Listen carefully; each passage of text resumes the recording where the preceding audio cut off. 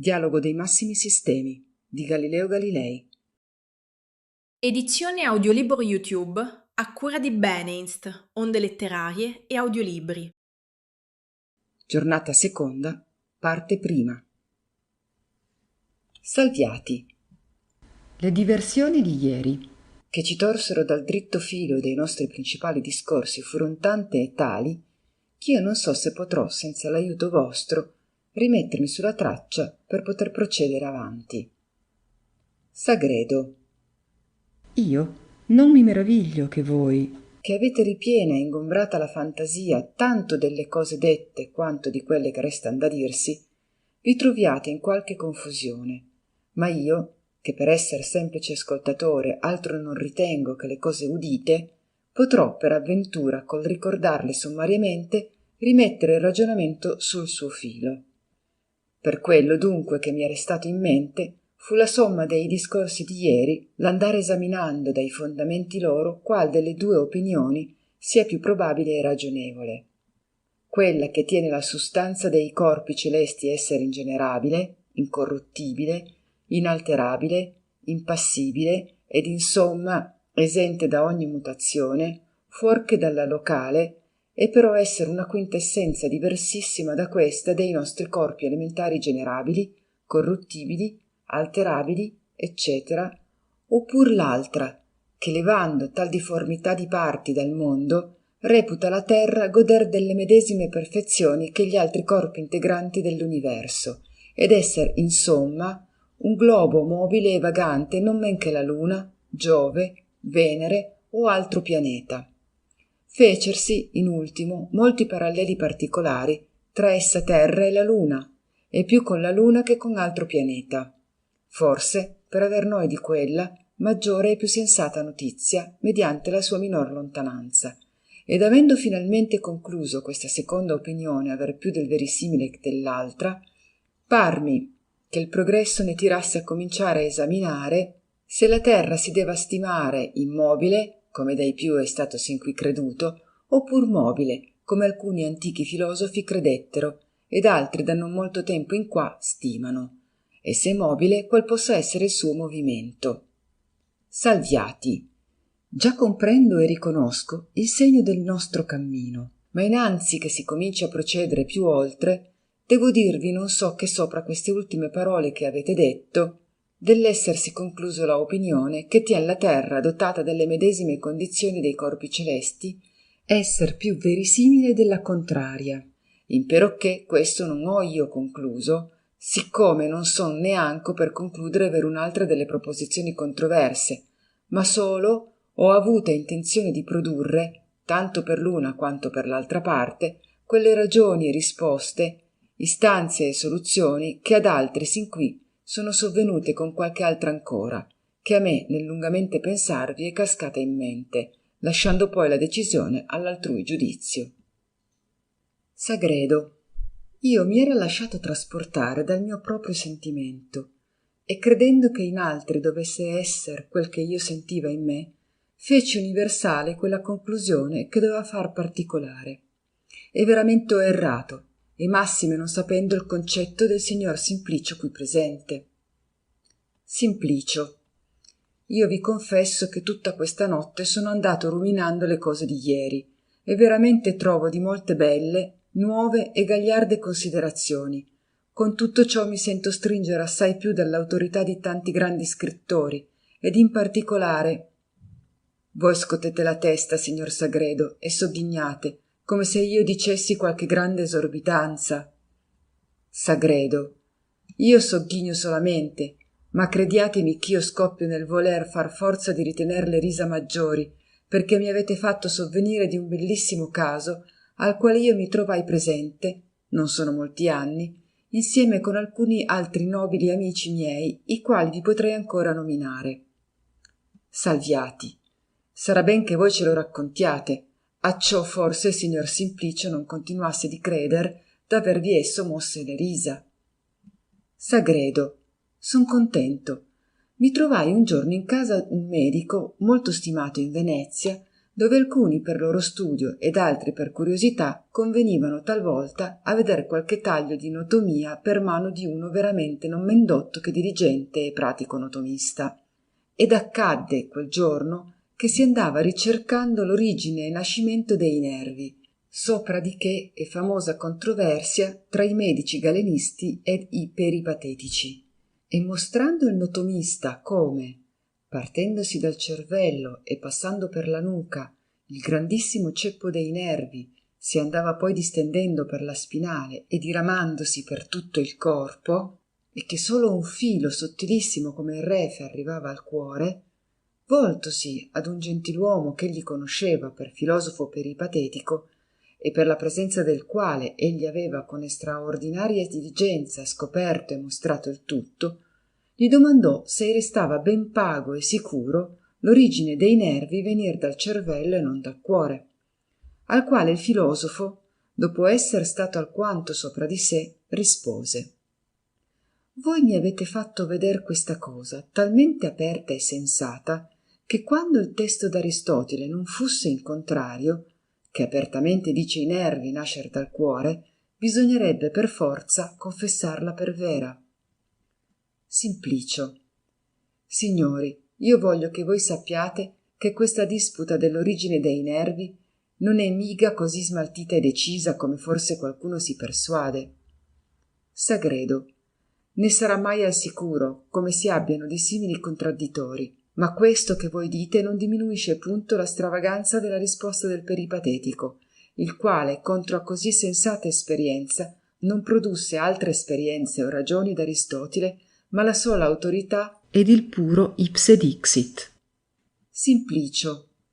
Aristotele non si è acquistata sì grande autorità se non per la forza delle sue dimostrazioni e della profondità dei suoi discorsi, ma bisogna intenderlo e non solamente intenderlo, ma aver tanta gran pratica nei suoi libri, che se ne sia formata un'idea perfettissima, in modo che ogni suo detto vi sia sempre innanzi alla mente, perché non ha scritto per il volgo, né si è obbligato a infilzare i suoi sillogismi col metodo triviale e ordinato, anzi, servendosi del perturbato, Ha messo talvolta alla prova di una proposizione fra testi che par che trattino di ogni altra cosa. E però bisogna aver tutta quella grande idea e saper combinar questo passo con quello, accozzar questo testo con un altro remotissimo, che non è dubbio che chi avrà questa pratica saprà cavar da suoi libri le dimostrazioni di ogni scibile, perché in essi è ogni cosa. Sagredo. Ma signor Simplicio mio, come l'esser le cose disseminate in qua e in là non vi dà fastidio, e che voi crediate con l'accozzamento e con la combinazione di varie particelle trarne il sugo, questo che voi e gli altri filosofi bravi farete con i testi d'Aristotele, farò io con i versi di Virgilio o di Ovidio, formandone centoni ed esplicando con quelli tutti gli affari degli uomini e i segreti della natura. Ma che dico io di Virgilio o di altro poeta? Io ho un libretto assai più breve di Aristotele ed Ovidio, nel quale si contengono tutte le scienze, e con pochissimo studio altri se ne può formare una perfettissima idea. E questo è l'alfabeto, e non è dubbio che quello che saprà ben accoppiare e ordinare questa e quella vocale, con quelle consonanti o con quell'altre, ne caverà le risposte verissime a tutti i dubbii, e ne trarrà gli insegnamenti di tutte le scienze e di tutte le arti, in quella maniera appunto che il pittore dà i semplici colori diversi, separatamente posti sopra la tavolozza, Va, con l'accozzare un poco di questo con un poco di quello e di quell'altro, figurando uomini, piante, fabbriche, uccelli, pesci, ed insomma imitando tutti gli oggetti visibili, senza che sulla tavolozza siano né occhi, né penne, né squamme, né foglie, né sassi. Anzi, pure è necessario che nessuna delle cose da imitarsi, o parte alcuna di quelle, siano attualmente tra i colori, volendo che con essi si possano rappresentare tutte le cose, che se vi fossero, per vi grazia, penne, queste non servirebbero per dipingere altro che uccelli o pennacchi. Salviati. E son vivi e sani alcuni gentiluomini che furono presenti quando un dottor leggente in uno studio famoso, nel sentir circoscrivere il telescopio da sé non ancor veduto, disse che l'invenzione era presa da Aristotile e fattosi portare un testo trovò certo luogo dove si rende la ragione onde avvenga che dal fondo d'un pozzo molto cupo si possano di giorno veder le stelle in cielo, e disse ai circostanti: eccovi il pozzo che denota il cannone, eccovi i vapori grossi dai quali è tolta l'invenzione dei cristalli, ed eccovi finalmente fortificata la vista nel passare i raggi per il diafano più denso ed oscuro. Sagredo. Questo è un modo di contener tutti gli scibili assai simile a quello col quale un marmo contiene in sé una bellissima, anzi 1000 bellissime statue. Ma il punto sta a saperle scoprire, o vogliam dire che sia simile alle profezie di Giovacchino o a responsi degli oracoli dei gentili, che non si intendono se non dopo gli eventi delle cose profetizzate. Salviati. E dove lasciate voi le predizioni dei genetliaci, che tanto chiaramente dopo l'esito si veggono nel tema, o vogliam dire nella figura celeste? Sagredo. In questa guisa trovano gli alchimisti, guidati dall'umor melanconico, tutti i più elevati ingegni del mondo, non aver veramente scritto mai d'altro che del modo di far loro, ma per dirlo senza palesarlo al volgo, essere andati ghiribizzando chi questa e chi quell'altra maniera di adombrarlo sotto varie coperte. E piacevolissima cosa è sentire i commenti loro sopra i poeti antichi, ritrovando i misteri importantissimi che sotto le favole loro si nascondono, e quello che importino gli amori della luna, e il suo scendere in terra per Endimione, l'ira sua contro Atteone, e quando Giove si converte in pioggia d'oro, e quando in fiamme ardenti, e quanti gran segreti dell'arte siano in quel Mercurio interprete, in quei ratti di Plutone, in quei rami d'oro. Simplicio. Io credo, e in parte so, che non mancano al mondo dei cervelli molto stravaganti, le vanità dei quali non dovrebbero ridondare in pregiudizio d'Aristotile, del quale mi par che voi parliate talvolta con troppo poco rispetto, e la sola antichità e il gran nome che si è acquistato nelle menti di tanti uomini segnalati dovrebbe bastar a renderlo riguardevole appresso di tutti i letterati. Salviati. il fatto non cammina così, signor Simplicio. Sono alcuni suoi seguaci troppo pusillanimi che danno occasione, o per dir meglio, che darebbero occasione, di stimarlo meno, quando noi volessimo applaudere alle loro leggerezze. E voi, ditemi in grazia, siete così semplice che non intendiate che, quando Aristotile fusse stato presente a sentire il dottor che lo voleva far autor del telescopio, si sarebbe molto più alterato contro di lui che contro quelli che del dottore e delle sue interpretazioni si ridevano? Avete voi forse dubbio che quando Aristotile vedesse le novità scoperte in cielo e non fusse per mutar opinione e per emendare i suoi libri e per accostarsi alle più sensate dottrine, discacciando da sé quei così poveretti di cervello che troppo pusillanimemente si inducono a voler sostenere ogni suo detto, senza intendere che quando Aristotile fusse tale quale essi se lo figurano, sarebbe un cervello indocile, una mente ostinata, un animo pieno di barbarie, un voler tirannico, che reputando tutti gli altri come pecore stolide, volesse che i suoi decreti fussero anteposti ai sensi, alle esperienze, alla natura istessa. Sono i suoi seguaci che hanno data l'autorità ad Aristotile, e non esso che se la sia usurpata o presa, e perché è più facile il coprirsi sotto lo scudo d'un altro che il comparire a faccia aperta, temono, né si ardiscono ad allontanarsi un sol passo, e piuttosto che mettere qualche alterazione nel cielo di Aristotile, vogliono impertinentemente negar quelle che veggono nel cielo della natura. Sagredo. Questi tali mi fan sovvenire di quello scultore che, avendo ridotto un gran pezzo di marmo all'immagine non so se d'un Ercole o di un Giove fulminante, e datogli con mirabile artifizio tanta vivacità e fierezza che moveva a spavento a chiunque lo rimirava, esso ancora cominciò ad averne paura, sebben tutto lo spirito e la movenza era opera delle sue mani, e il terrore era tale che più non si sarebbe ardito di affrontarlo con le subbie e il mazzuolo. Salviati. Io mi son più volte maravigliato come possa esser che questi puntuali mantenitori d'ogni detto d'Aristotile non si accorgano di quanto gran pregiudizio sieno alla reputazione ed al credito di quello, e quanto nel volergli accrescere autorità gliene detraggono. Perché, mentre io li veggo ostinati in voler sostener proposizioni, le quali io tocchi con mano esser manifestamente false, ed in volermi persuadere che così far convenga al vero filosofo, e che così farebbe Aristotile medesimo, molto si diminuisce in me l'opinione che egli abbia rettamente filosofato intorno ad altre conclusioni a me più recondite, che quando io li vedessi cedere e mutare opinione per le verità manifeste, io crederei che in quelle dove persistessero potessero avere salde dimostrazioni da me non intese o sentite. Sagredo, ovvero quando gli paresse di metter troppo della lor reputazione e di quella d'Aristotile nel confessar di non aver saputa questa o quella conclusione ritrovata da un altro, non sarebbe ei manco male il ritrovarla tra i suoi testi, con l'accozzarne diversi, conforme alla pratica significataci dal signor Simplicio? Perché se vi è ogni scibile è ben anco forza che vi si possa ritrovare. Salviati.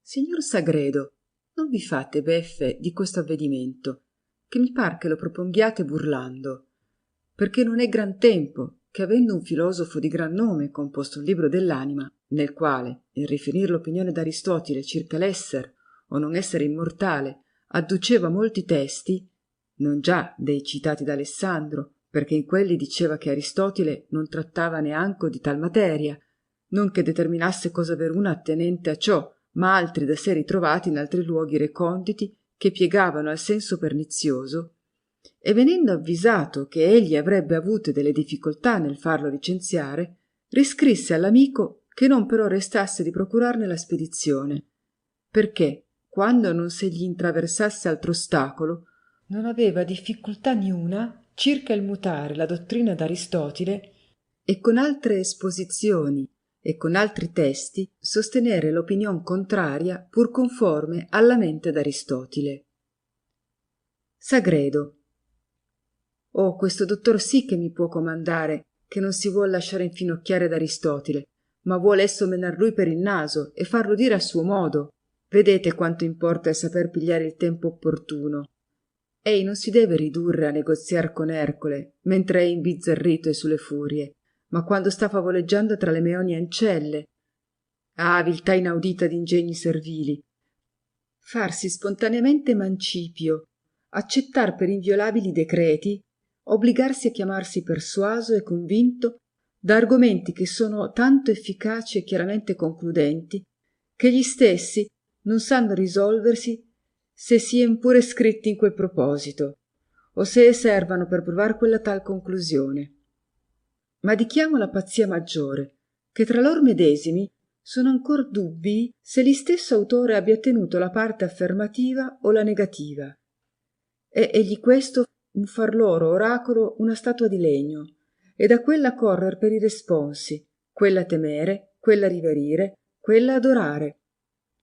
Simplicio. Ma quando si lascia Aristotile, chi ne ha da esser scorto nella filosofia? Nominate voi qualche autore. Salviati. C'è bisogno di scorta nei paesi incogniti e selvaggi, ma nei luoghi aperti e piani i ciechi solamente hanno bisogno di guida. E chi è tale è ben che si resti in casa, ma chi ha gli occhi nella fronte e nella mente, di quelli si ha da servire per scorta.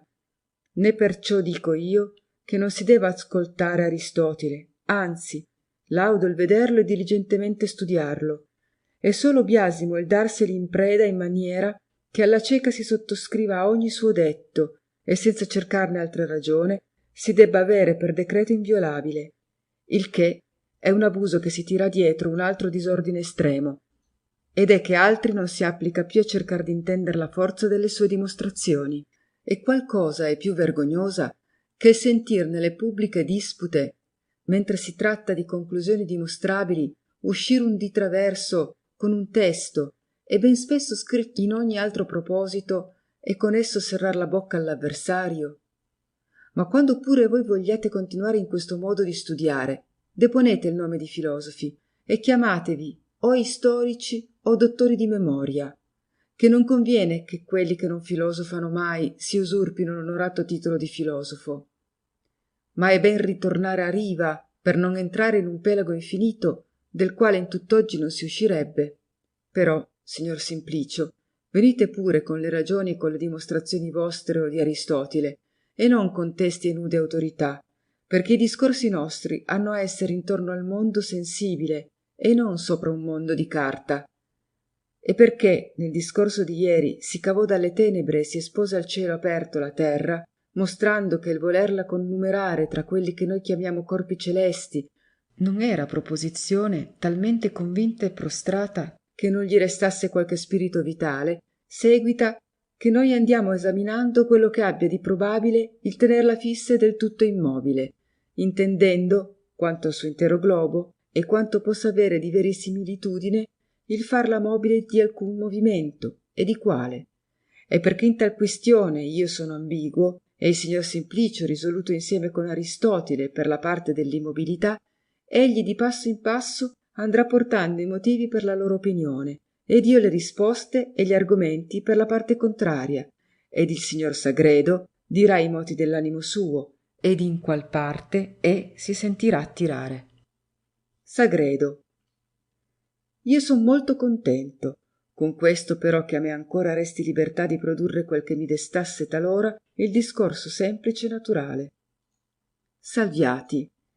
Anzi, di cotesto io in particolare ve ne supplico, perché delle considerazioni più facili e per così dire materiali credo che poche ne siano state lasciate indietro dagli scrittori, talché solamente qualcuna delle più sottili e recondite può desiderarsi a mancare, e per investigar queste, qual altra sottigliezza può esser più atta di quella dell'ingegno del signor Sagredo, acutissimo e perspicacissimo?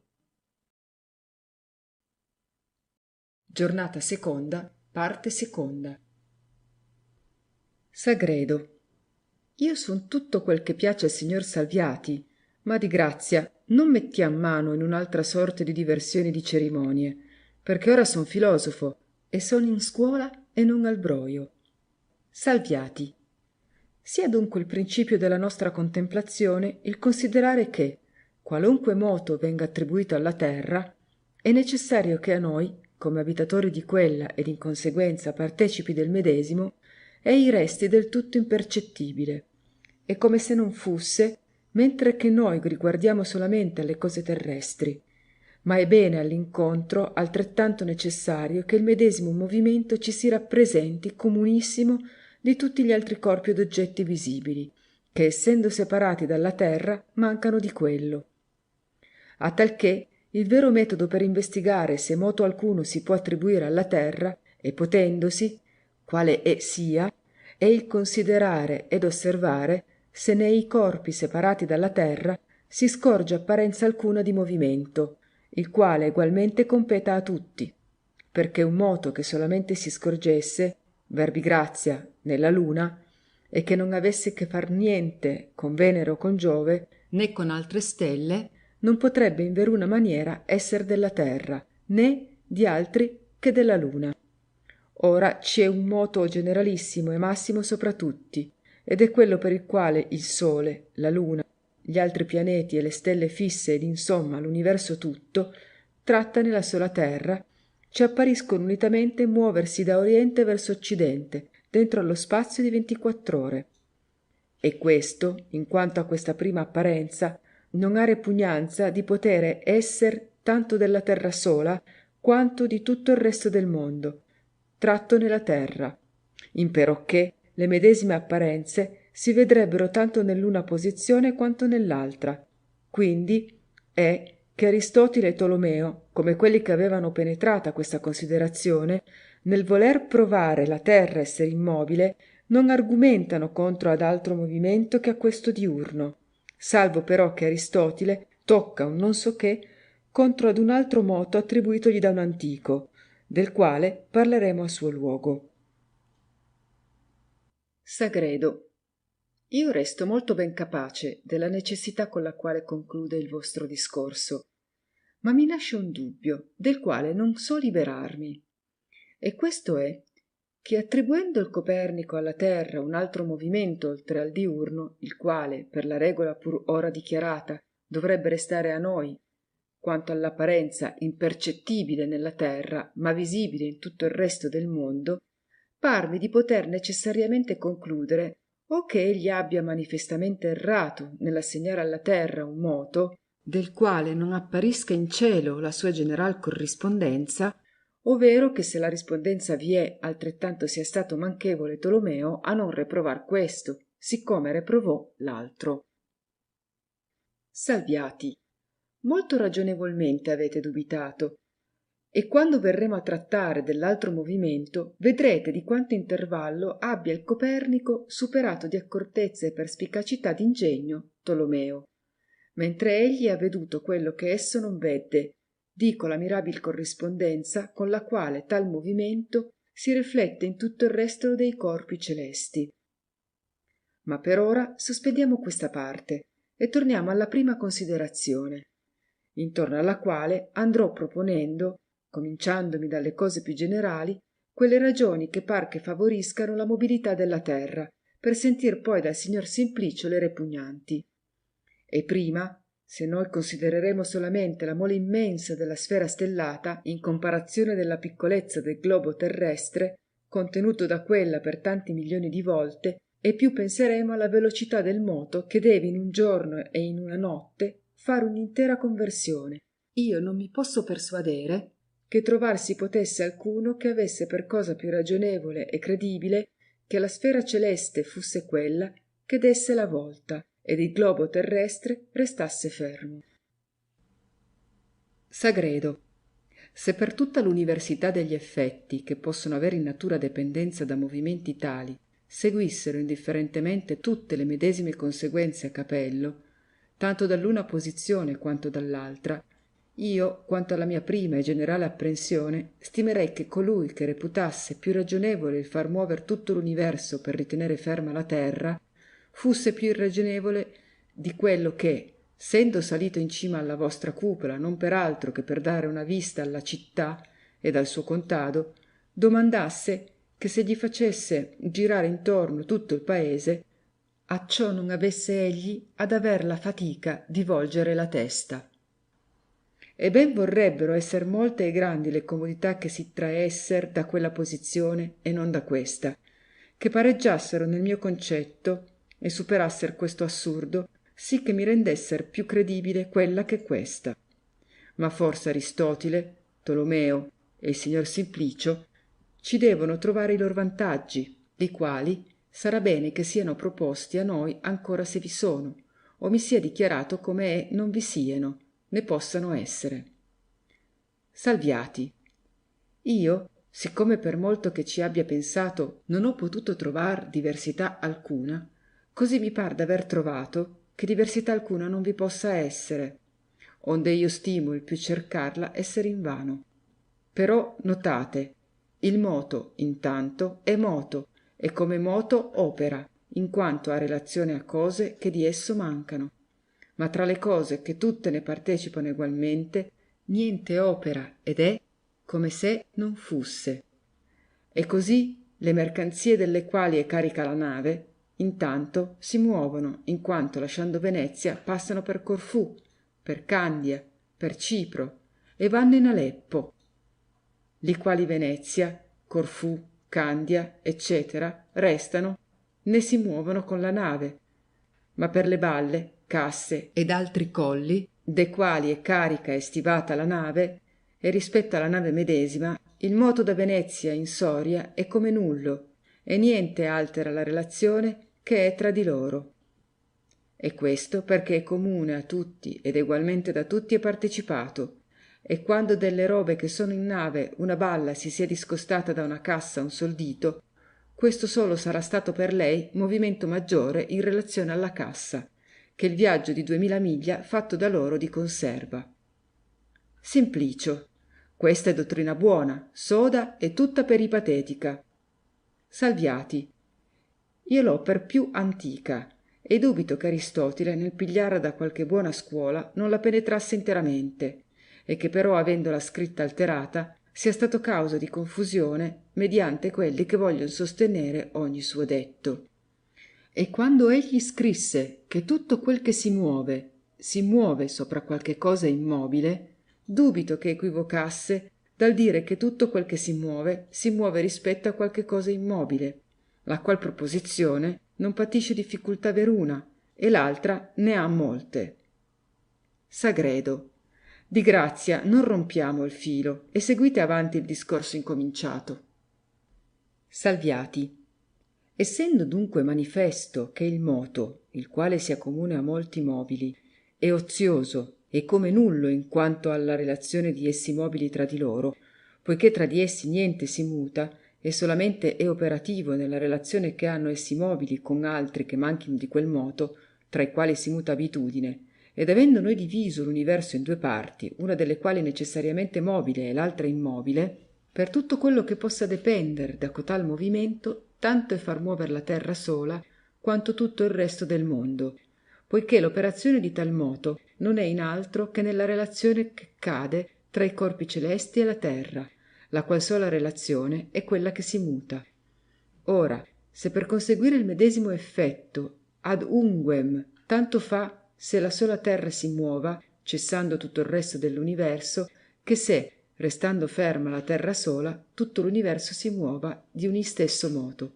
Chi vorrà credere che la natura, che pur per comun consenso non opera con l'intervento di molte cose, quel che si può fare col mezzo di poche, abbia eletto di far muovere un numero immenso di corpi vastissimi e con una velocità inestimabile per conseguir quello che, col movimento mediocre di un solo, intorno al suo proprio centro, poteva ottenersi? Simplicio.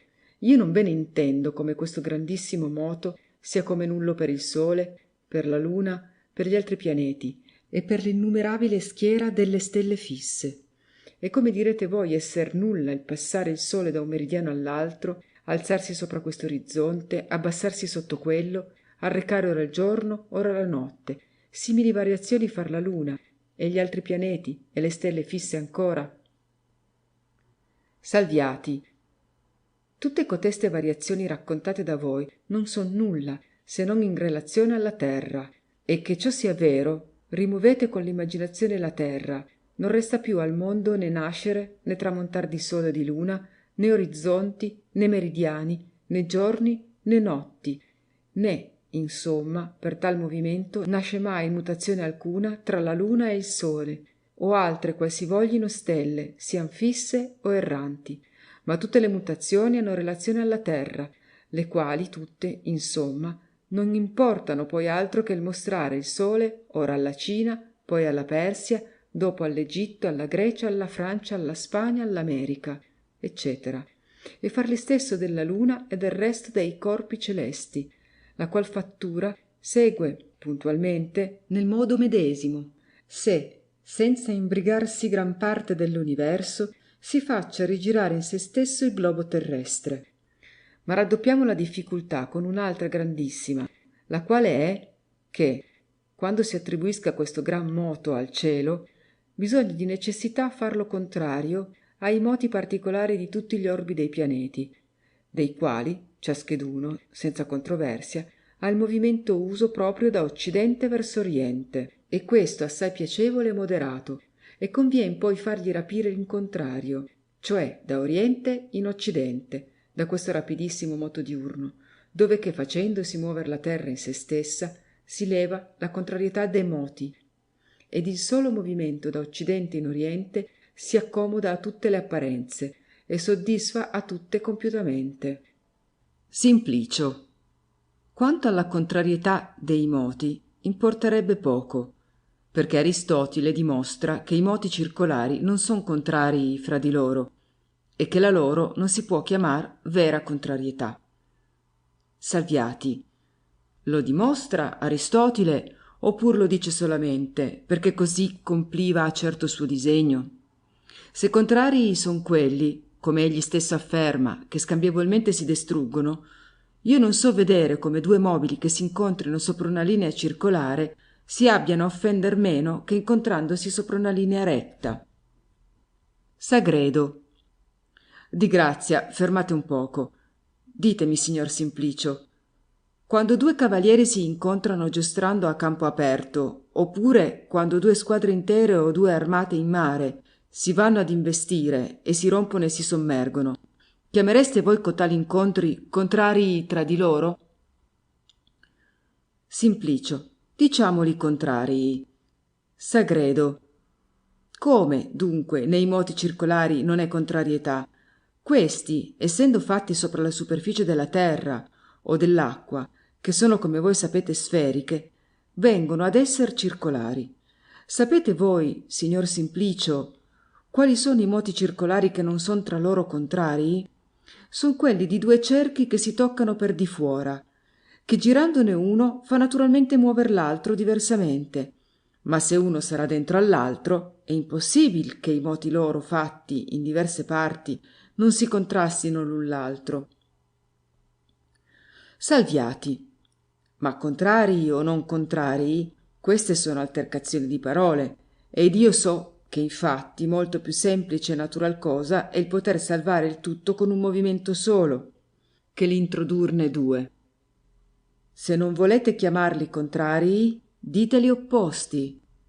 Né io vi porgo questa introduzione per impossibile, né pretendo di trar da essa una dimostrazione necessaria, ma solo una maggior probabilità.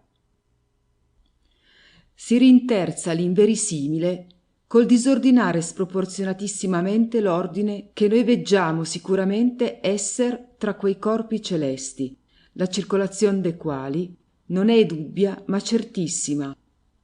E l'ordine è che secondo che un orbe è maggiore, finisce il suo rivolgimento in tempo più lungo ed i minori in più breve, e così Saturno, descrivendo un cerchio maggior di tutti gli altri pianeti, lo compisce in 30 anni. Giove si rivolge nel suo minore in anni 12, Marte in 2, la Luna passa il suo, tanto più piccolo, in un sol mese, e non men sensibilmente vediamo delle stelle medicee la più vicina a Giove fare il suo rivolgimento in brevissimo tempo, cioè in ore 42 in circa, la seguente in 3 giorni e mezzo, la terza in giorni 7 e la più remota in 16. E questo tenore assai concorde non punto verrà alterato, mentre si faccia che il movimento delle 24 ore sia del globo terrestre in se stesso, che quando si voglia ritener la terra immobile è necessario, dopo l'esser passati dal periodo brevissimo della Luna agli altri conseguentemente maggiori, fino a quel di Marte in 2 anni, e di lì a quel della maggiore sfera di Giove in anni 12, e da questa all'altra maggiore di Saturno, il cui periodo è di 30 anni, è necessario, dico, trapassare ad un'altra sfera incomparabilmente maggiore e farla finire una intera rivoluzione in 24 ore. E questo poi è il minimo disordinamento che si possa introdurre, perché se altri volesse dalla sfera di Saturno passare alla stellata e farla tanto più grande di quella di Saturno quanto a proporzione converrebbe rispetto al suo movimento tardissimo di molte migliaia d'anni, bisognerebbe con molto più sproporzionato salto trapassar da questa ad un'altra maggiore e farla convertibile in 24 ore.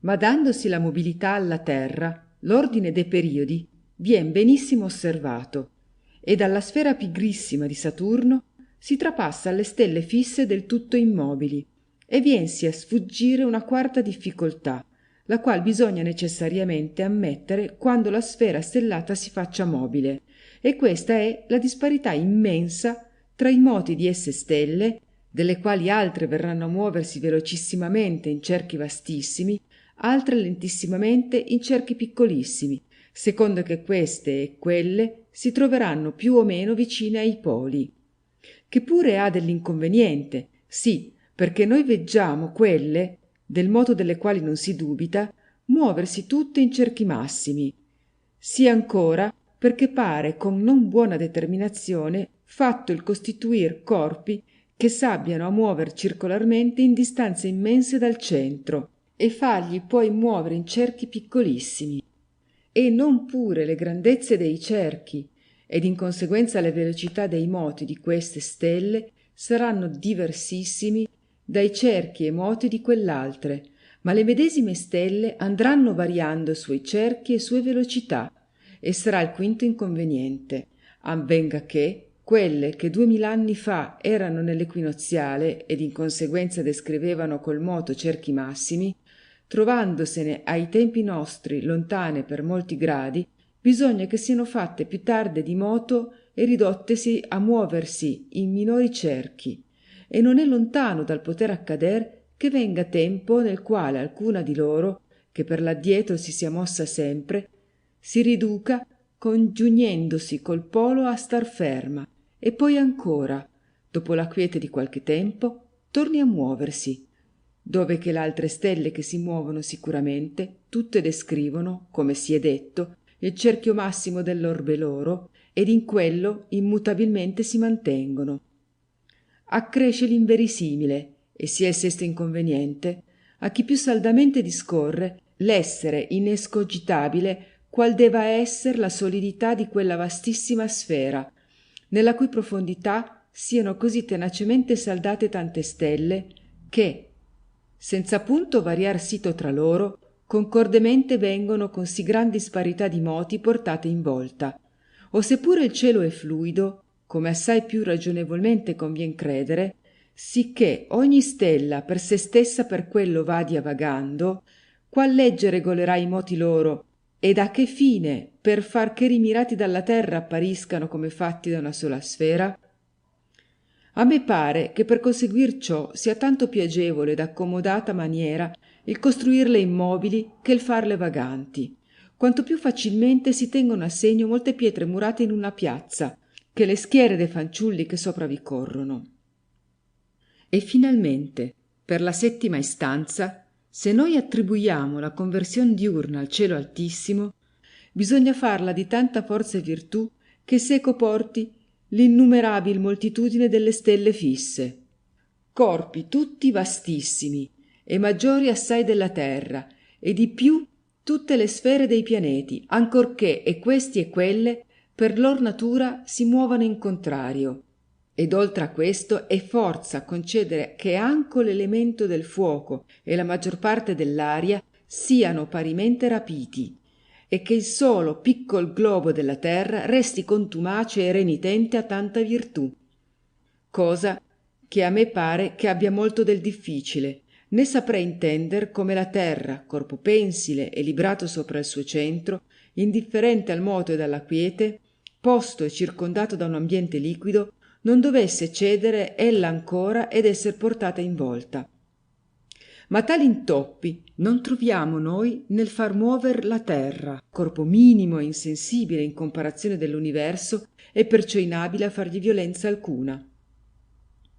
Sagredo, io mi sento raggirar per la fantasia alcuni concetti, così in confuso destatemi dai discorsi fatti, che s'io voglio potermi con attenzione applicar alle cose da dirsi, è forza ch'io vegga se mi succedesse meglio ordinargli e trarne quel costrutto che vi è, se però ve ne sarà alcuno, e per avventura il procedere per interrogazioni mi aiuterà a più agevolmente spiegarmi. Però domando al signor Simplicio prima se e crede che al medesimo corpo semplice mobile possano naturalmente competere diversi movimenti, oppure che un solo convenga che sia il suo proprio e naturale. Simplicio, d'un mobile semplice un solo e non più può essere il moto che gli convenga naturalmente, e gli altri tutti per accidente e per participazione, in quel modo che a colui che passeggia per la nave suo moto proprio è quello del passeggio, e per participazione quello che lo conduce in porto, dove egli mai col passeggio non sarebbe arrivato se la nave col moto suo non ve l'avesse condotto. Sagredo, ditemi secondariamente quel movimento che per participazione vien comunicato a qualche mobile, mentre egli per se stesso si muove di altro moto diverso dal partecipato, è egli necessario che risegga in qualche suggetto per se stesso, oppur può essere anco in natura senz'altro appoggio? Simplicio. Aristotele vi risponde a tutte queste domande e vi dice che, siccome d'un mobile uno è il moto, così di un moto uno è il mobile, ed in conseguenza che senza l'inerenza del suo suggetto non può né esser né anche immaginarsi alcun movimento. Giornata seconda, parte terza. Sagredo. Io vorrei che voi mi diceste, nel terzo luogo, se voi credete che la luna e gli altri pianeti e corpi celesti abbiano loro movimenti proprii e quali sieno. Simplicio. Hannogli e son quelli secondo i quali vanno scorrendo il zodiaco. La luna in un mese, il sole in un anno, Marte in 2, la sfera stellata in quelle tante migliaia. E questi sono i moti loro proprii e naturali. Sagredo. Ma quel moto col quale io veggo le stelle fisse e con esse tutti i pianeti andare unitamente da levante a ponente e ritornare in oriente in 24 ore, in che modo gli compete? Simplicio. Hannolo per partecipazione. Sagredo. Questo dunque non risiede in loro, e non risiedendo in loro, né potendo esser senza qualche suggetto nel quale risegga, è forza farlo proprio e naturale di qualche altra sfera. Simplicio. Per questo rispetto hanno ritrovata gli astronomi ed i filosofi un'altra sfera altissima senza stelle, alla quale naturalmente compete la conversione diurna, e questa hanno chiamata il primo mobile, il quale poi rapisce seco tutte le sfere inferiori, contribuendo e partecipando loro il movimento suo. Sagredo.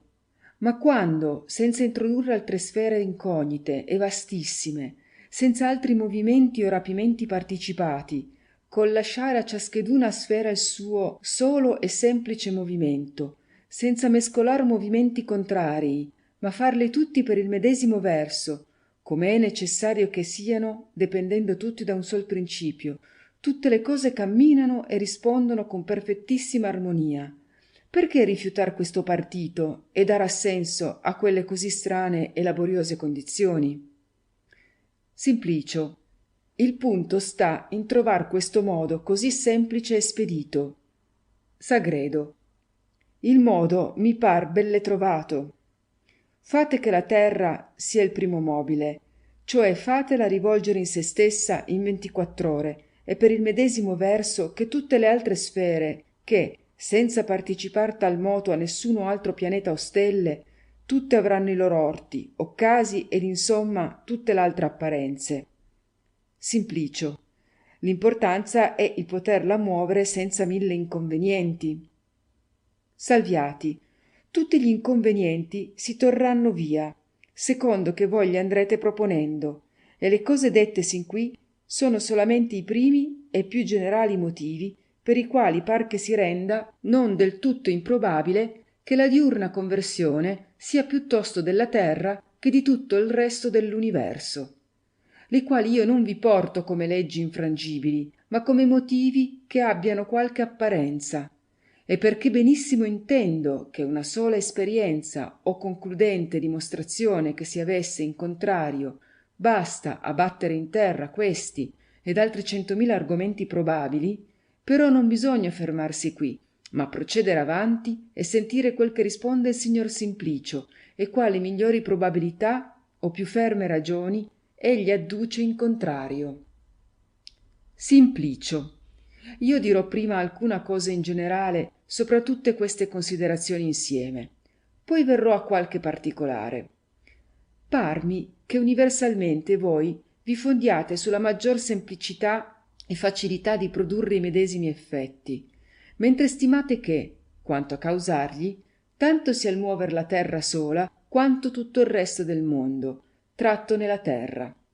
Ma quanto all'operazione, voi reputate molto più facile quella che questa. Al che io vi rispondo che a me ancora parli stesso, mentre io riguardo alla forza mia non pur finita, ma debolissima. Ma rispetto alla virtù del motore, che è infinita, non è meno agevole il muover l'universo che la terra e che una paglia. E se la virtù è infinita, perché non se ne deve egli esercitare piuttosto una gran parte che una minima? Pertanto, parmi che il discorso in generale non sia efficace. Salviati, se io avessi mai detto che l'universo non si muove per mancamento di virtù nel motore, io avrei errato, e la vostra correzione sarebbe opportuna. E vi concedo che a una potenza infinita tanto è facile il muover 100.000 quanto uno. Ma quello che ho detto io non ha riguardo al motore, ma solamente ai mobili, ed in essi non solo alla loro resistenza, la quale non è dubbio esser minore nella terra che nell'universo, ma ai molti altri particolari pur ora considerati. Al dir poi che d'una virtù infinita sia meglio esercitarne una gran parte che una minima, vi rispondo che dell'infinito una parte non è maggior dell'altra, quando amendue sia infinite. Ne si può dire che del numero infinito il 100.000 sia parte maggiore che il 2, sebben quello è 50.000 volte maggior di questo, e quando per muover l'universo ci voglia una virtù finita, benché grandissima in comparazione di quella che basterebbe per muover la terra sola, non però se ne impiegherebbe maggior parte dell'infinita, né minore sarebbe che infinita quella che resterebbe oziosa, talché l'applicar per un effetto particolare un poco più o un poco meno virtù non importa niente, oltre che l'operazione di tal virtù non ha per termine e fine il solo movimento diurno, ma sono al mondo altri movimenti assai che noi sappiamo, e molti altri più ve ne posson esser incogniti a noi, avendo dunque riguardo ai mobili e non si dubitando che operazione più breve e spedita è il muover la terra che l'universo, e di più avendo l'occhio alle tante altre abbreviazioni ed agevolezze che con questo solo si conseguiscono, un verissimo assioma d'Aristotile che ci insegna che frustra fit per plura quod potest fieri per pauciora. Ci rende più probabile il moto diurno esser della terra sola che dell'universo tratto nella terra.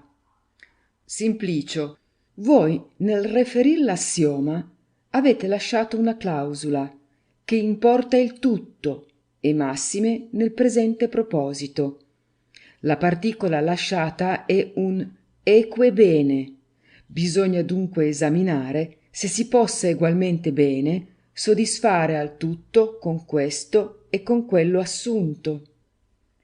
Salviati, il vedere se l'una e l'altra posizione soddisfaccia egualmente bene si comprenderà dagli esami particolari delle apparenze alle quali si ha da soddisfare, perché fin ora si è discorso e si discorrerà ex ipotesi, supponendo che quanto al soddisfare all'apparenze amendue le posizioni siano egualmente accomodate. La particola poi che voi dite essere stata lasciata da me, ho piuttosto sospetto che sia superfluamente aggiunta da voi, perché il dire egualmente bene è una relazione la quale necessariamente ricerca due termini almeno, non potendo una cosa aver relazione a se stessa, e dirsi, verbi grazia, la quiete essere egualmente buona come la quiete, e perché quando si dice invano si fa con più mezzi quello che si può fare con manco mezzi, si intende che quel che si ha da fare deva esser la medesima cosa e non due cose differenti, e perché la medesima cosa non può dirsi egualmente ben fatta come se medesima, adunque l'aggiunta della particola egualmente bene è superflua, ed una relazione che ha un termine solo.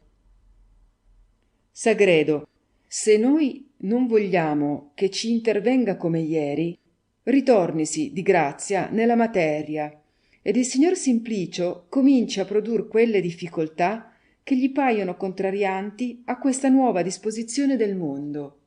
Simplicio, la disposizione non è nuova, anzi antichissima, e che ciò sia vero Aristotele la confuta, e le sue confutazioni son queste. Prima, se la terra si movesse, o in se stessa, stando nel centro, o in cerchio, essendo fuori del centro, è necessario che violentemente ella si movesse di tal moto, impero che non è suo naturale, che se fusse suo l'avrebbe ancora ogni sua particella, ma ognuna di loro si muove per linea retta al centro, essendo dunque violento e preternaturale, non potrebbe essere sempiterno, ma l'ordine del mondo è sempiterno, adunque, eccetera. Secondariamente, tutti gli altri mobili di moto circolare par che restino indietro e si muovano di più di un moto, trattone però il primo mobile, per lo che sarebbe necessario che la terra ancora si movesse di 2 moti, e quando ciò fosse, bisognerebbe di necessità che si facessero mutazioni nelle stelle fisse, il che non si vede, anzi, senza variazione alcuna, le medesime stelle nascono sempre dai medesimi luoghi e nei medesimi tramontano. Terzo, il moto delle parti è del tutto e naturalmente al centro dell'universo, e per questo ancora in esso si sta. Muove poi la dubitazione se il moto delle parti è per andare naturalmente al centro dell'universo oppure al centro della terra, e conclude esser suo istinto proprio di andare al centro dell'universo e per accidente al centro della terra, del qual dubbio si discorse ieri a lungo. Conferma finalmente li stesso col quarto argomento, preso dall'esperienza de gravi, li quali, cadendo da alto a basso, vengono a perpendicolo sopra la superficie della terra, e medesimamente i proietti tirati a perpendicolo in alto, a perpendicolo per le medesime linee ritornano a basso, quando bene fussero stati tirati in immensa altezza. Argomenti necessariamente concludenti, il moto loro essere al centro della terra, che senza punto muoversi gli aspetta e riceve. Accenna poi, in ultimo, esser dagli astronomi prodotte altre ragioni in confermazione delle stesse conclusioni. Dico, dell'esser la terra nel centro dell'universo ed immobile, ed una sola ne produce che è il risponder tutte le apparenze che si veggono nei movimenti delle stelle alla posizione di essa terra nel centro, la qual rispondenza non avrebbe quando ella non vi fusse. Le altre, prodotte da Tolomeo e da altri astronomi, le potrò arrecare ora, se così vi piace, o dopo che arete detto quanto vi occorre in risposta di queste di Aristotile. Salviati. Gli argomenti che si producono in questa materia sono di 2 generi.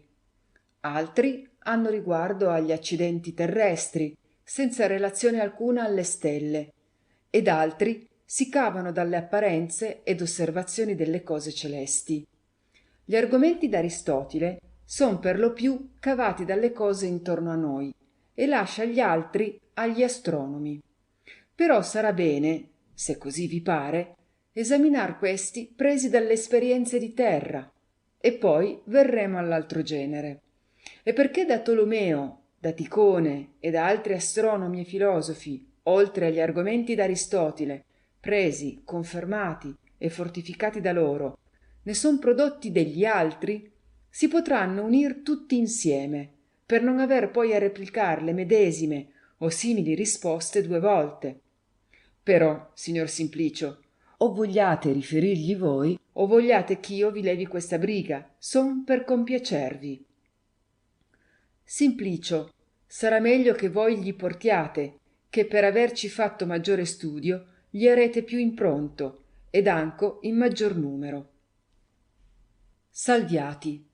Per la più gagliarda ragione si produce da tutti quella dei corpi gravi, che cadendo da alto a basso vengono per una linea retta e perpendicolare alla superficie della terra, argomento stimato irrefragabile che la terra stia immobile, perché quando ella avesse la conversione diurna, una torre dalla sommità della quale si lasciasse cadere un sasso, venendo portata dalla vertigine della terra, Nel tempo che il sasso consuma nel suo cadere, scorrerebbe molte centinaia di braccia verso oriente, e per tanto spazio dovrebbe il sasso percuotere in terra lontano dalla radice della torre, il quale effetto confermano con un'altra esperienza, cioè col lasciar cadere una palla di piombo dalla cima dell'albero di una nave che stia ferma, notando il segno dove ella batte, che è vicino al piede dell'albero.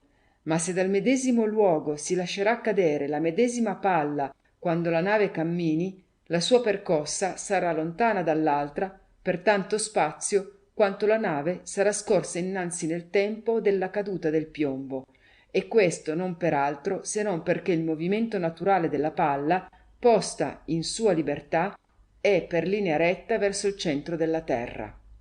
Fortificasi tal argomento con l'esperienza d'un proietto tirato in alto per grandissima distanza, qual sarebbe una palla cacciata da un'artiglieria drizzata a perpendicolo sopra l'orizzonte, la quale nella salita e nel ritorno consuma tanto tempo che nel nostro parallelo l'artiglieria e noi insieme saremmo per molte miglia portati dalla terra verso levante, talché la palla cadendo non potrebbe mai tornare appresso al pezzo, ma tanto lontana verso occidente quanto la terra fosse scorsa avanti. Aggiungono di più la terza e molto efficace esperienza, che è, tirandosi con una colubrina una palla di volata verso levante e poi un'altra con egual carica e dalla medesima elevazione verso ponente, il tiro verso ponente riuscirebbe estremamente maggiore dell'altro verso levante, imperocché mentre la palla va verso occidente e l'artiglieria portata dalla terra verso oriente, la palla verrebbe a percuotere in terra lontana dall'artiglieria tanto spazio quanto è l'aggregato dei due viaggi, uno fatto da sé verso occidente e l'altro dal pezzo portato dalla terra verso levante, e per l'opposito del viaggio fatto dalla palla tirata verso levante bisognerebbe detrarne quello che avesse fatto l'artiglieria seguendola. Posto dunque per esempio che il viaggio della palla per sé stesso fosse 5 miglia e che la terra in quel tal parallelo nel tempo della volata della palla scorresse 3 miglia nel tiro di ponente, la palla cadrebbe in terra 8 miglia lontana dal pezzo, cioè le sue 5 verso ponente e le 3 del pezzo verso levante, ma il tiro d'oriente non riuscirebbe più lungo di 2 miglia, che tanto resta detratto dalle 5 del tiro le 3 del moto del pezzo verso la medesima parte. Ma l'esperienza mostra i tiri essere eguali, adunque l'artiglieria sta immobile e per conseguenza la terra ancora.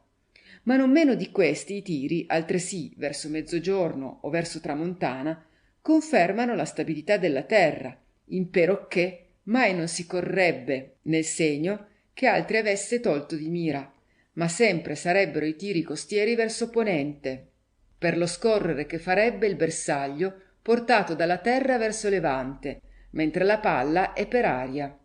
E non solo i tiri per le linee meridiane, ma neanche i fatti verso oriente o verso occidente riuscirebbero giusti, ma gli orientali riuscirebbero alti e gli occidentali bassi, tutta volta che si tirasse di punto in bianco.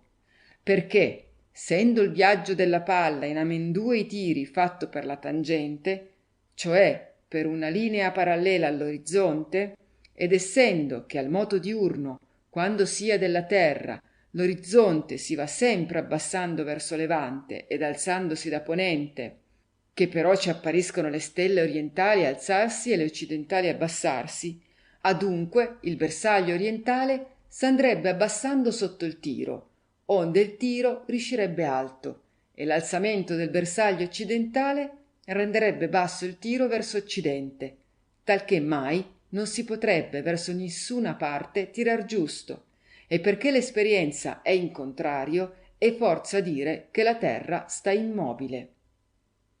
Simplicio. Queste son ben ragioni alle quali è impossibile trovar risposta che vaglia. Salviati. Vi giungono forse nuove? Simplicio. Veramente sì. ed ora veggo con quante belle esperienze la natura ci è voluta esser cortese per aiutarci a venire in cognizione del vero. Oh, come bene una verità si accorda con l'altra e tutte cospirano a rendersi inespugnabili. Sagredo, che peccato che le artiglierie non fossero al tempo di Aristotele. Avrebbe ben egli con esse espugnata l'ignoranza e parlato senza punto titubare delle cose del mondo. Salviati. Ho avuto molto caro che queste ragioni vi siano giunte nuove, acciocché voi non restiate nell'opinione della maggior parte dei peripatetici, che credono che se alcuno si parte dalla dottrina d'Aristotile, ciò avvenga da non avere intese né penetrate ben le sue dimostrazioni. Ma voi sentirete sicuramente dell'altre novità e sentirete da questi seguaci del nuovo sistema produr contro a se stessi osservazioni, esperienze e ragioni di forza assai maggiore che le prodotte da Aristotile e Tolomeo o da altri oppugnatori delle medesime conclusioni. E così verrete a certificarvi che non per ignoranza o inesperienza si sono indotti a seguir tale opinione. Sagredo, egli è forza che con questa occasione io vi racconti alcuni accidenti occorsimi da poi in qua ch'io cominciai a sentir parlare di questa opinione. Essendo assai giovanetto, che appena avevo finito il corso della filosofia, tralasciato poi per essermi applicato ad altre occupazioni, occorse che certo il tramontano di Rostochio, e credo che il suo nome fosse Cristiano Vurstisio, seguace dell'opinione del Copernico, capitò in queste bande ed in una accademia fece 2 ovver 3 lezioni in questa materia, con concorso di uditori, e credo più per la novità del suggetto che per altro. Io però non vi intervenni, avendo fatta una fissa impressione che tale opinione non potesse essere altro che una solenne pazzia. Interrogati poi alcuni che vi erano stati, sentii tutti burlarsene, eccettuatone uno che mi disse che il negozio non era ridicolo del tutto, e perché questo era reputato da me per uomo intelligente assai e molto circospetto, pentitomi di non vi essere andato, cominciai da quel tempo in qua, secondo che mi incontravo in alcuno che tenesse l'opinione copernicana, a domandarlo se egli era stato sempre dell'istesso parere. Né, per molti ch'io n'abbia interrogati, ho trovato pur un solo che non m'abbia detto d'esser stato lungo tempo dell'opinion contraria, ma esser passato in questa mosso dalla forza delle ragioni che la persuadono. Esaminategli poi ad uno per veder quanto bene e possedesser le ragioni dell'altra parte, gli ho trovati tutti averle prontissime, talché non ho potuto veramente dire che per ignoranza o per vanità o per far, come si dice, il bello spirito, si siano gettati in questa opinione. All'incontro di quanto io abbia interrogati dei peripatetici e tolemaici, che per curiosità ne ho interrogati molti, quale studio abbiano fatto nel libro del Copernico, ho trovato pochissimi che appena l'abbiano veduto, ma di quelli ch'io creda che l'abbiano inteso, nessuno. E dei seguaci pur della dottrina peripatetica ho cercato d'intendere se mai alcuno di loro ha tenuto l'altra opinione, e parimente non ne ho trovato alcuno. Laonde, considerando io come nessun è che segua l'opinion del Copernico, che non sia stato prima della contraria e che non sia benissimo informato delle ragioni di Aristotile e di Tolomeo, e che all'incontro nessuno è dei seguaci di Tolomeo ed Aristotile che sia stato per addietro dell'opinione del Copernico, e quella abbia lasciata per venire in quella d'Aristotile, considerando, dico, queste cose, cominciai a credere che uno che lascia un'opinione imbevuta col latte e seguita da infiniti, per venire in un'altra da pochissimi seguita e negata da tutte le scuole, e che veramente sembra un paradosso grandissimo, bisognasse per necessità che fusse mosso, per non dire forzato, da ragioni più efficaci. Per questo son io divenuto curiosissimo di toccar, come si dice, il fondo di questo negozio, e reputo a mia gran ventura l'incontro di amendue voi, dai quali io possa senza veruna fatica sentir tutto quel che è stato detto, e forse, che si può dire in questa materia, sicuro di dover esser, in virtù de vostri ragionamenti, cavato di dubbio e posto in istato di certezza. Simplicio, ma purché l'opinione e la speranza non vi vadia fallita e che in ultimo non vi troviate più confuso che prima. Giornata seconda, parte quarta. Sagredo. Mi par d'essere sicuro che cotesto non possa intervenire in veruna maniera. Simplicio. E perché no? Io so un buon testimonio a me medesimo che quanto più si va avanti più mi confondo. Sagredo. Cotesto è indizio che quelle ragioni che sin qui vi erano parse concludenti e vi tenevano sicuro della verità della vostra opinione, cominciano a mutare aspetto nella vostra mente ed a lasciarvi pian piano, se non passare, almeno inclinare verso la contraria. Ma io che sono e sono stato finora indifferente, confido grandemente d'avermi a ridurre in quiete e in sicurezza, e voi stesso non me lo negherete, se volete sentir qualcosa mi persuada a così sperare. Simplicio. La sentirò volentieri e non men grato mi sarebbe che in me operasse il medesimo effetto. Sagredo.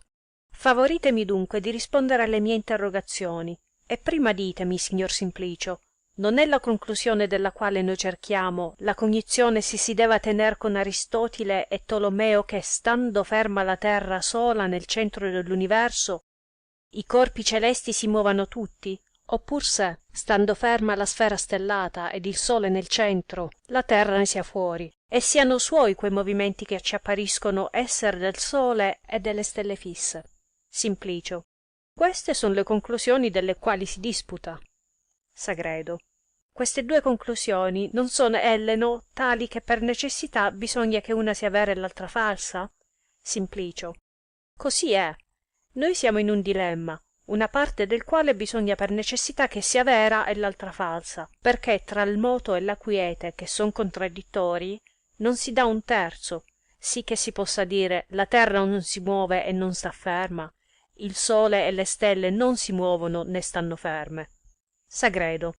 La terra, il sole e le stelle che cosa sono in natura? Son cose minime oppur considerabili? Simplicio. Son corpi principalissimi, nobilissimi, integranti dell'universo, vastissimi, considerabilissimi. Sagredo. E il moto e la quiete, quali accidenti sono in natura? Simplicio. Tanto grandi e principali che la natura stessa per quelli si definisce. Sagredo. Talché il muoversi eternamente e l'esser del tutto immobile sono due condizioni molto considerabili in natura e indicanti grandissima diversità, e massime attribuite a corpi principalissimi dell'universo in conseguenza delle quali non posson venire se non eventi dissimilissimi. Simplicio. Così è sicuramente. Sagredo. Or rispondetemi ad un altro punto. Credete voi che in dialettica, in retorica, in fisica, in metafisica, in matematica e finalmente nell'università dei discorsi siano argomenti potenti a persuadere e a dimostrare altrui non meno le conclusioni false che le vere? Simplicio. Signor no. Anzi, tengo per fermo e son sicuro che per la prova di una conclusione vera e necessaria siano in natura non solo una, ma molto dimostrazioni potissime, e che intorno ad essa si possa discorrere e rigirarsi con 1000 e 1000 riscontri senza intoppar mai in veruna ripugnanza, e che quanto più qualche sofista volesse intorbidarla, tanto più chiara si farebbe sempre la sua certezza, e che all'opposito per far apparir vera una proposizion falsa e per persuaderla non si possa proporre altro che fallace, sofismi, paralogismi, equivocazioni e discorsi vani, inconsistenti e pieni di repugnanze e contraddizioni. Sagredo. Ora, se il moto eterno e la quiete eterna sono accidenti tanto principali in natura e tanto diversi che da essi non posson dependere se non diversissime conseguenze, e massime applicati al sole ed alla terra, corpi tanto vasti ed insigni nell'universo, ed essendo di più impossibile che l'una delle due proposizioni contraddittorie non sia vera e l'altra falsa, non si potendo per prove della falsa produr altro che fallace, ed essendo la vera persuasibile per ogni genere di ragioni concludenti e dimostrative, come volete che quello di voi che si sarà preso a sostener la proposizion vera non mi abbia a persuadere? Bisognerebbe bene ch'io fussi d'ingegno stupido, di giudizio stravolto e stolido di mente e di intelletto, e cieco di discorso, ch'io non avessi a discernere la luce dalle tenebre, le gemme dai carboni, il vero dal falso. Simplicio.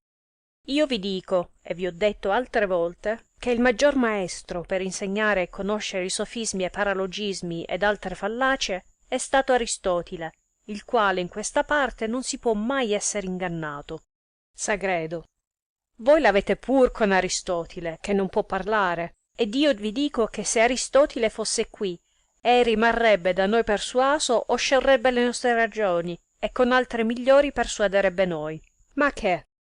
Voi medesimo, nel sentir recitar le esperienze dell'artiglieria, non l'avete voi conosciute ed ammirate e confessate più concludenti di quelle d'Aristotile?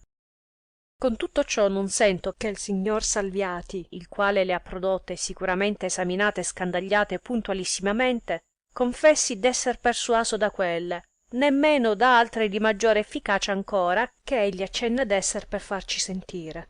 E non so con che fondamento voi vogliate riprender la natura, come quella che per la molta età sia imbarbogita ed abbia dimenticato a produrre ingegni speculativi, né sappia fare più se non di quelli che, facendosi mancipii d'Aristotile, abbiano a intender col suo cervello e sentir coi suoi sensi.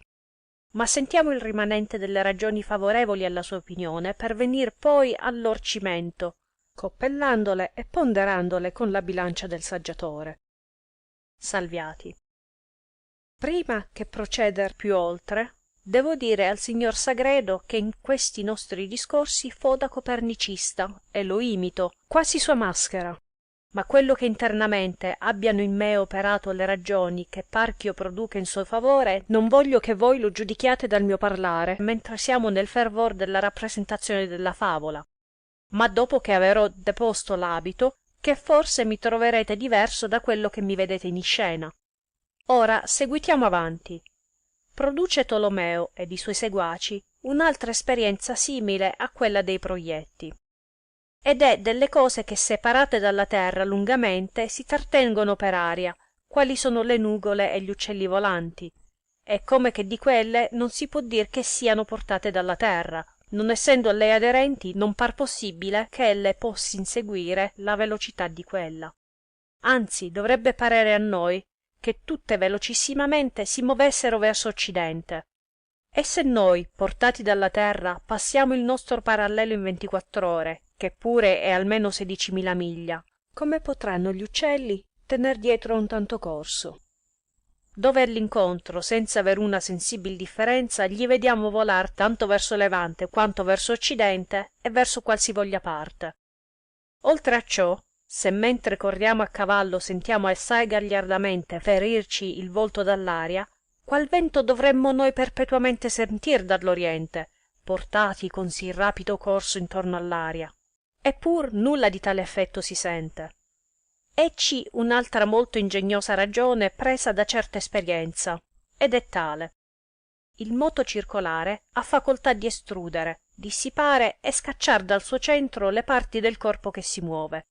Qualunque volta o il moto non sia assai tardo, o esse parti non sian molto saldamente attaccate insieme, che perciò quando verbi grazia noi facessimo velocissimamente girare una di quelle gran ruote, dentro le quali caminando uno o due uomini muovono grandissimi pesi, come la massa delle gran pietre del Mangano, o barche cariche che da un'acqua in un'altra si traghettano strascinandole per terra, quando le parti di essa ruota rapidamente girata non fossero più che saldamente conteste, si dissiperebbero tutte, né per molto che tenacemente fossero sopra la sua esterior superficie attaccati sassi o altre materie gravi, potrebbero resistere all'impeto che con gran violenza le scaglierebbe in diversi parti lontane dalla ruota, ed in conseguenza dal suo centro. Quando dunque la terra si movesse con tanto e tanto maggior velocità, qual gravità, qual tenacia di calcine o di smalti riterrebbe i sassi, le fabbriche e le città intere, che da sì precipitosa vertigine non fusser lanciate verso il cielo, e gli uomini e le fiere che niente sono attaccati alla terra, come resisterebbero a un tanto impeto? Dove che all'opposito, e queste ed assai minori resistenze di sassetti, di rena, di foglie, vediamo quietissimamente riposarsi in terra, e sopra quella ridursi cadendo, ancorché con lentissimo moto. Eccovi, signor Simplicio, le ragioni potentissime, prese per così dire dalle cose terrestri.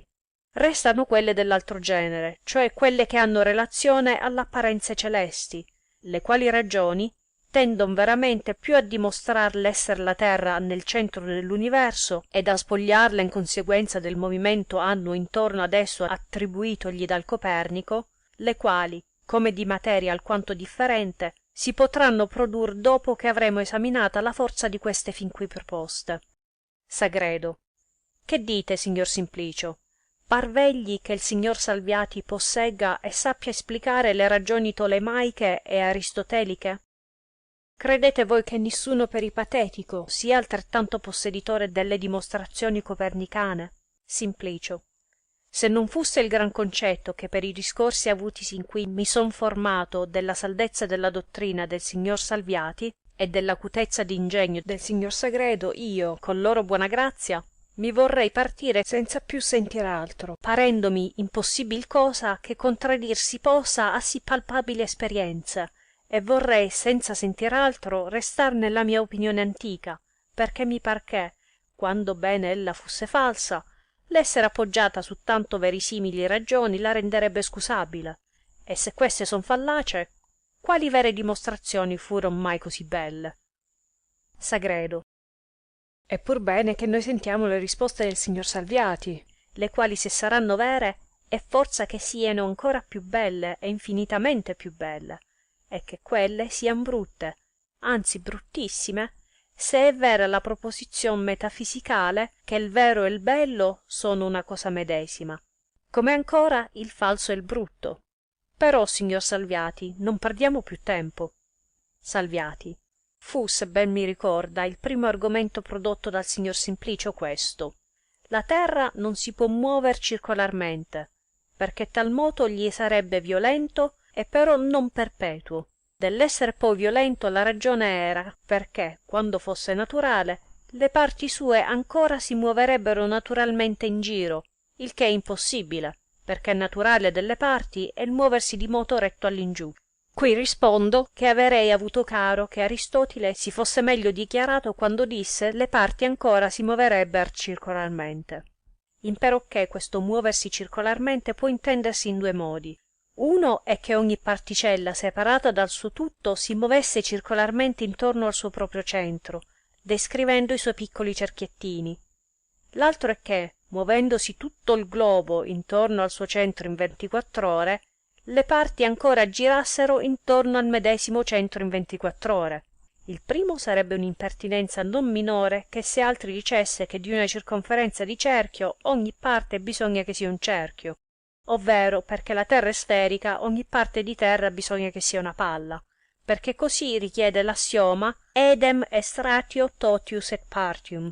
Ma se egli intese nell'altro, cioè che le parti a imitazione del tutto si muoverebbero naturalmente intorno al centro di tutto il globo in 24 ore, io dico che lo fanno, ed a voi, invece d'Aristotile, toccherà provar che no. Simplicio. Questo è provato da Aristotile nel medesimo luogo, mentre dice che il naturale delle parti è il moto retto al centro dell'universo, onde il circolare non gli può naturalmente competere. Salviati. Ma non vedete voi che nelle medesime parole vi è anco la confutazione di questa risposta? Simplicio. In che modo? E dove? Salviati. Non dice egli che il moto circolare alla terra sarebbe violento, e però non eterno? E che questo è assurdo, perché l'ordine del mondo è eterno? Simplicio. Dicelo. Salviati.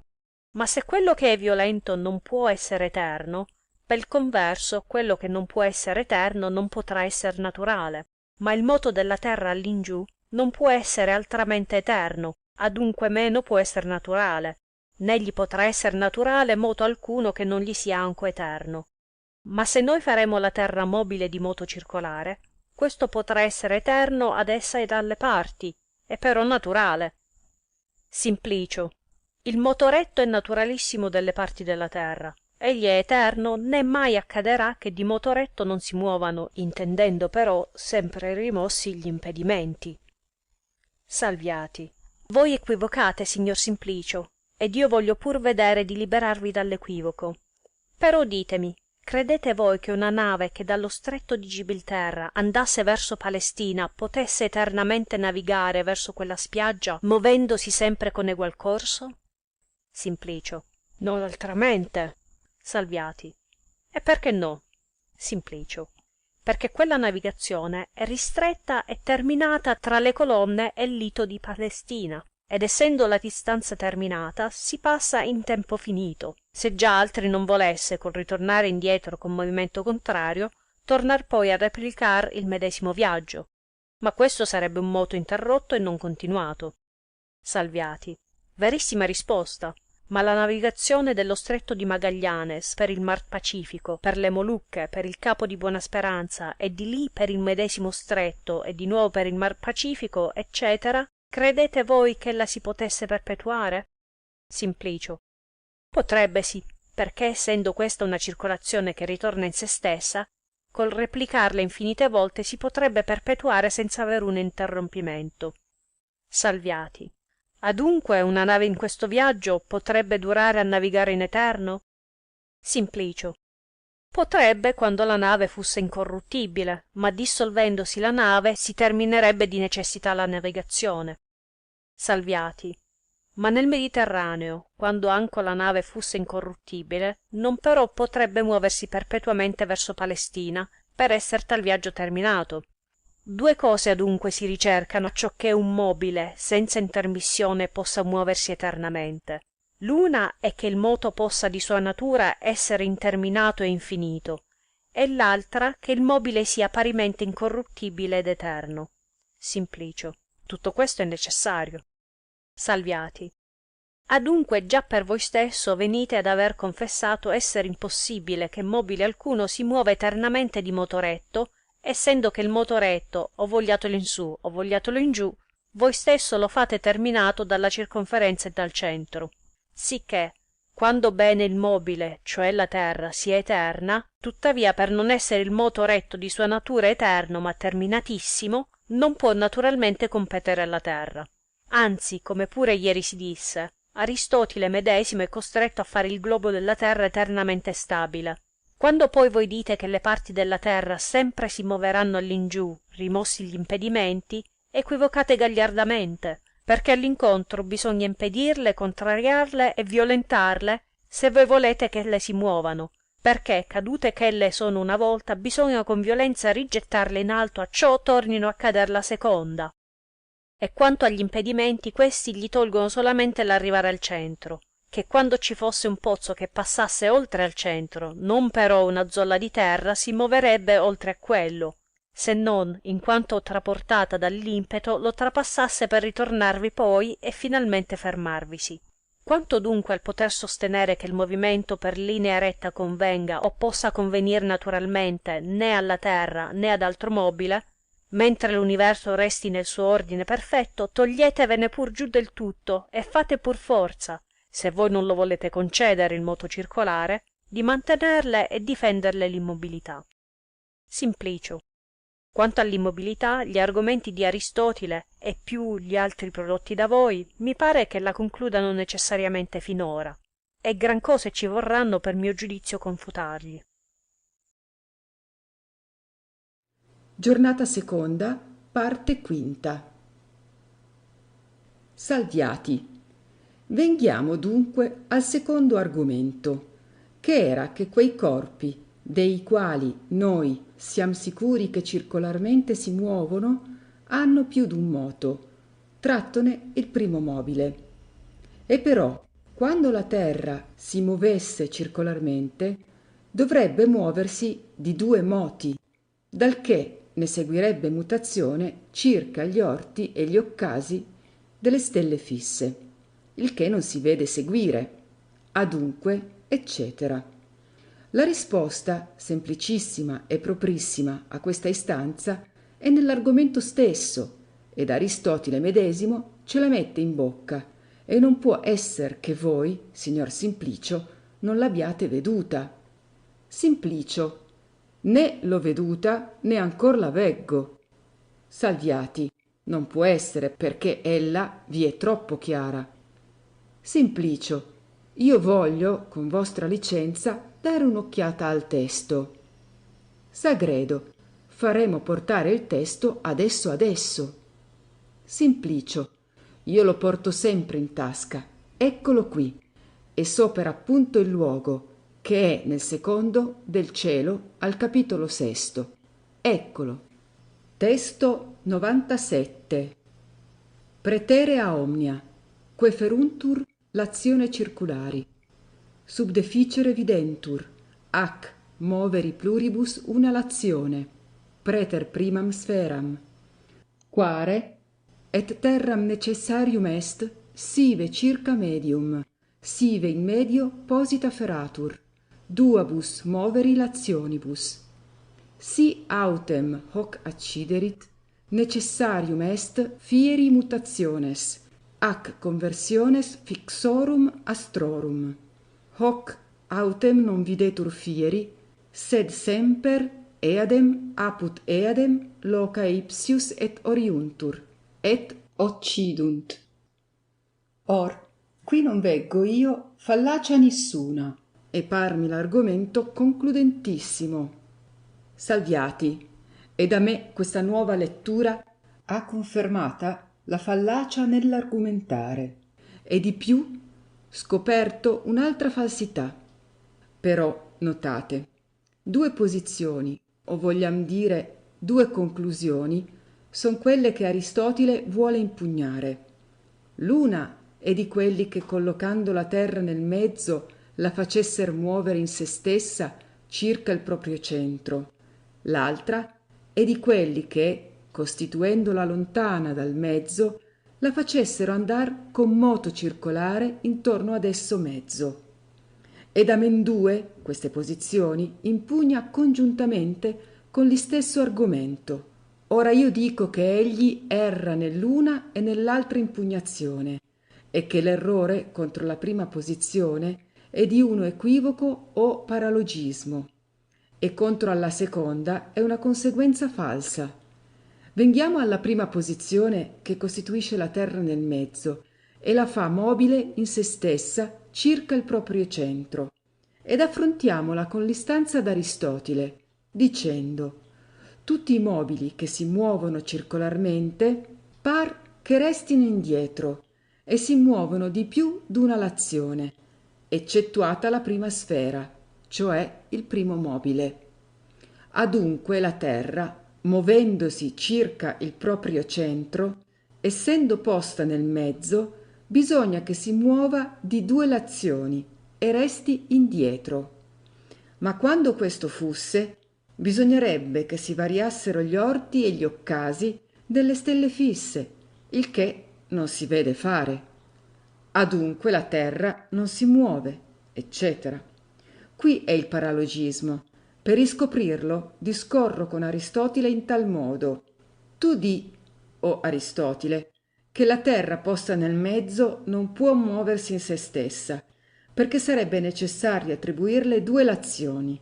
Adunque, quando non fusse necessario attribuirle altro che una lazione sola, tu non avresti per impossibile che di una tal sola ella si movesse, perché fuor di proposito ti saresti ristretto a ripor l'impossibilità nella pluralità delle lazioni, quando anco di una sola ella muover non si potesse, e perché di tutti i mobili del mondo tu fai che uno solo si muova d'una lazione sola e tutti gli altri di più d'una, e questo tal mobile affermi che è la prima sfera, cioè quello per il quale tutte le stelle fisse ed erranti ci appariscono muoversi concordemente da levante a ponente, quando la terra potesse esser quella prima sfera che col muoversi d'una lazione sola facesse apparir le stelle muoversi da levante in ponente.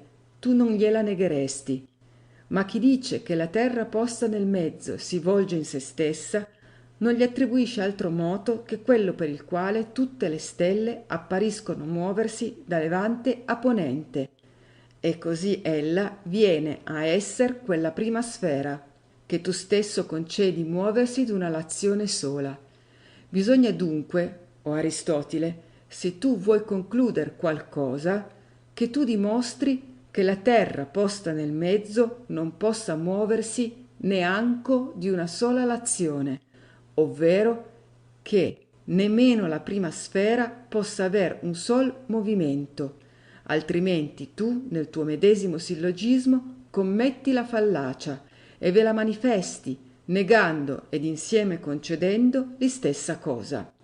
Vengo ora alla seconda posizione, che è di quelli che ponendo la terra lontana dal mezzo la fanno mobile intorno ad esso, cioè la fanno un pianeta ed una stella errante, contro la qual posizione procede l'argomento e quanto alla forma è concludente, ma pecca in materia, imperocché, conceduto che la terra si muova in cotal guisa e che si muova di due lazioni, non però ne segue di necessità che quando ciò sia s'abbiano a far mutazioni negli orti e negli occasi delle stelle fisse, come a suo luogo dichiarerò. E qui voglio scusar bene l'error d'Aristotile, anzi lo voglio lodar d'aver egli arrecato il più sottile argomento contro alla posizione del Copernico che arrecar si possa, e se l'istanza è acuta ed in apparenza concludentissima, vedrete tanto più esser sottile ed ingegnosa la soluzione, e da non esser ritrovata da ingegno men cauto di quello del Copernico, e dalla difficoltà nell'intenderla potrete argomentare la difficoltà tanto maggiore del ritrovarla. Lasciamo intanto per ora la risposta impendente, la quale a suo luogo e tempo intenderete. Dopo l'aver replicata l'istanza medesima d'Aristotile e di più fortificata grandemente a favor suo. Or passiamo all'argomento terzo, pur d'Aristotile, intorno al quale non fa bisogno replicar altro, essendosi egli abbastanza risposto tra ieri e oggi, imperocché è replica che il moto de gravi è naturalmente per linea retta al centro, e cerca poi, se al centro della terra oppur dell'universo, e conclude che naturalmente al centro dell'universo, ma per accidente a quel della terra. Però possiamo passare al quarto, nel quale converrà che ci trattenghiamo assai, per esser fondato sopra quella esperienza, dalla quale prende poi forza la maggior parte degli argomenti che restano. Dice dunque Aristotile, argomento certissimo dell'immobilità della terra, esser il veder noi i proietti in alto a perpendicolo ritornar per l'istessa linea nel medesimo luogo di dove furono tirati. E questo quando bene il movimento fusse altissimo, il che non potrebbe accadere quando la terra si movesse, perché nel tempo che il proietto si muove in su e in giù separato dalla terra, il luogo dove ebbe principio il moto del proietto scorrerebbe mercé del rivolgimento della terra per lungo tratto verso levante, e per tanto spazio nel cadere il proietto percuoterebbe in terra lontano dal detto luogo, sì che qui s'accomoda l'argomento della palla tirata in su con l'artiglieria, sì ancora l'altro usato da Aristotile e da Tolomeo, del vedere i gravi, cadenti da grandi altezze, venir per linea retta e perpendicolare alla superficie terrestre. Ora, per cominciar a sviluppar questi nodi, domando al signor Simplicio quando altri negasse a Tolomeo e ad Aristotile che i gravi, nel cader liberamente da alto, venissero per linea retta e perpendicolare, cioè diretta al centro, con qual mezzo lo proverebbero? Simplicio, col mezzo del senso, il quale ci assicura che quella torre è diritta e perpendicolare, e ci mostra quella pietra, nel cadere, venirla radendo, senza piegar pur un capello, da questa o da quella parte, e percuotere al piede giusto sotto il luogo donde fu lasciata. Salviati. Ma quando per fortuna il globo terrestre si movesse in giro ed in conseguenza portasse seco la torre ancora, e che ad ogni modo si vedesse la pietra nel cadere venir radendo il filo della torre, qual bisognerebbe che fusse il suo movimento? Simplicio. Bisognerebbe in questo caso dir piuttosto i suoi movimenti, perché uno sarebbe quello col quale verrebbe da alto a basso, e un altro converrebbe ch'ella n'avesse per seguire il corso della torre. Salviati. Sarebbe dunque il moto suo un composto di due, cioè di quello col quale ella misura la torre e dell'altro col quale ella la segue, dal qual composto ne risulterebbe che il sasso descriverebbe non più quella semplice linea retta e perpendicolare, ma una trasversale e forse non retta. Simplicio. Del non retta non lo so, ma intendo bene che di necessità sarebbe trasversale e differente dall'altra retta perpendicolare che ella descrisse stando la terra immobile. Salviati. Adunque dal solamente vedere la pietra cadente rader la torre, voi non potete sicuramente affermare che ella descriva una linea retta e perpendicolare, se non supposto prima che la terra stia ferma. Simplicio. Così è, perché quando la terra si movesse, il moto della pietra sarebbe trasversale e non a perpendicolo. Salviati. Ecco dunque il paralogismo d'Aristotile e di Tolomeo, evidente e chiaro e scoperto da voi medesimo, nel quale si suppon per noto quello che si intende di dimostrare. Simplicio. In che modo? A me si dimostra sillogismo in buona forma e non una petizione di principio. Salviati. Eccovi in che modo. Ditemi un poco. Nella dimostrazione non si pon egli la conclusione ignota? Simplicio. Ignota, perché altrimenti il dimostrarla sarebbe superfluo. Salviati. Ma il mezzo termine non convien egli che sia noto? Simplicio. È necessario, perché altramente sarebbe un voler provare ignotum pereque ignotum. Salviati. La nostra conclusione da provarsi è che è ignota, non è la stabilità della terra? Simplicio. Cotesta è. Salviati. Il mezzo che deve esser noto non è la caduta del sasso retta e perpendicolare? Simplicio. Questo è il mezzo. Salviati. Ma non se egli poco fa concluso che noi non possiamo aver notizia che tal caduta sia retta e perpendicolare se prima non ci è noto che la terra stia ferma? Adunque nel vostro sillogismo la certezza del mezzo si cava dall'incertezza della conclusione. Vedete dunque quale e quanto è il paralogismo. Sagredo. Io vorrei, in grazia del signor Simplicio, difender, se fusse possibile, Aristotile, o almen restar io meglio capace della forza della vostra illazione. Voi dite, il veder rader la torre non basta per assicurarsi che il moto del sasso sia perpendicolare, che è il mezzo termine del sillogismo, se non si suppone che la terra stia ferma, che è la conclusione da provarsi, perché quando la torre si movesse insieme con la terra ed il sasso la radesse, il moto del sasso sarebbe trasversale e non perpendicolare. Ma io risponderò che quando la torre si movesse sarebbe impossibile che il sasso cadesse radendola, e però dal cader radendo si inferisce la stabilità della terra. Simplicio.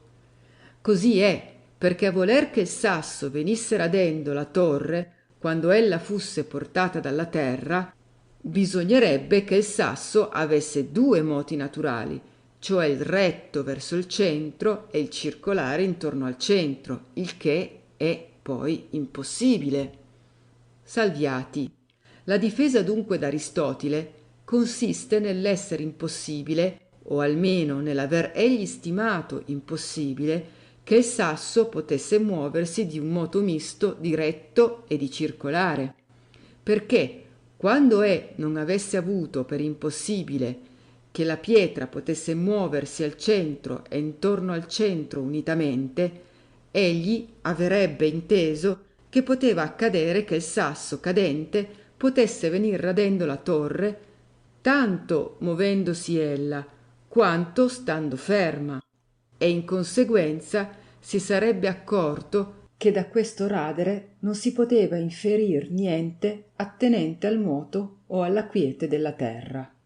Ma questo non gli scusa altramente Aristotile, non solamente perché doveva dirlo quando egli avesse avuto tal concetto, essendo un punto tanto principale nel suo argomento, ma di più ancora perché non si può dir che né tale effetto sia impossibile, né che Aristotile l'abbia stimato impossibile. Non si può dire il primo, perché di qui a poco mostrerò che egli è non pur possibile, ma necessario. Nemmeno si può dire il secondo, perché Aristotile medesimo concede al fuoco l'andare in su naturalmente per linea retta e il muoversi in giro col moto diurno, partecipato dal cielo a tutto l'elemento del fuoco e dalla maggior parte dell'aria. Se dunque non ha per impossibile mescolare il retto in su col circolare comunicato al fuoco e dall'aria dal concavo lunare, assai meno dovrà reputare impossibile il retto in giù del sasso col circolare che fusse naturale di tutto il globo terrestre, del quale il sasso è parte. Simplicio. A me non par cotesta cosa, perché quando l'elemento del fuoco vadi in giro insieme con l'aria, facilissima, anzi necessaria cosa è che una particella di fuoco che da terra sormonti in alto, nel passar per l'aria mobile riceva l'istesso movimento, essendo corpo così tenue e leggiero e agevolissimo ad esser mosso. Ma che un sasso gravissimo o una palla d'artiglieria che da alto venga a basso e sia già posta in sua balia, si lasci trasportar né da aria né da altro, ha del tutto dell'inopinabile. Oltre che ci è l'esperienza tanto propria della pietra lasciata dalla cima dell'albero della nave, la quale, mentre la nave sta ferma, casca al piede dell'albero, ma quando la nave cammina cade tanto lontano dal medesimo termine quanto la nave nel tempo della caduta del sasso è scorsa avanti, che non son poche braccia quando il corso della nave è veloce. Salviati, gran disparità è tra il caso della nave e quel della terra, quando il globo terrestre avesse il moto diurno. Imperocché manifestissima cosa è che il moto della nave, siccome non è suo naturale, così è accidentario di tutte le cose che sono in essa, onde non è meraviglia che quella pietra che era ritenuta in cima dell'albero, lasciata in libertà, scenda a basso senza obbligo di seguire il moto della nave. Ma la conversione diurna si dà per moto proprio e naturale al globo terrestre ed in conseguenza a tutte le sue parti, e come impresso dalla natura è in loro indelebile. E però quel sasso che è in cima della torre ha per suo primario istinto l'andare intorno al centro del suo tutto in 24 ore, e questo natural talento esercita egli eternamente, sia pur posto in qualsivoglia stato. E per restar persuaso di questo, non avete a far altro che mutare un'antiquata impressione fatta nella vostra mente, e dire: siccome, per avere stimato io sinora che sia proprietà del globo terrestre lo stare immobile intorno al suo centro, non ho mai avuto difficoltà o repugnanza alcuna in apprendere che qualsivoglia sua particella resti essa ancora naturalmente nella medesima quiete. Così è ben dovere che quando naturale istinto fusse del globo terreno l'andare intorno in 24 ore, sia d'ogni sua parte ancora intrinseca e naturale inclinazione non lo star ferma, ma seguire il medesimo corso.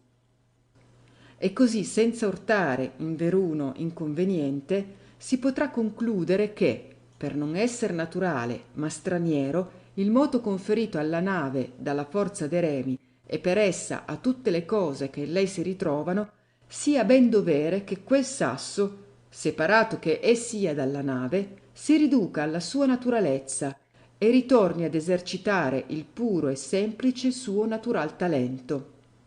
Aggiugnesi che è necessario che almeno quella parte d'aria che è inferiore alle maggiori altezze dei monti venga dall'asprezza della superficie terrestre rapita e portata in giro, oppure che, come mista di molti vapori ed esalazioni terrestri, naturalmente seguiti il moto diurno, il che non avviene dell'aria che è intorno alla nave cacciata dai remi, per lo che l'argomentare dalla nave alla torre non ha forza d'illazione, perché quel sasso che vien dalla cima dell'albero entra in un mezzo che non ha il moto della nave, ma quel che si parte dall'altezza della torre si trova in un mezzo che ha l'istesso moto che tutto il globo terrestre, talché, senza essere impedito dall'aria, anzi piuttosto favorito dal moto di lei, può seguire l'universal corso della terra.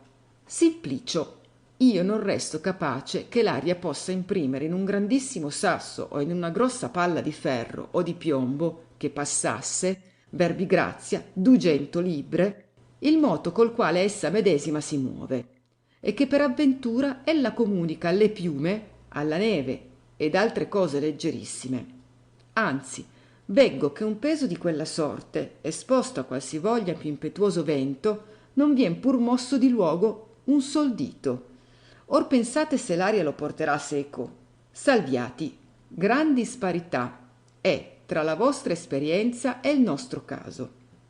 Voi fate sopraggiungere il vento a quel sasso posto in quiete, e noi esponghiamo nell'aria che già si muove il sasso che pur si muove esso ancora con l'istessa velocità, talché l'aria non gli ha a conferire un nuovo moto, ma solo mantenergli, o per meglio dire, non impedirgli il già concepito.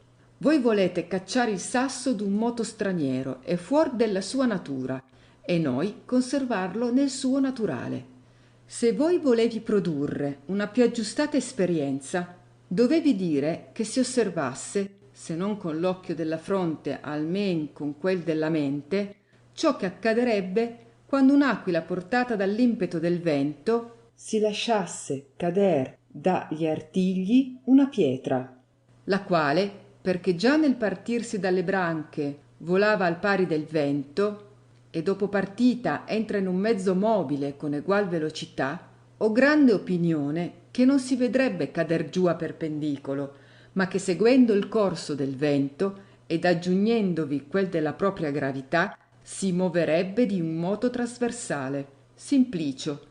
Bisognerebbe poterla fare una tale esperienza e poi, secondo l'evento, giudicare. Intanto l'effetto della nave sin qui mostra di applaudere all'opinion nostra. Salviati, ben diceste sin qui, perché forse di qui a poco potrebbe mutar sembianza.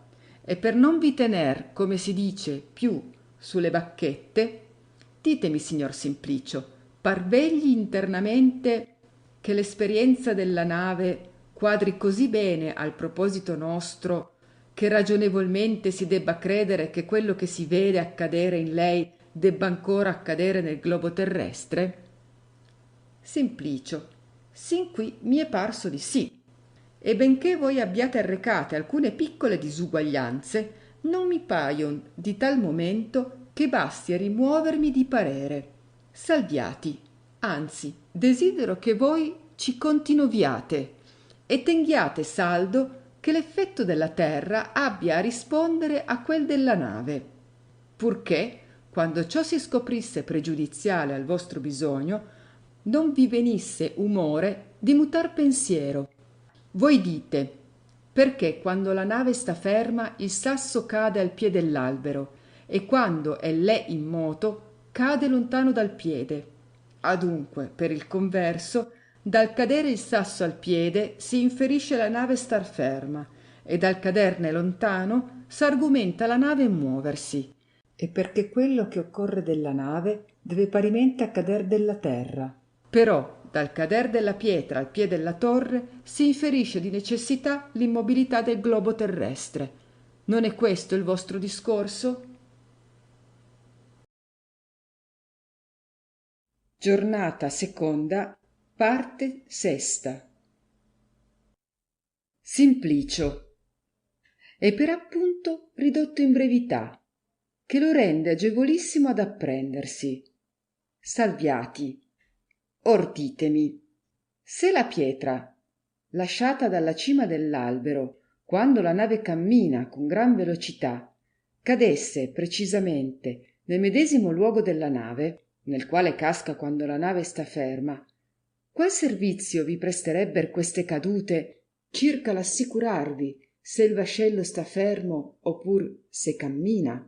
Simplicio.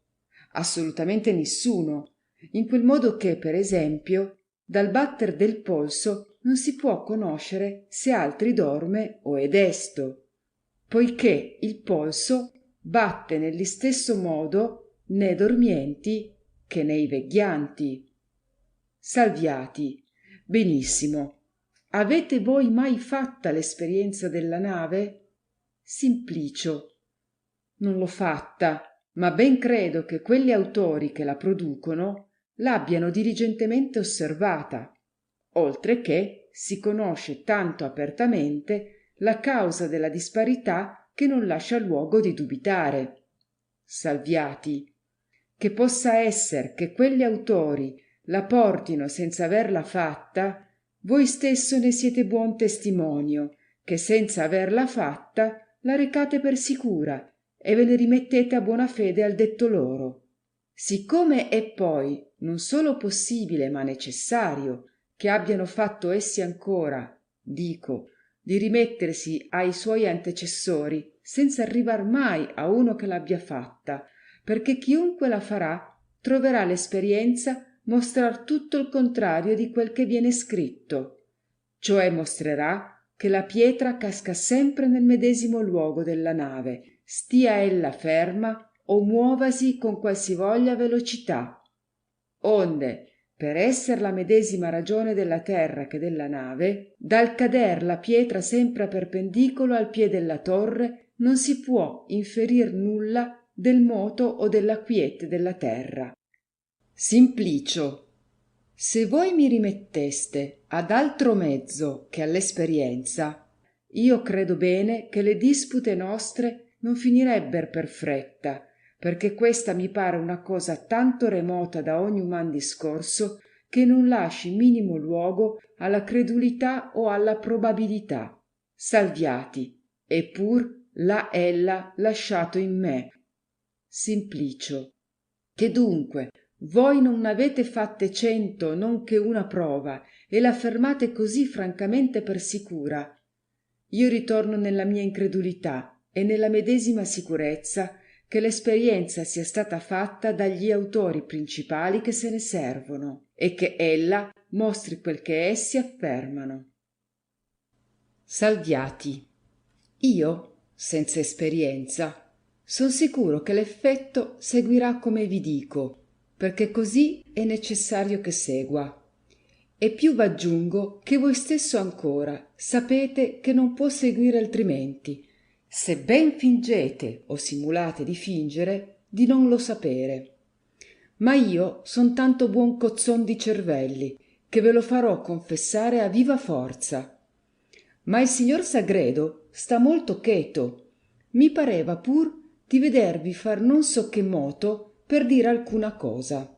Sagredo.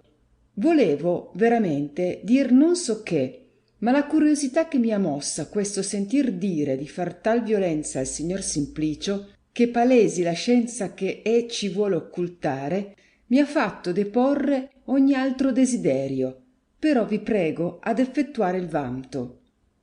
Salviati, purché il signor Simplicio si contenti di rispondere alle mie interrogazioni, io non mancherò.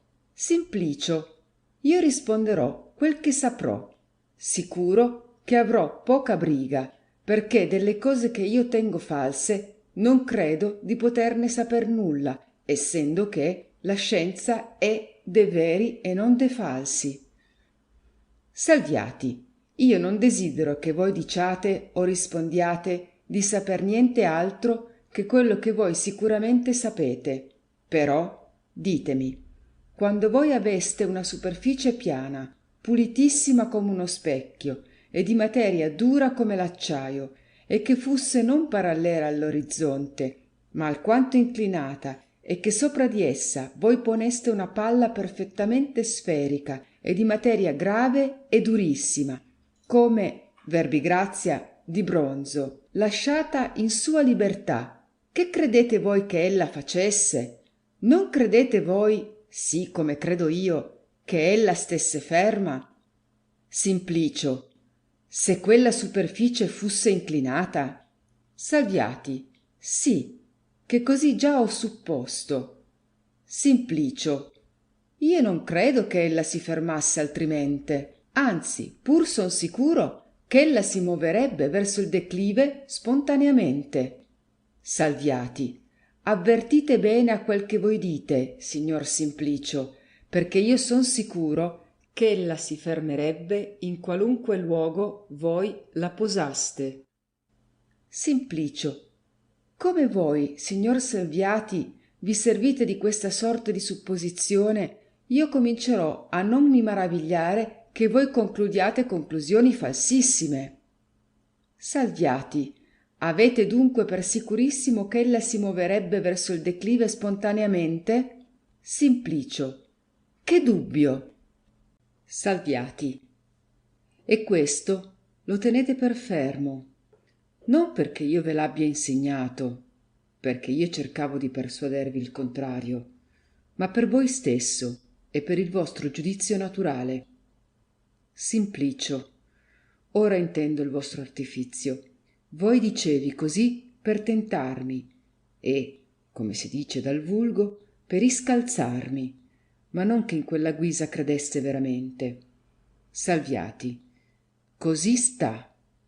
E quanto durerebbe a muoversi quella palla e con che velocità? E avvertite che io ho nominata una palla perfettissimamente rotonda ed un piano esquisitamente pulito per rimuover tutti gli impedimenti esterni e accidentarii. E così voglio che voi astraghiate dall'impedimento dell'aria, mediante la sua resistenza all'essere aperta, e tutti gli altri ostacoli accidentarii, se altri ve ne potessero essere. Simplicio, ho compreso il tutto benissimo, e quanto alla vostra domanda rispondo che ella continuerebbe a muoversi in infinito, se tanto durasse la inclinazione del piano e con movimento accelerato continuamente, che tale è la natura dei mobili gravi, che vires aquirunt eundo, e quanto maggior fusse la declività, maggior sarebbe la velocità. Salviati, ma quand'altri volesse che quella palla si movesse all'insù sopra quella medesima superficie, credete voi che ella vi andasse? Simplicio, spontaneamente no, ma ben trascinatavi e con violenza gettatavi. Salviati, e quando da qualche impeto violentemente impressole ella fusse spinta, quale e quanto sarebbe il suo moto? Simplicio, il moto andrebbe sempre languendo e ritardandosi per esser contro a natura, e sarebbe più lungo o più breve secondo il maggiore o minore impulso e secondo la maggiore o minore acclività. Salviati, parmi dunque, sin qui, che voi mi abbiate esplicati gli accidenti d'un mobile sopra due diversi piani, e che nel piano inclinato il mobile grave spontaneamente descende e va continuamente accelerandosi, e che a ritenervelo inquiete bisogna usarvi forza, ma sul piano ascendente ci vuol forza a spingervelo ed anco a fermarvelo, e che il moto impressogli va continuamente scemando, sicché finalmente si annichila.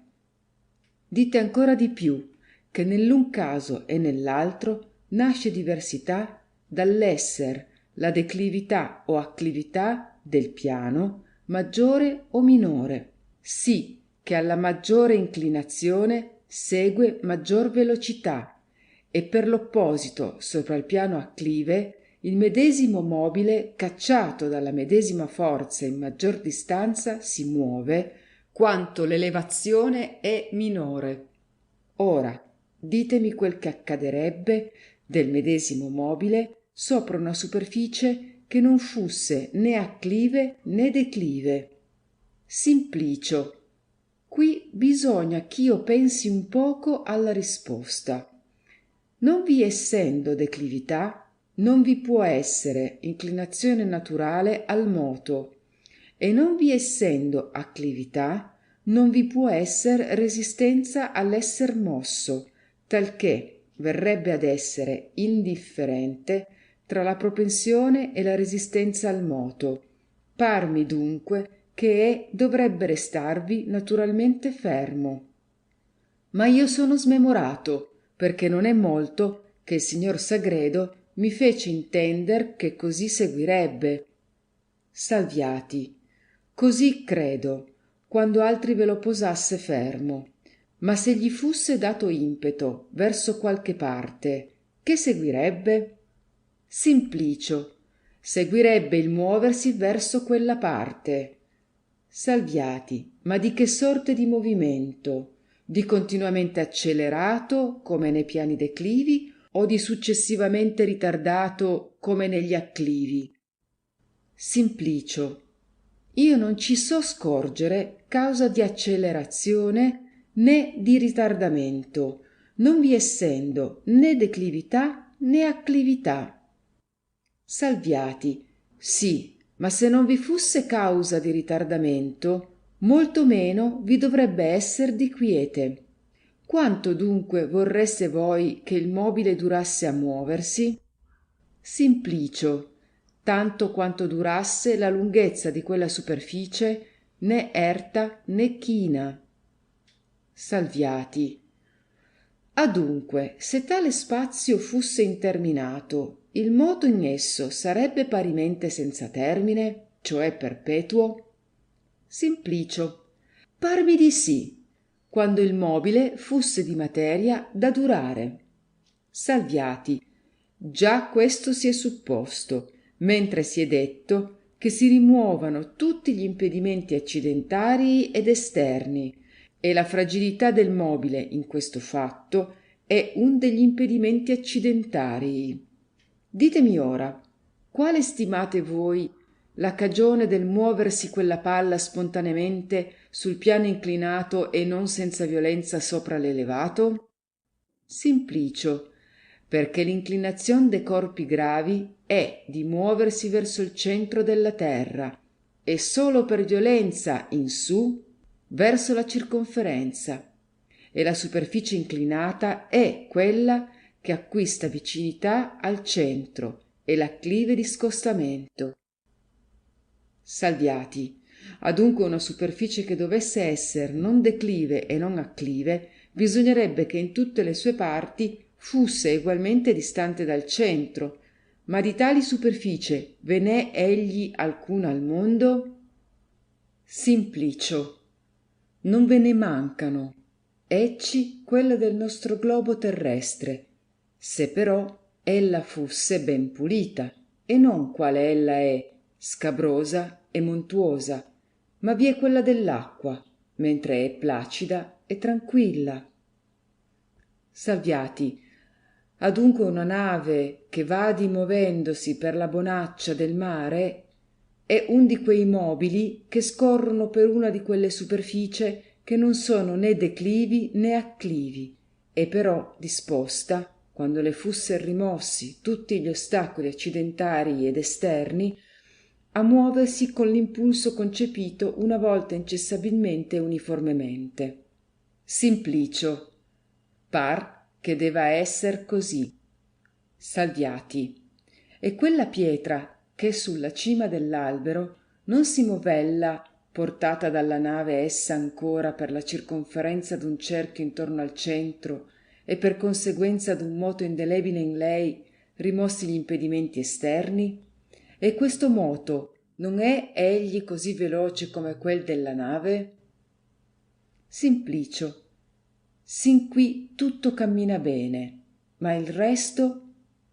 Salviati, cavatene in buon'ora l'ultima conseguenza da per voi, se da per voi avete sapute tutte le premesse. Simplicio, voi volete dir per ultima conclusione che, movendosi quella pietra d'un moto indelebilmente impressole, non l'è per lasciare, anzi è per seguire la nave, ed in ultimo per cadere nel medesimo luogo dove cade quando la nave sta ferma.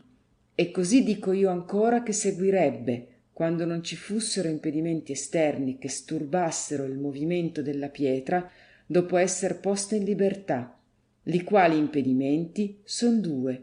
L'uno è l'essere immobile impotente a romper l'aria col suo impeto solo, essendogli mancato quello della forza dei remi, del quale era partecipe come parte della nave, mentre era sull'albero.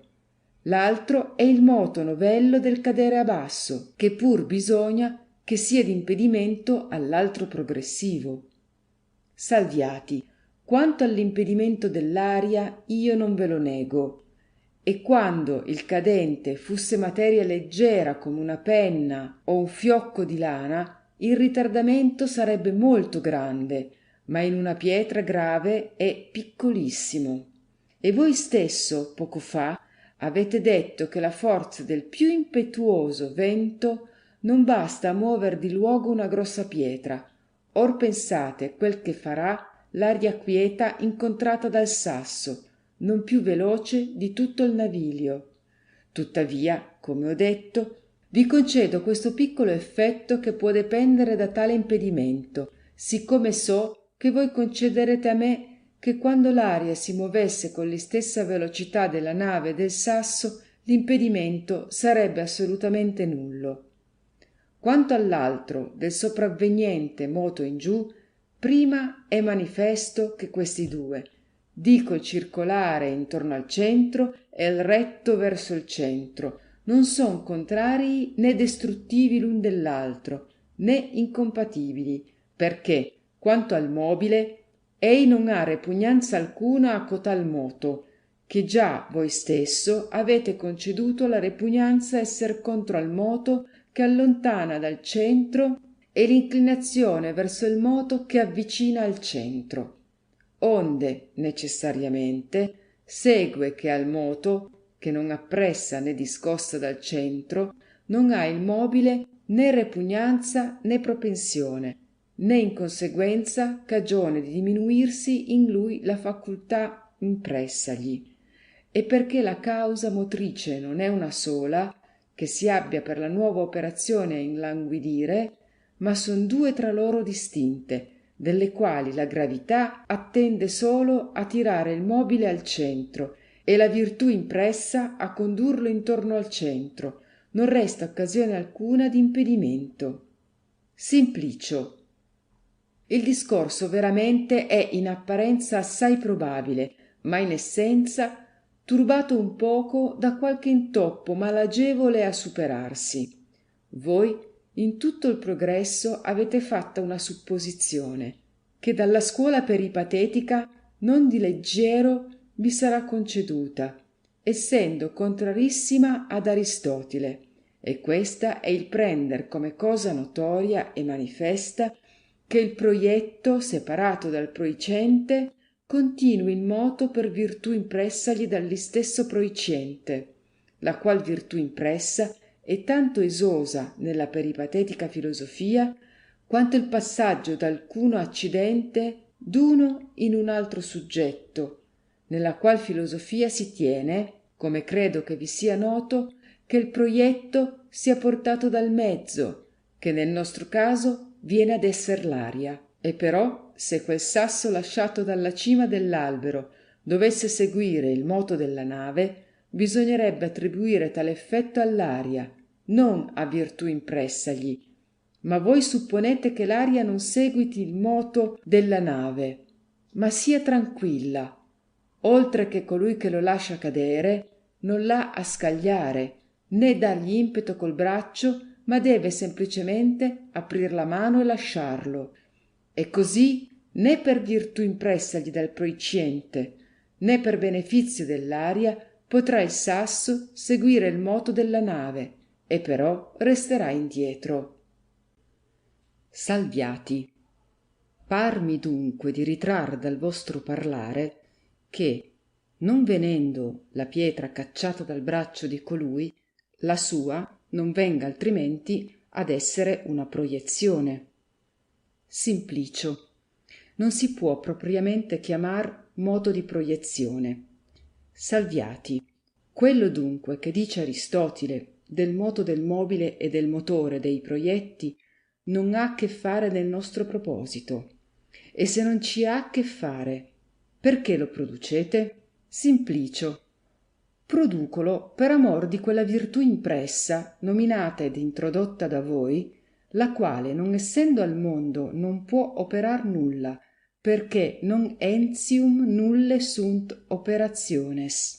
E però non solo del moto dei proietti, ma di ogni altro che non sia naturale, bisogna attribuirne la causa motrice al mezzo, del quale non si è avuta la debita considerazione, e però il detto sin qui resta inefficace.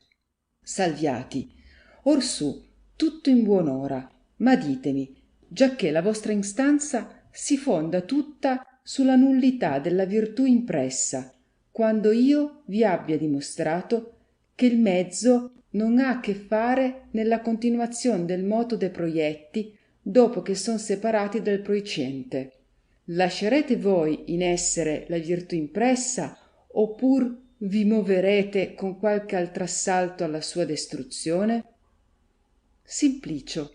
Rimossa l'azione del mezzo, non veggo che si possa ricorrere ad altro che alla facultà impressa dal movente. Salviati. Sarà bene, per levare il più che sia possibile le cause dell'andarsene in infinito con le altercazioni, che voi, quanto si può, distintamente spianiate qual sia l'operazione del mezzo nel continuar il moto al proietto. Simplicio. Il proicente ha il sasso in mano, muove con velocità e forza il braccio, al cui moto si muove non più il sasso che l'aria circonvicina, onde il sasso, nell'essere abbandonato dalla mano, si trova nell'aria, che già si muove con impeto, e da quella vien portato, che, se l'aria non operasse, il sasso cadrebbe dalla mano al piede del proicente. Salviati. E voi siete stato tanto credulo che vi siete lasciato persuader queste vanità, mentre in voi stesso avevate i sensi da confutarle e da intenderne il vero? Però ditemi, quella gran pietra e quella palla d'artiglieria che posata solamente sopra una tavola restava immobile contro a qualsivoglia impetuoso vento, secondo che voi poco fa affermaste, se fusse stata una palla di sughero o altrettanta bambagia, credete che il vento l'avesse mossa di luogo? Simplicio. Anzi, so certo che l'avrebbe portata via, e tanto più velocemente quanto la materia fusse stata più leggera, che per questo veggiamo noi le nugole esser portate con velocità pari a quella del vento stesso che le spigne. Salviati. E il vento che cosa è? Simplicio. Il vento si definisce non esser altro che aria mossa. Salviati. Adunque l'aria mossa molto più velocemente e in maggior distanza trasporta le materie leggerissime che le gravissime. Simplicio. Sicuramente. Salviati. Ma quando voi aveste a scagliar col braccio un sasso e poi un fiocco di bambagia, chi si muoverebbe con più velocità ed in maggior lontananza? Simplicio, la pietra assaissimo, anzi, la bambagia mi cascherebbe ai piedi. Salviati, ma se quel che muove il proietto dopo l'esser lasciato dalla mano non è altro che l'aria mossa dal braccio, e l'aria mossa più facilmente spigne le materie leggiere che le gravi, come dunque il proietto di bambagia non va più lontano e più veloce di quel di pietra? Bisogna pure che nella pietra resti qualche cosa oltre al moto dell'aria. Di più, se da quella trave pendessero 2 spaghi lunghi egualmente ed in capo dell'uno fusse attaccata una palla di piombo e una di bambagia nell'altro, ed amendue si allontanassero egualmente dal perpendicolo e poi si lasciassero in libertà, non è dubbio che l'una e l'altra si muoverebbe verso il perpendicolo e che, spinta dal proprio impeto, lo trapasserebbe per certo intervallo e poi vi ritornerebbe. Ma qual di questi 2 penduli credete voi che durasse più a muoversi prima che fermarsi a piombo? Simplicio, la palla di piombo andrà in qua e in là 1000 volte e quella di bambagia 2 o 3 al più. Salviati, talché quell'impeto e quella mobilità, qualunque se ne sia la causa, più lungamente si conserva nelle materie gravi che nelle leggeri. Vengo ora a un altro punto e vi domando: perché l'aria non porta via adesso quel cedro che è su quella tavola? Simplicio, perché ella stessa non si muove. Salviati, bisogna dunque che il proiciente conferisca il moto all'aria, col quale ella poi muova il proietto. Ma se tal virtù non si può imprimere, non si potendo far passare un accidente d'un subbietto in un altro, come può passare dal braccio nell'aria? Non è forse l'aria un subbietto altro dal braccio? Simplicio, rispondesi che l'aria, per non esser né grave né leggera nella sua regione, è disposta a ricevere facilissimamente ogni impulso ed a conservarlo ancora.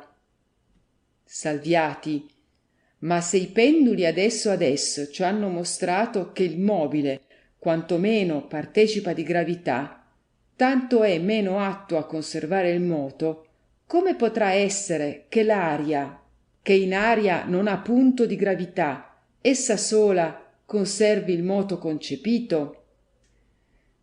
Io credo, e so che voi ancora credete al presente, che non prima si ferma il braccio che l'aria attornogli.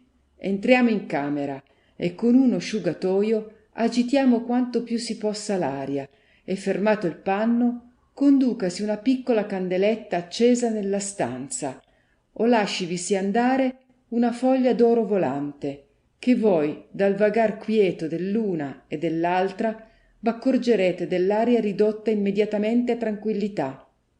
Io potrei addurvi 1000 esperienze, ma dove non bastasse una di queste si potrebbe aver la cura per disperata affatto.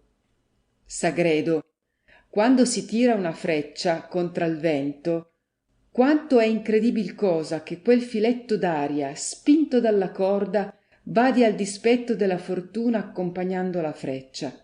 Ma io ancora vorrei sapere un particolare da Aristotile, per il quale prego il signor Simplicio che mi favorisca di risposta. Quando col medesimo arco fussero tirate 2 frecce, una per punta al modo consueto e l'altra per traverso, cioè posandola per lo lungo sulla corda e così distesa tirandola, vorrei sapere qual di esse andrebbe più lontana. Favoritemi in grazia di risposta, benché forse la dimanda vi paia piuttosto ridicola che altrimenti. E scusatemi, perché io, che ho come voi, vedete anzi, del grossetto che no, non arrivo più in alto con la mia speculativa. Simplicio, io non ho veduto mai tirar le frecce per traverso, tuttavia credo che in traversata non andrebbe neanco la 20ª parte di quel ch'ella va per punta. Giornata seconda, parte settima. Sagredo. E perché io ho creduto lì stesso, quindi è che mi è nata occasione di metter dubbio tra il detto d'Aristotile e l'esperienza. Perché, quanto all'esperienza, s'io metterò sopra quella tavola 2 frecce in tempo che spiri vento gagliardo, una posata per il filo del vento e l'altra intraversata, il vento porterà via speditamente questa, lascerà star l'altra, ed il medesimo par che dovesse accadere, quando la dottrina d'Aristotile fusse vera, delle 2 tirate con l'arco, imperocché la traversa vien cacciata da una gran quantità dell'aria mossa dalla corda, cioè da tanta quanta è la sua lunghezza, dove che l'altra freccia non riceve impulso da più aria che si sia il piccolissimo cerchietto della sua grossezza. Ed io non so immaginarmi la cagione di tal diversità, e desidererei di saperla. Simplicio. La causa mi pare assai manifesta, ed è perché la freccia tirata per punta ha per penetrare poca quantità d'aria, e l'altra ne ha da fender tanta quanta è tutta la sua lunghezza. Sagredo. Adunque le frecce tirate hanno a penetrar l'aria? Oh, se l'aria va con loro, anzi è quella che le conduce, che penetrazione vi può essere? Non vedete voi che a questo modo bisognerebbe che la freccia si movesse con maggior velocità che l'aria? E questa maggior velocità chi la conferisce alla freccia? Vorrete voi dir che l'aria le dia velocità maggiore della sua propria? Intendete dunque, signor Simplicio, che il negozio procede per l'appunto al rovescio di quel che dice Aristotile, e che tanto è falso che il mezzo conferisca il moto al proietto, quanto è vero che egli solo è che gli arreca impedimento. E inteso questo, intenderete senza trovar difficultà che, quando l'aria si muove veramente, molto meglio porta seco la freccia per traverso che per lo dritto, perché molta è l'aria che la spigne in quella postura e pochissima in questa. Ma tirate con l'arco perché l'aria sta ferma, la freccia traversa, percotendo in molt'aria molto viene impedita, e l'altra per punta facilissimamente supera l'ostacolo della minima quantità d'aria che se le oppone. Salviati. Quante proposizioni ho io notate in Aristotile, intendendo sempre nella filosofia naturale, che sono non pur false, ma false in maniera che la sua diametralmente contraria è vera, come accade di questa. Ma seguitando il nostro proposito, credo che il signor Simplicio resti persuaso che dal veder cadere la pietra nel medesimo luogo sempre, non si possa conjetturare circa il moto o la stabilità della nave, e quando il detto sin qui non gli bastasse, ci è l'esperienza di mezzo che lo potrà del tutto assicurare, nella quale esperienza, al più che potesse vedere, sarebbe il rimanere indietro il mobile cadente, quando fusse di materia assai leggiera, e che l'aria non seguisse il moto della nave. Ma quando l'aria si movesse con pari velocità, niuna immaginabil diversità si troverebbe né in questa né in qualsivoglia altra esperienza, come appresso son per dirvi.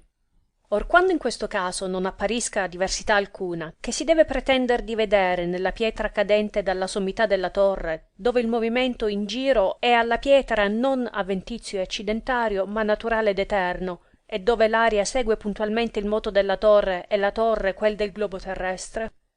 Avete voi, signor Simplicio, da replicar altro sopra questo particolare? Simplicio. Non altro, se non che non veggio sin qui provata la mobilità della terra. Salviati. Né io tampoco ho preteso di provarla, ma solo dimostrare come dall'esperienza portata dagli avversarii per argomento della fermezza non si può cavar nulla, siccome credo mostrar dell'altre. Sagredo. Di grazia, signor Salviati.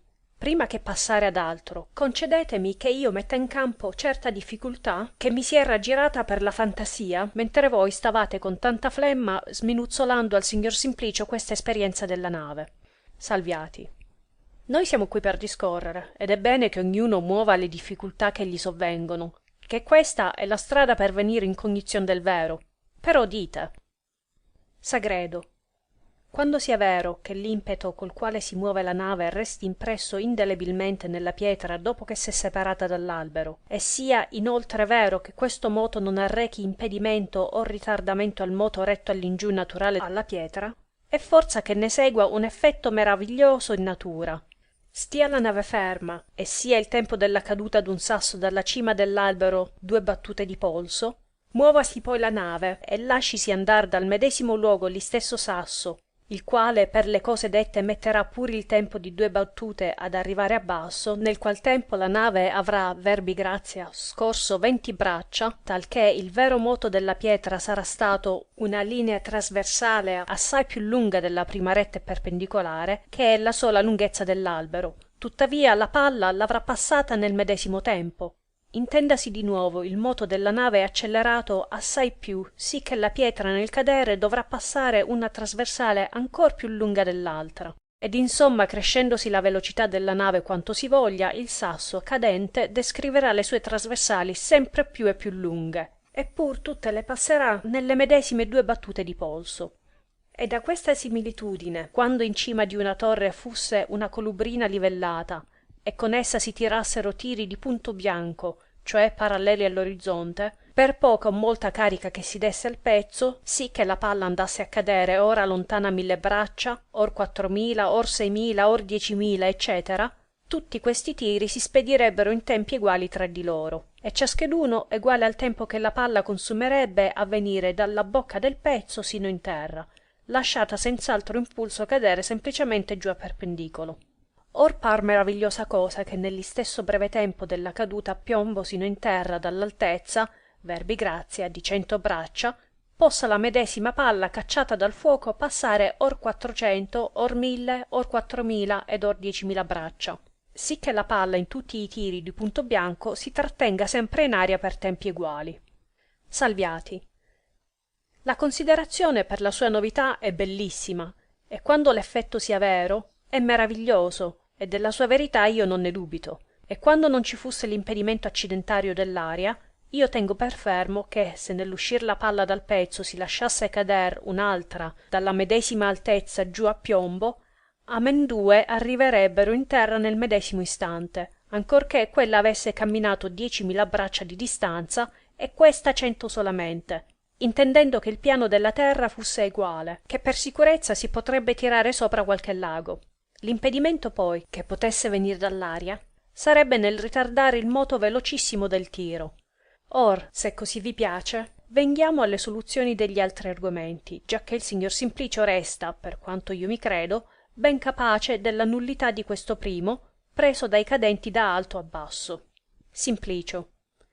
Io non mi sento rimossi tutti gli scrupoli, e forse il difetto è mio per non esser di così facile e veloce apprensiva come il signor Sagredo, e parmi che quando questo moto participato dalla pietra mentre era sull'albero della nave s'avesse, come voi dite, a conservare indelebilmente in lei dopo ancora che si trova separata dalla nave, bisognerebbe che similmente quando alcuno, sendo sopra un cavallo che corresse velocemente, si lasciasse cader di mano una palla, quella caduta in terra continuasse il suo moto e seguitasse il corso del cavallo senza restargli addietro, il quale effetto non credo io che si vegga se non quando colui che è sul cavallo la gettasse con forza verso la parte del corso, ma senza questo credo che ella resterà in terra dove ella percuote.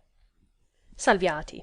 Io credo che voi vi inganniate d'assai e son sicuro che l'esperienza vi mostrerà il contrario e che la palla, arrivata che sia in terra, correrà insieme col cavallo, né gli resterà indietro se non quanto l'asprezza e l'inegualità della strada l'impedirà. E la ragione mi par pure assai chiara, imperocché quando voi stando fermo tiraste per terra la medesima palla, non continuerebbe ella il moto anco fuori dalla vostra mano, e per tanto più lungo intervallo, quanto la superficie fusse più eguale, sicché, verbi grazia, sopra il ghiaccio andrebbe lontanissima. Simplicio. Questo non ha dubbio quando io gli do impeto col braccio, ma nell'altro caso si suppone che colui che è sul cavallo la lasci solamente cadere. Salviati. Così voglio io che segua, ma quando voi la tirate col braccio, che altro rimane alla palla uscita che ella vi è di mano che il moto concepito dal vostro braccio, il quale, in lei conservato, continua di condurla innanzi. Ora che importa che quell'impeto sia conferito alla palla più dal vostro braccio che dal cavallo? Mentre che voi siete a cavallo, non corre la vostra mano ed in conseguenza la palla così veloce come il cavallo stesso? Certo sì. Adunque nell'aprir solamente la mano, la palla si parte col moto già concepito non dal vostro braccio, per moto vostro particolare, ma dal moto dependente dall'istesso cavallo che vien comunicato a voi, al braccio, alla mano e finalmente alla palla. Anzi, voglio dirvi di più, che se colui nel correre getterà col braccio la palla al contrario del corso, ella arrivata che sia in terra, talvolta ancorché scagliata al contrario, pur seguiterà il corso del cavallo, e talvolta resterà ferma in terra, e solamente si muoverà all'opposito del corso, quando il moto ricevuto dal braccio superasse in velocità quello della carriera. Ed è una vanità quella di alcuni che dicono potersi dal cavaliere lanciare una zagaglia per aria verso la parte del corso, e col cavallo seguirla e raggiungerla, e finalmente ripigliarla. È, dico, una vanità, perché, a far che il proietto vi torni in mano, bisogna tirarlo all'insù nel modo medesimo che se altri stesse fermo, perché, sia pure il corso quanto si voglia veloce, purché sia uniforme ed il proietto non sia una cosa leggerissima, sempre ricaderà in mano al proicente, e sia pur gettato in alto quanto si voglia. Sagredo. Da questa dottrina io vengo in cognizione di alcuni problemi assai curiosi in materia di questi proietti, il primo de quali dovrà parer molto strano al signor Simplicio.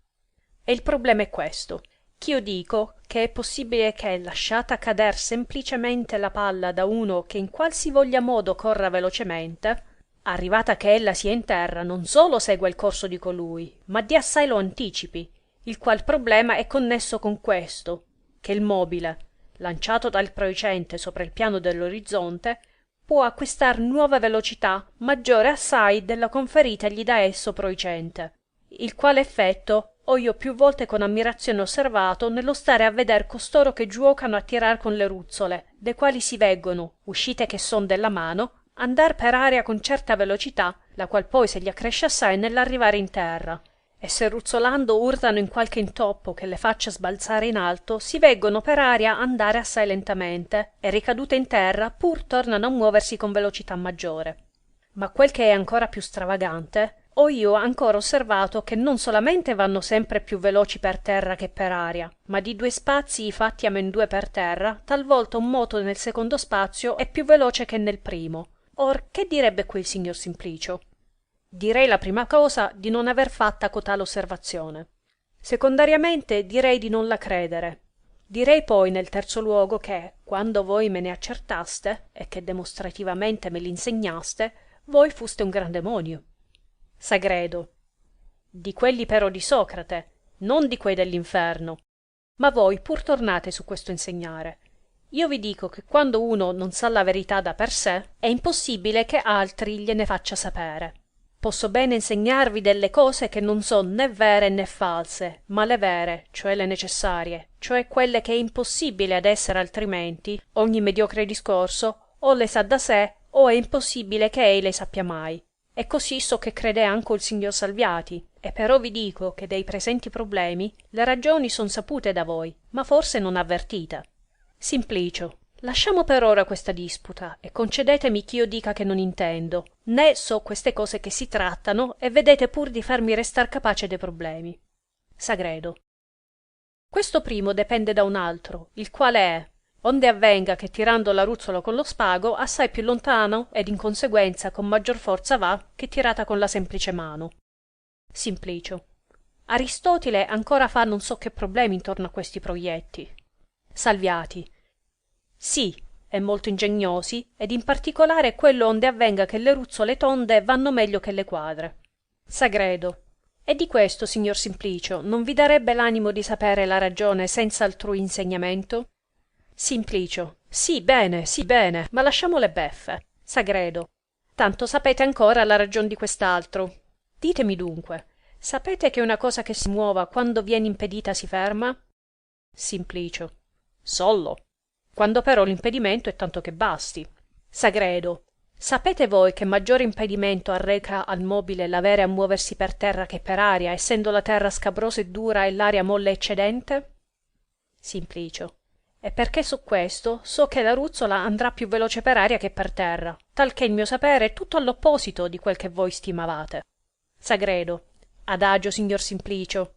Sapete voi che nelle parti di un mobile che giri intorno al suo centro si ritrovano movimenti verso tutte le bande? Sicché altre ascendono, altre descendono, altre vanno innanzi, altre all'indietro? Simplicio. Lo so, ed Aristotile me l'ha insegnato. Sagredo. E con qual dimostrazione? Ditemela di grazia. Simplicio. Con quella del senso. Sagredo. Adunque Aristotile vi ha fatto vedere quel che senza lui non avreste veduto? Avrebb'egli prestato mai i suoi occhi? Voi volevi dire che Aristotile ve l'aveva detto, avvertito, ricordato e non insegnato. Quando dunque una ruzzola, senza mutar luogo, gira in se stessa, non parallela, ma eretta all'orizzonte, alcune sue parti ascendono, le opposte descendono, le superiori vanno per un verso, l'inferiori per il contrario.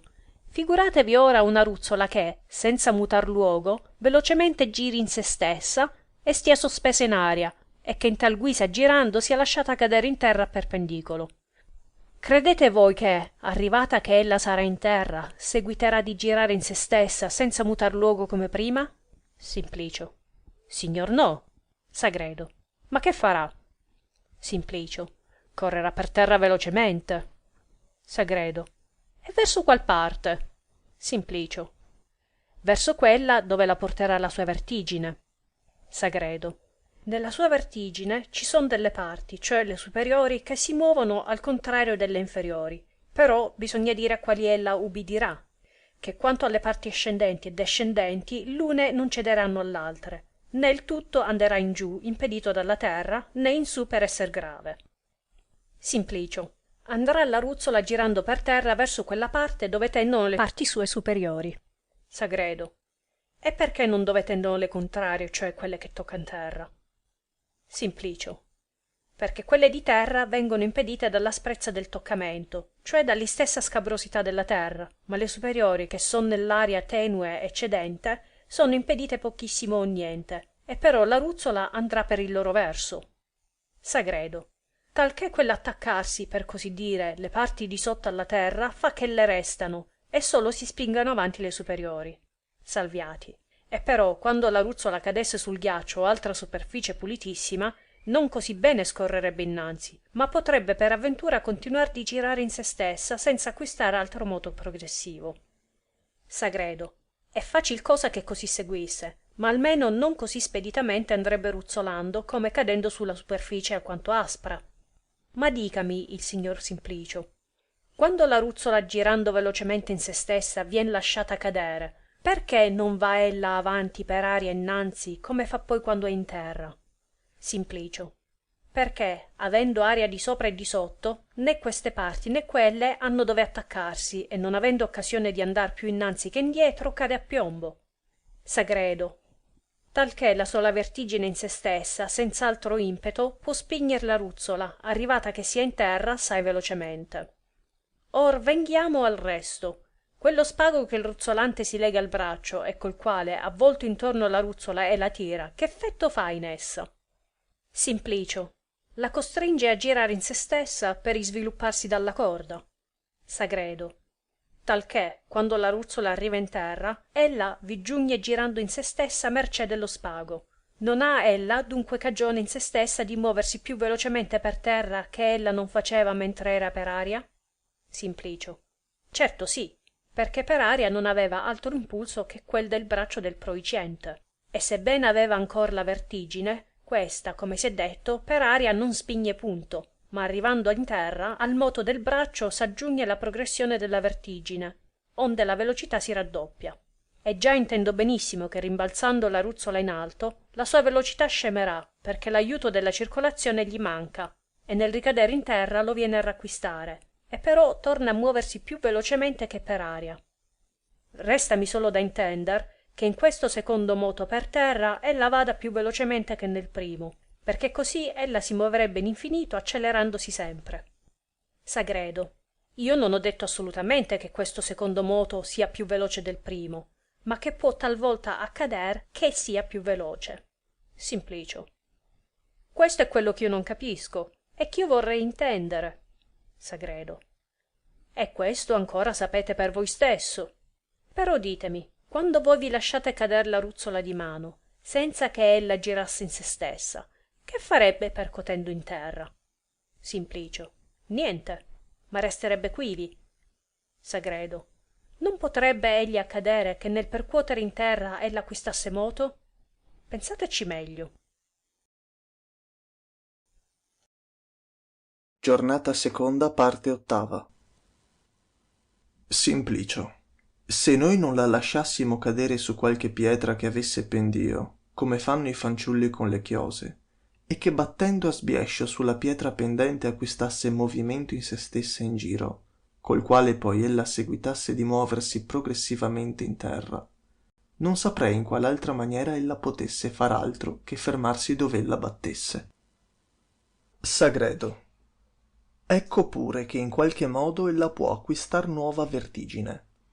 Quando dunque la ruzzola sbalzata in alto ricade in giù, perché non può ella abbattersi a dare sullo sbiescio di qualche sasso fitto in terra e che abbia il pendio verso dove è il moto, ed acquistando per tal percossa nuova vertigine oltre a quella prima dello spago, raddoppiare il suo moto e farlo più veloce che non fu nel suo primo battere in terra? Simplicio. Ora intendo che ciò può facilmente seguire, e vo considerando che quando la ruzzola si facesse girare al contrario, nell'arrivare in terra farebbe contrario effetto, cioè il moto della vertigine ritarderebbe quel del proicente. Sagredo. E lo ritarderebbe e l'impedirebbe talvolta del tutto, quando la vertigine fosse assai veloce. E di qui nasce la soluzione di quell'effetto che i giocatori di palla a corda più esperti fanno con loro vantaggio, cioè di ingannar l'avversario col trinciare, che tale è il lor termine, la palla, cioè rimetterla con la racchetta obliqua in modo che ella acquisti una vertigine in se stessa contraria al moto proietto. Dal che ne seguita che, nell'arrivare in terra, il balzo, che, quando la palla non girasse, andrebbe verso l'avversario porgendogli il consueto tempo di poterla rimettere, resta come morto, e la palla si schiaccia in terra, o meno assai del solito rimbalza, e rompe il tempo della rimessa. Per questo anco si veggono quelli che giocano con palle di legno a chi più s'accosta a un segno determinato. Quando giocano in una strada sassosa e piena d'intoppi da far deviare in 1000 modi la palla né punto andar verso il segno, per isfuggirli tutti, gettar la palla non ruzzolando per terra, ma di posta per aria, come se avessero a gettare una piastra piana. Ma perché nel gettar la palla ella esce di mano con qualche vertigine conferitale dalle dita, tutta volta che la mano si tenesse sotto la palla, come comunemente si tiene, onde la palla nel percuotere in terra presso il segno, tra il moto del proicente e quel della vertigine, scorrerebbe assai lontana. Per far ch'ella si fermi, abbrancano artifiziosamente la palla, tenendo la mano di sopra e la palla di sotto, alla quale nello scappare vien conferita dalle dita la vertigine al contrario, per la quale nel battere in terra vicino al segno quivi si ferma, o poco più avanti scorre. Ma per tornare al principal problema, che è stato causa di far nascere questi altri, dico che è possibile che uno mosso velocissimamente si lasci uscire una palla di mano, la quale, giunta che sia in terra, non solo seguiti il moto di colui, ma lo anticipi ancora, muovendosi con velocità maggiore. E per vedere un tale effetto voglio che il corso sia d'una carretta, alla quale per banda di fuori sia fermata una tavola pendente, sì che la parte inferiore resti verso i cavalli e la superiore verso le ruote di dietro. Ora, se nel maggior corso della carretta alcuno che vi sia dentro lascerà cadere una palla giù per il pendio di quella tavola, ella nel venir giù ruzzolando acquisterà vertigine in se stessa, la quale, aggiunta al moto impresso dalla carretta, porterà la palla per terra assai più velocemente della carretta. E quando si accomodasse un'altra tavola pendente all'opposito, si potrebbe temperare il moto della carretta in modo che la palla, scorsa giù per la tavola, nell'arrivare in terra restasse immobile, ed anco talvolta corresse al contrario della carretta. Ma troppo lungamente ci siam partiti dalla materia, e se il signor Simplicio resta pagato dalla soluzione del primo argomento contro alla mobilità della terra, preso dai cadenti a perpendicolo si potrà venire agli altri. Salviati. Le digressioni fatte fin qui non son talmente aliene dalla materia che si tratta che si possan chiamar totalmente separate da quella, oltre che dipendono i ragionamenti da quelle cose che si vanno destando per la fantasia non a un solo, ma a tre, che anco di più discorriamo per nostro gusto. Né siamo obbligati a quella strettezza che sarebbe a uno che ex professo trattasse metodicamente una materia, con intenzione anche di pubblicarla.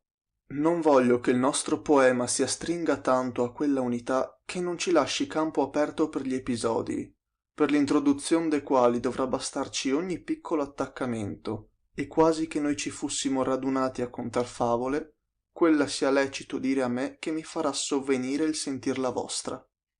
Sagredo.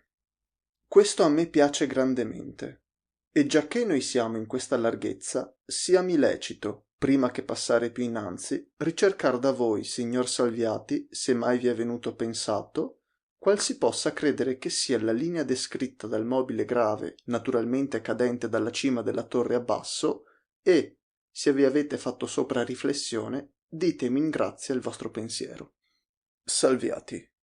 Io ci ho talvolta pensato, e non dubito punto che, quando altri fusse sicuro della natura del moto col quale il grave descende per condursi al centro del globo terrestre, mescolandolo poi col movimento comune circolare della conversione diurna, si troverebbe precisamente qual sorte di linea sia quella che dal centro della gravità del mobile viene descritta nella composizione di tali due movimenti. Sagredo. Del semplice movimento verso il centro, dipendente dalla gravità, credo che si possa assolutamente senza errore credere che sia per linea retta, quale appunto sarebbe quando la Terra fosse immobile. Salviati. Quanto a questa parte non solamente possiamo crederla, ma l'esperienza ce ne rende certi. Sagredo. Ma come ce ne assicura l'esperienza se noi non veggiamo mai altro moto che il composto degli due circolari ed in giù? Salviati. Anzi pur, signor Sagredo, non veggiamo noi altro che il semplice in giù. Avvenga che l'altro circolare, comune alla terra, alla torre e da noi, resta impercettibile e come nullo, e solo ci resta notabile quello della pietra non partecipato da noi. E di questo il senso dimostra che sia per linea retta, venendo sempre parallelo alla stessa torre, che sopra la superficie terrestre è fabbricata rettamente e da perpendicolo. Sagredo. Avete ragione, e ben troppo da poco mi son dimostrato, mentre non m'è sovvenuta una cosa sì facile. Ma giacché questo è notissimo, che altro dite voi di desiderare per intender la natura di questo movimento a basso? Salviati. Non basta intender che sia retto, ma bisogna sapere se sia uniforme oppure difforme, cioè se mantenga sempre un'istessa velocità oppur si vadia ritardando o accelerando. Sagredo. Già è chiaro che si va accelerando continuamente. Salviati. Né questo basta, ma converrebbe sapere secondo qual proporzione si faccia tale accelerazione, problema che sin qui non credo che sia stato saputo da filosofo né da matematico alcuno, ancora che da filosofi ed in particolare peripatetici siano stati volumi interi e grandissimi scritti intorno al moto. Simplicio. I filosofi si occupano sopra gli universali principalmente. Trovano le definizioni ed i più comuni sintomi, lasciando poi certe sottigliezze e certi tritumi, che son poi piuttosto curiosità, ai matematici. Ed Aristotele si è contentato di definire eccellentemente che cosa sia il moto in universale, e del locale mostrare i principali attributi, cioè che altro è naturale, altro violento, che altro è semplice, altro composto, che altro è equabile, altro accelerato. E dell'accelerato si è contentato di render la ragione dell'accelerazione, lasciando poi l'investigazione della proporzione di tale accelerazione e di altri più particolari accidenti al meccanico o ad altro inferiore artista. Sagredo. Tutto bene, signor Simplicio mio. Ma voi, signor Salviati, calandovi talvolta dal trono della maestà peripatetica, avete mai scherzato intorno all'investigazione di questa proporzione dell'accelerazione del moto dei gravi descendenti? Salviati. Non mi è stato bisogno di pensarvi, atteso che l'accademico, nostro comune amico, mi mostrò già un suo trattato del moto, dove era dimostrato questo con molti altri accidenti. ma troppo gran disgressione sarebbe se per questo volessimo interrompere il presente discorso, che pur esso ancora è una disgressione, e far, come si dice, una commedia in commedia. Sagredo. Mi contento d'assolvervi da tal narrazione per al presente, con patto però che questa sia una delle proposizioni riservate da esaminarsi tra le altre in altra particolar sessione, perché tal notizia è da me desideratissima. Ed intanto torniamo alla linea descritta dal grave cadente dalla sommità della torre sino alla sua base. Salviati.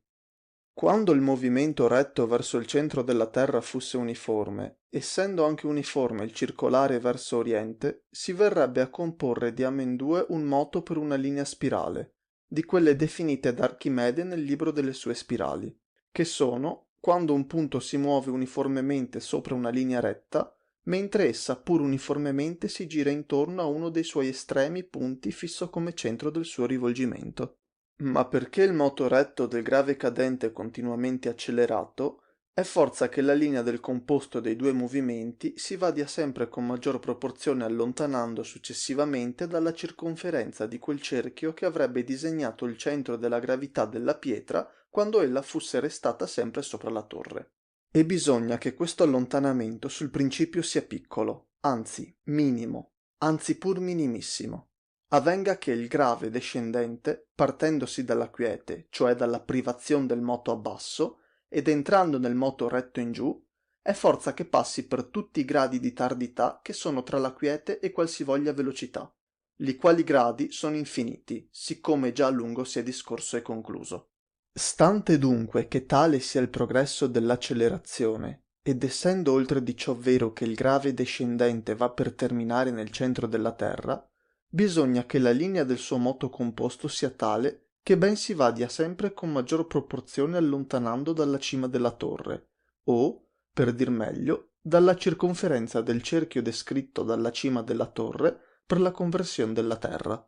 Ma che tali discostamenti siano minori e minori in infinito, quanto meno e meno il mobile si trova a essersi scostato dal primo termine, dove posava. Oltre di ciò, è necessario che questa tal linea del moto composto vada a terminar nel centro della Terra. Or fatti questi due presupposti, venni già descrivendo intorno al centro A, col semidiametro AB, il cerchio BI, rappresentantemi il globo terrestre, e prolungando il semidiametro AB in C, descrissi l'altezza della torre BC, la quale, portata dalla Terra sopra la circonferenza BI, descrive con la sua sommità l'arco CD. Divisa poi la linea CA, il mezzo in E, col centro E, intervallo EC, descrivo il mezzo cerchio CIA, per il quale dico ora che assai probabilmente si può credere che una pietra, cadendo dalla sommità della torre C, venga movendosi del moto composto del comune circolare e del suo proprio retto.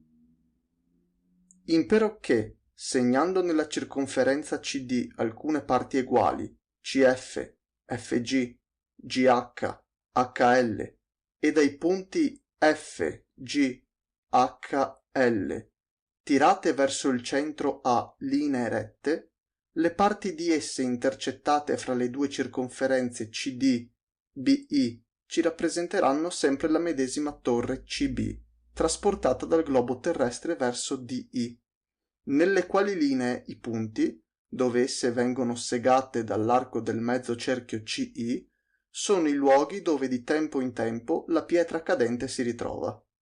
Li quali punti si vanno sempre con maggior proporzione allontanando dalla cima della torre, che è quello che fa che il moto retto fatto lungo la torre ci si mostra sempre più e più accelerato. Vedesi ancora come, mercé della infinita acutezza dell'angolo del contatto degli due cerchi DC-CI, il discostamento del cadente dalla circonferenza CFD, cioè dalla cima della torre, è verso il principio piccolissimo, che è quanto a dire il moto in giù esser lentissimo, e più tardo in infinito, secondo la vicinità al termine C, cioè allo stato della quiete. E finalmente si intende come in ultimo tal moto andrebbe a terminar nel centro della Terra A. Sagredo. Intendo perfettamente il tutto. Né posso credere che il mobile cadente descriva col centro della sua gravità altra linea che una simile. Salviati. Ma piano, signor Sagredo, che io ho da portarvi ancora 3 mie meditazioncelle, che forse non vi dispiaceranno. La prima delle quali è che, se noi ben consideriamo, il mobile non si muove realmente d'altro che di un moto semplice circolare, siccome, quando posava sopra la torre, pur si muoveva di un moto semplice e circolare. La seconda è ancora più bella, impero che egli non si muove punto più o meno che se fosse restato continuamente sulla torre, essendo che gli archi CF, FG, GH, eccetera, che egli avrebbe passati stando sempre sulla torre, sono precisamente uguali gli archi della circonferenza C' rispondenti sotto gli stessi CF, FG, GH, eccetera. Dal che ne seguita la terza meraviglia, che il moto vero e reale della pietra non viene altrimenti accelerato, ma è sempre equabile ed uniforme, poiché tutti gli archi eguali notati nella circonferenza CD ed i loro corrispondenti segnati nella circonferenza C' vengono passati in tempi eguali, talché noi venghiamo liberi di ricercare nuove cause di accelerazione o di altri moti, poiché il mobile, tanto stando sulla torre quanto scendendone, sempre si muove nel modo medesimo, cioè circolarmente, con la medesima velocità e con la medesima uniformità. Or ditemi quel che vi pare di questa mia bizzarria. Sagredo. Dicovi che non potrei abbastanza con parole esprimer quanto ella mi par meravigliosa, e per quanto al presente mi si rappresenta all'intelletto, io non credo che il negozio passi altrimenti, e volesse Dio che tutte le dimostrazioni dei filosofi avesser la metà della probabilità di questa. Vorrei bene per mia intera soddisfazione sentir la prova come quegli archi sieno eguali. Salviati. La dimostrazione è facilissima. Intendete esser tirata questa linea IE, ed essendo il semidiametro del cerchio CD, cioè la linea CA, doppio del semidiametro CE del cerchio CI, sarà la circonferenza doppia della circonferenza, ed ogni arco del maggior cerchio doppio di ogni arco simile del minore, ed in conseguenza la metà dell'arco del cerchio maggiore è uguale all'arco del minore. E perché l'angolo CEI, fatto nel centro E del minor cerchio, e che insiste sull'arco CI è doppio dell'angolo CAD fatto nel centro A del cerchio maggiore, al quale suttende l'arco CD, adunque l'arco CD è la metà dell'arco del maggior cerchio simile all'arco CI, e però i due archi CD-CI sono uguali, e negli stesso modo si dimostrerà di tutte le parti. Ma che il negozio, quanto al moto dei gravi descendenti, proceda così puntualmente, io per ora non lo voglio affermare. Ma dirò bene che se la linea descritta dal cadente non è questa per l'appunto, ella gli è sommamente prossima. Sagredo.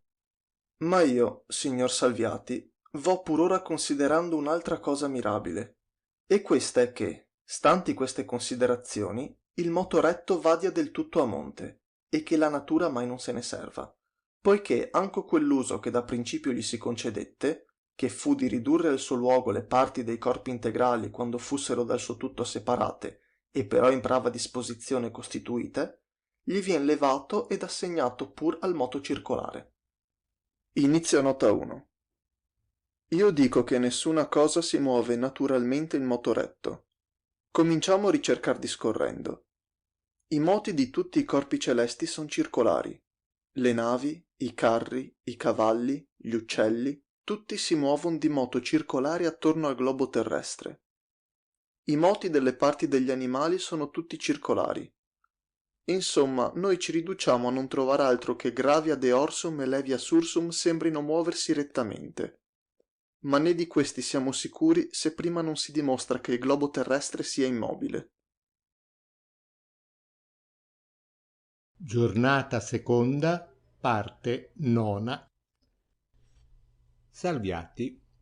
Questo seguirebbe necessariamente quando si fosse concluso il globo terrestre muoversi circolarmente, cosa che io non pretendo che sia fatta, ma solamente si è andato sin qui e si andrà considerando la forza delle ragioni che vengono assegnate dai filosofi per prova dell'immobilità della terra, delle quali questa prima, presa dai cadenti a perpendicolo, patisce le difficoltà che avete sentite, le quali non so di quanto momento siano parse al signor Simplicio, e però prima che passare al cimento degli altri argomenti sarebbe bene che i producesse se cosa ha da replicare in contrario.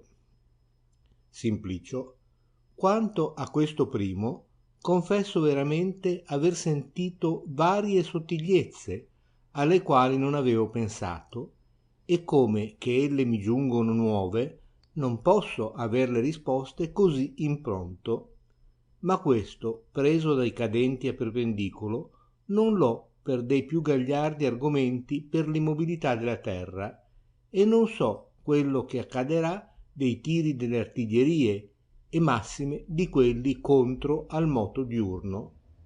Sagredo: tanto mi desse fastidio il volar degli uccelli, quanto mi fanno difficoltà le artiglierie e tutte le altre esperienze arrecate di sopra. Ma questi uccelli, che ad arbitrio loro volano innanzi e indietro e rigirano in 1000 modi, e quel che importa più, stanno le ore intere sospesi per aria, questi, dico, mi scompigliano la fantasia, ne so intendere come tra tante girandole e non ismarriscano il moto della terra, o come possin tener dietro a una tanta velocità che finalmente supera a parecchi e parecchi doppi il lor volo.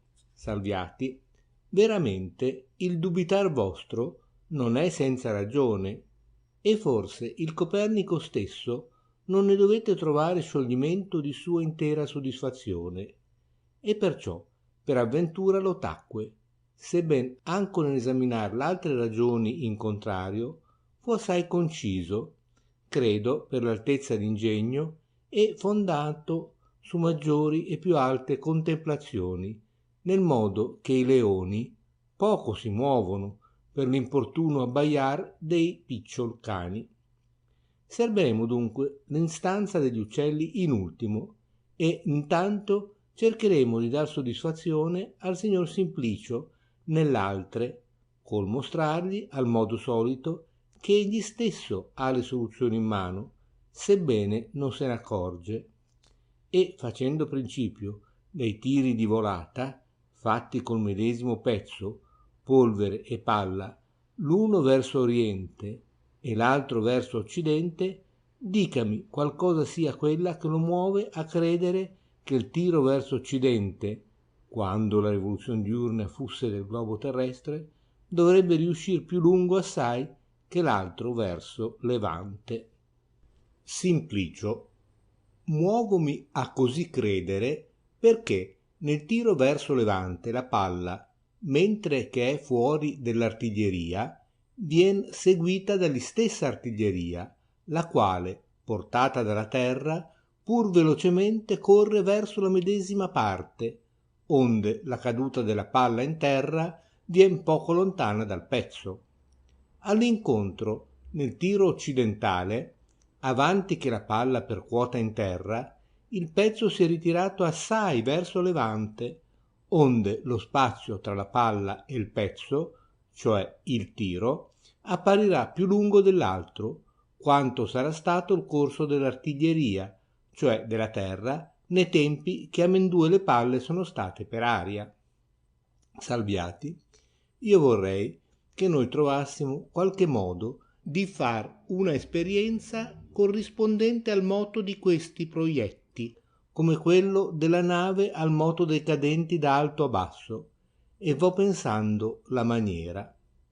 Sagredo: credo che prova assai accomodata sarebbe il pigliare una carrozzetta scoperta ed accomodare in essa un balestrone da bolsoni a mezza elevazione, acciò il tiro riuscisse il massimo di tutti, e mentre i cavalli corressero tirare una volta verso la parte dove si corre e poi un'altra verso la contraria, facendo benissimo notare dove si trova la carrozza in quel momento di tempo che il bolsone si ficca in terra, sì nell'uno come nell'altro tiro, che così potrà vedersi per appunto quanto l'uno riesce maggior dell'altro. Simplicio.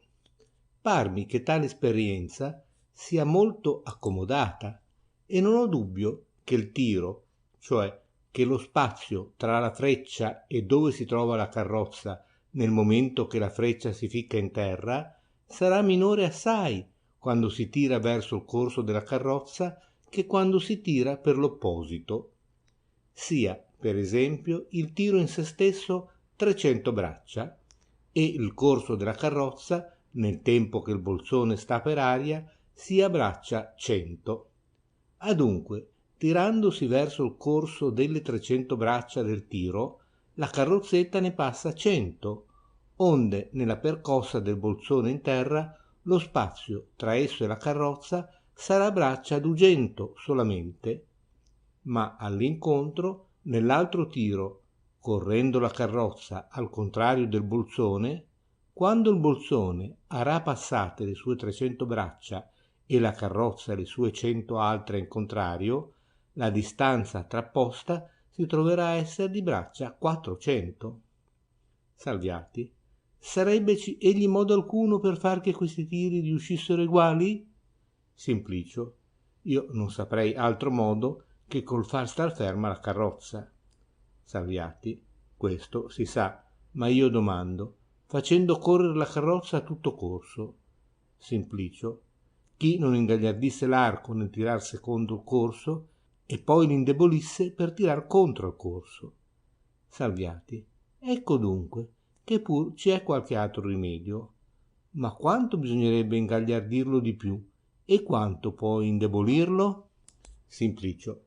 Nell'esempio nostro, dove abbiamo supposto che l'arco tirasse 300 braccia, bisognerebbe per il tiro verso il corso ingagliardirlo sì che tirasse braccia 400 e per l'altro indebolirlo tanto che non tirasse più di 200, perché così l'uno e l'altro tiro riuscirebbe di braccia 300 in relazione alla carrozza, la quale col suo corso di 100 braccia che ella sottrarrebbe al tiro delle 400 e l'aggiungerebbe a quel delle 200, verrebbe a ridurgli a men 2 alle 300.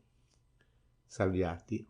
Ma che effetto fa nella freccia la maggior o minor gagliardia dell'arco? Simplicio.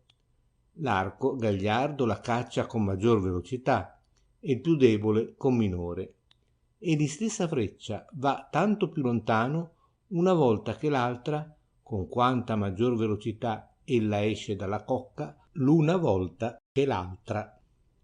Salviati. Talché per far che la freccia tirata tanto per l'uno quanto per l'altro verso s'allontani egualmente dalla carrozza corrente, bisogna che se nel primo tiro dell'esempio proposto ella si parte, verbi grazia, con 4 gradi di velocità, nell'altro tiro ella si parta con 2 solamente, ma se si adopera il medesimo arco, da esso ne riceve sempre 3 gradi. Simplicio. Così è, e per questo, tirando con l'arco medesimo, nel corso della carrozza i tiri non possono riuscire eguali. Salviati. Mi ero scordato di domandar con che velocità si suppone pur in questa esperienza particolare che corra la carrozza. Simplicio. La velocità della carrozza bisogna supporla di 1 grado, in comparazione di quella dell'arco che è 3. Salviati. Sì, così torna il conto giusto. Ma ditemi, quando la carrozza corre, non si muovono ancora con la medesima velocità tutte le cose che sono nella carrozza? Simplicio, senza dubbio. Salviati. Adunque il bolsone ancora e l'arco e la corda sulla quale è teso. Simplicio, così è. Salviati. Adunque, nello scaricare il bolsone verso il corso della carrozza, l'arco imprime i suoi 3 gradi di velocità in un bolsone, che ne ha già 1 grado, mercé della carrozza, che verso quella parte con tanta velocità lo porta, talché nell'uscir della cocca e si trova con 4 gradi di velocità, e dall'incontro, tirando per l'altro verso, il medesimo arco conferisce i suoi medesimi 3 gradi in un bolsone che si muove in contrario con 1 grado, talché nel separarsi dalla corda non gli restano altro che 2 soli gradi di velocità. Ma già voi stesso avete deposto che, per fare i tiri eguali, bisogna che il bolsone si parta una volta con 4 gradi e l'altra con 2. Adunque, senza mutar arco, l'istesso corso della carrozza è quello che aggiusta le partite, e l'esperienza è poi quella che le sigilla a coloro che non volessero o non potessero essere capaci della ragione.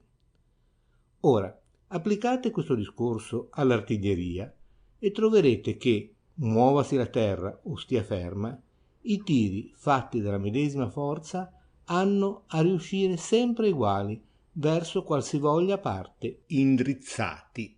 L'errore di Aristotile, di Tolomeo, di Ticone vostro e di tutti gli altri ha radice in quella fissa e inveterata impressione che la terra stia ferma, della quale non vi potete o sapete spogliare, né anco quando volete filosofare di quel che seguirebbe posto che la terra si movesse. E così, nell'altro argomento, non considerando che mentre che la pietra è sulla torre fa circa il muoversi e non muoversi quel che fa il globo terrestre, perché avete fisso nella mente che la terra stia ferma, discorrete intorno alla caduta del sasso sempre come se si partisse dalla quiete, dove che bisogna dire se la terra sta ferma, il sasso si parte dalla quiete e scende perpendicolarmente, ma se la terra si muove, la pietra altresì si muove con pari velocità, né si parte dalla quiete, ma dal moto eguale a quel della terra, col quale mescola il sopravveniente in giù e ne compone un trasversale. Simplicio. Ma Dio buono, come? Se ella si muove trasversalmente, la veggo io muoversi rettamente e perpendicolarmente? Questo è pure un negare il senso manifesto. E se non si deve credere al senso, per qual'altra porta si deve entrare a filosofare? Salviati. Rispetto alla terra, alla torre e a noi, che tutti di conserva ci moviamo col moto diurno insieme con la pietra, il moto diurno è come se non fusse, resta insensibile, resta impercettibile e senza azione alcuna, e solo ci resta osservabile quel moto del quale noi manchiamo, che è il venire a basso lambendo la torre. Voi non siete il primo che senta gran repugnanza in apprender questo, nulla operar il moto tra le cose delle quali egli è comune. Sagredo. Ora mi sovviene di certo mio fantasticamento che mi passò un giorno per l'imaginativa mentre navigava nel viaggio di Aleppo, dove andava consolo della nostra nazione, e forse potrebbe essere di qualche aiuto per esplicar questo nulla operare del moto comune, ed esser come se non fusse per tutti i partecipanti di quello, e voglio, se così piace al signor Simplicio, discorrer seco quello che allora fantasticava da me solo. Simplicio. La novità delle cose che sento mi fa curioso, nonché tollerante di ascoltare, però dite pure. Sagredo. Se la punta di una penna da scrivere, che fusse stata in nave per tutta la mia navigazione, da Venezia sino in Alessandretta, avesse avuto facoltà di lasciar visibil segno di tutto il suo viaggio, che vestigio, che nota, che linea avrebbe ella lasciata? Simplicio. Avrebbe lasciato una linea distesa da Venezia sin là, non perfettamente diritta, o per dir meglio, distesa in perfetto arco di cerchio, ma dove più e dove meno flessuosa, secondo che il vascello fusse andato or più or meno fluttuando. ma questo inflettersi in alcuni luoghi un braccio o due, a destra o a sinistra, in alto o a basso, in una lunghezza di molte centinaia di miglia, piccola alterazione avrebbe arrecato all'intero tratto della linea, sicché appena sarebbe stato sensibile, e senza error di momento si sarebbe potuta chiamare una parte d'arco perfetto. Sagredo. Sicché il verissimo moto di quella punta di penna sarebbe anco stato un arco di cerchio perfetto, quando il moto del vascello, tolta la fluttuazione dell'onde, fusse stato placido e tranquillo. E se io avessi tenuta continuamente quella medesima penna in mano e solamente l'avessi talvolta mossa un dito o due in qua o in là, quale alterazione arei io arrecata a quel suo principale e lunghissimo tratto? Simplicio, minore di quella che arrecherebbe a una linea retta lunga 1000 braccia il declinare in vari luoghi dall'assoluta rettitudine quanto è un occhio di pulce. Sagredo.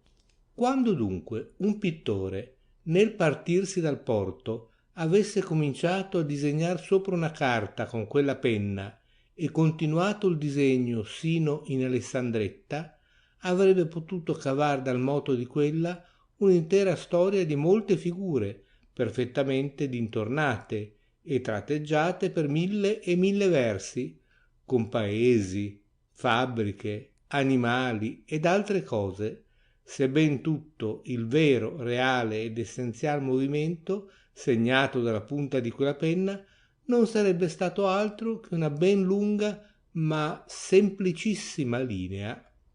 E quanto all'operazione propria del pittore, li stesso a capello avrebbe delineato quando la nave fusse stata ferma, che poi del moto lunghissimo della penna non resti altro vestigio che quei tratti segnati sulla carta, la cagione ne è l'esser stato il gran moto da Venezia in Alessandretta comune della carta e della penna e di tutto quello che era in nave, ma i moti piccolini innanzi e indietro, a destra ed a sinistra, comunicati dalle dita del pittore alla penna e non al foglio, per esser proprii di quella, potettero lasciar di sé vestigio sulla carta, che a tali movimenti restava immobile.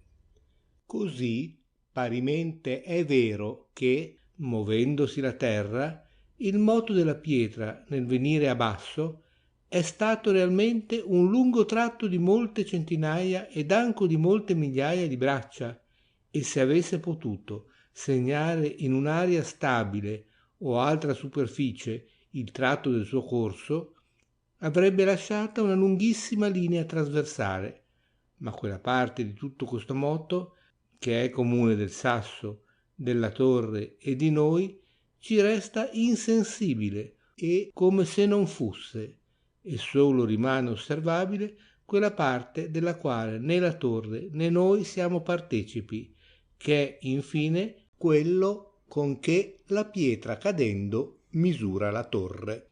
Salviati. Sottilissimo pensiero per esplicar questo punto assai difficile per esser capito da molti. Or, se il signor Simplicio non vuole replicar altro, possiamo passare all'altre esperienze, lo scioglimento delle quali riceverà non poca agevolezza dalle cose dichiarate sin qui. Simplicio. Io non ho che dir altro, ed era mezzo astratto su quel disegno e sul pensare come quei tratti tirati per tanti versi, di qua, di là, in su, in giù, innanzi, indietro e ntrecciati con 100.000 ritortole, non sono in essenza e realissimamente altro che pezzuoli di una linea sola, tirata tutta per un verso medesimo, senza aver un'altra alterazione che il declinar del tratto dirittissimo, talvolta un pochettino a destra e a sinistra, e il muoversi la punta della penna or più veloce ed or più tarda, ma con minima inegualità. E considero che nel medesimo modo si scriverebbe una lettera, e che questi scrittori più leggiadri, che per mostrar la scioltezza della mano, senza staccar la penna dal foglio, in un sol tratto segnano con 1000 e 1000 ravvolgimenti una vaga intrecciatura, quando fussero in una barca che velocemente scorresse, convertirebbero tutto il moto della penna, che in essenza è una sola linea tirata tutta verso la medesima parte e pochissimo inflessa o declinante dalla perfetta drittezza, in un ghirigoro. Ed ho gran gusto che il signor Sagredo m'abbia destato questo pensiero. Però seguitiamo innanzi, che la speranza di poterne sentir degli altri mi terrà più attento. Sagredo. Quando voi aveste curiosità di sentir di simili arguzie, che non sovvengono così a ognuno, non ce ne mancano, e massime in questa cosa della navigazione. E non vi parrà un bel pensiero quello che mi sovvenne pur nella medesima navigazione, quando mi accorsi che l'albero della nave, senza rompersi o piegarsi, aveva fatto più viaggio con la gaggia, cioè con la cima, che col piede? Perché la cima, essendo più lontana dal centro della terra, che non è il piede, veniva ad aver descritto un arco di un cerchio maggiore del cerchio per il quale era passato il piede. Simplicio. E così, quando un uomo cammina, fa più viaggio col capo che coi piedi? Sagredo. L'avete da per voi stesso e di vostro ingegno penetrata benissimo. Ma non interrompiamo il signor Salviati. Salviati. Mi piace di veder che il signor Simplicio si va addestrando, se però il pensiero è suo, e non l'ha imparato da certo libretto di conclusioni, dove ne sono parecchi altri non men vaghi ed arguti. Segue che noi parliamo dell'artiglieria eretta a perpendicolo sopra l'orizzonte, cioè del tiro verso il nostro vertice, e finalmente del ritorno della palla per l'istessa linea sopra l'istesso pezzo, ancorché nella lunga dimora che ella sta separata dal pezzo, la terra l'abbia per molte miglia portato verso levante. E par che per tanto spazio dovrebbe la palla cader lontana dal pezzo verso occidente, il che non accade. Adunque l'artiglieria, senza essersi mossa, l'ha aspettata. La soluzione è l'istessa che quella della pietra cadente dalla torre, e tutta la fallacia e l'equivocazione consiste nel suppor sempre per vero quello che è in quistione, perché l'avversario ha sempre fermo nel concetto che la palla si parta dalla quiete nel venir cacciata dal fuoco fuor del pezzo, e partirsi dallo stato di quiete non può esser se non supposta la quiete del globo terrestre, che è poi la conclusione di che si quistioneggia. Replico, pertanto, che quelli che fanno la terra mobile rispondono che l'artiglieria e la palla che vi è dentro participano il medesimo moto che ha la terra, anzi che questo insieme con lei anneglino da natura, e che però la palla non si parte altrimenti dalla quiete, ma congiunta col suo moto intorno al centro, il quale dalla proiezione in su non ne vien né tolto né impedito. Ed in tal guisa, seguitando il moto universale della terra verso oriente, sopra l'istesso pezzo di continuo si mantiene sì nell'alzarsi come nel ritorno, e l'istesso vedrete voi accadere facendo l'esperienza in nave di una palla tirata in su a perpendicolo con una balestra, la quale ritorna nell'istesso luogo, muovasi la nave o stia ferma. Sagredo. Questo soddisfa benissimo al tutto, ma perché ho veduto che il signor Simplicio prende gusto di certe arguzie da chiappar, come si dice, il compagno, gli voglio domandare se, supposto per ora che la terra stia ferma e sopra essa l'artiglieria è retta perpendicolarmente e drizzata al nostro zenith, egli ha difficoltà nessuna in intendere che quello è il vero tiro a perpendicolo e che la palla nel partirsi e nel ritorno sia per andar per l'istessa linea retta, intendendo sempre rimossi tutti gli impedimenti esterni ed accidentarii. Simplicio, io intendo che il fatto deva succeder così per appunto. Giornata seconda, parte 10. Sagredo. Ma quando l'artiglieria si piantasse non a perpendicolo, ma inclinata verso qualche parte, qual dovrebbe essere il moto della palla?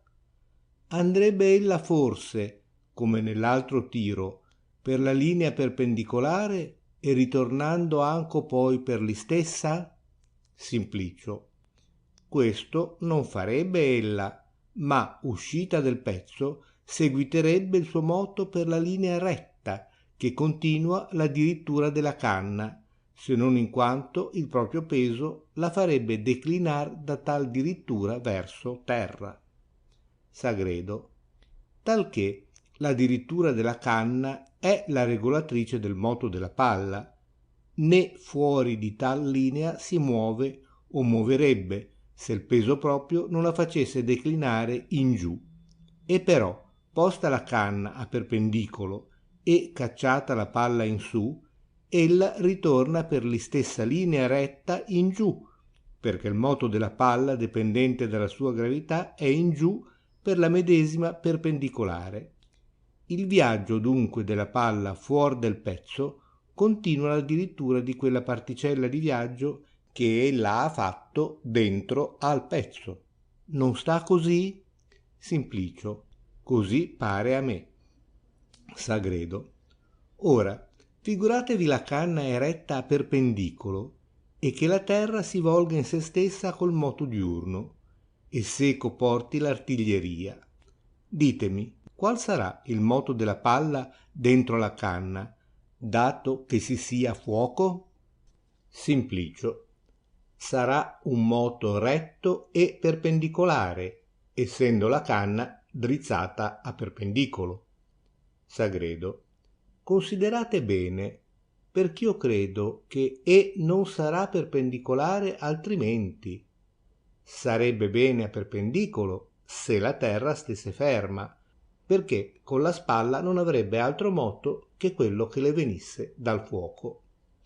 Ma quando la terra giri, la palla, che è nel pezzo, ha essa ancora il moto diurno, talché sopravvenendole l'impulso del fuoco, ella cammina dalla culatta del pezzo alla bocca di 2 movimenti, dal composto dei quali ne risulta il moto fatto dal centro della gravità della palla essere una linea inclinata e, per più chiara intelligenza, sia l'artiglieria AC, figura 2, eretta, ed in essa la palla B. È manifesto che stando il pezzo immobile e datogli fuoco, la palla uscirà per la bocca A ed avrà col suo centro, camminando pel pezzo, descritta la linea perpendicolare BA e quella addirittura andrà seguitando fuor del pezzo, movendosi verso il vertice. Ma quando la terra andasse in volta ed in conseguenza seco portasse l'artiglieria, nel tempo che la palla cacciata dal fuoco si movesse per la canna, l'artiglieria portata dalla terra passerebbe nel sito DE e la palla B nello sboccare sarebbe alla gioia D ed il moto del centro della palla sarebbe stato secondo la linea BD, non più perpendicolare, ma inclinata verso levante. E dovendo, come già s'è concluso, continuar la palla il suo moto per l'aria secondo la direzione del moto fatto nel pezzo, il moto seguirà conforme all'inclinazione della linea BD e così non sarà altrimenti perpendicolare, ma inclinato verso levante, verso dove ancora cammina il pezzo. Onde potrà la palla seguire il moto della terra e del pezzo. Or eccovi, signor Simplicio, mostrato come il tiro, che pareva dover essere a perpendicolo, non è altrimenti. Simplicio. Io non resto ben capace di questo negozio. E voi, signor Salviati? Salviati. Io ne resto in parte, ma vi ho non so che scrupolo, che Dio voglia che io lo sappia spiegare.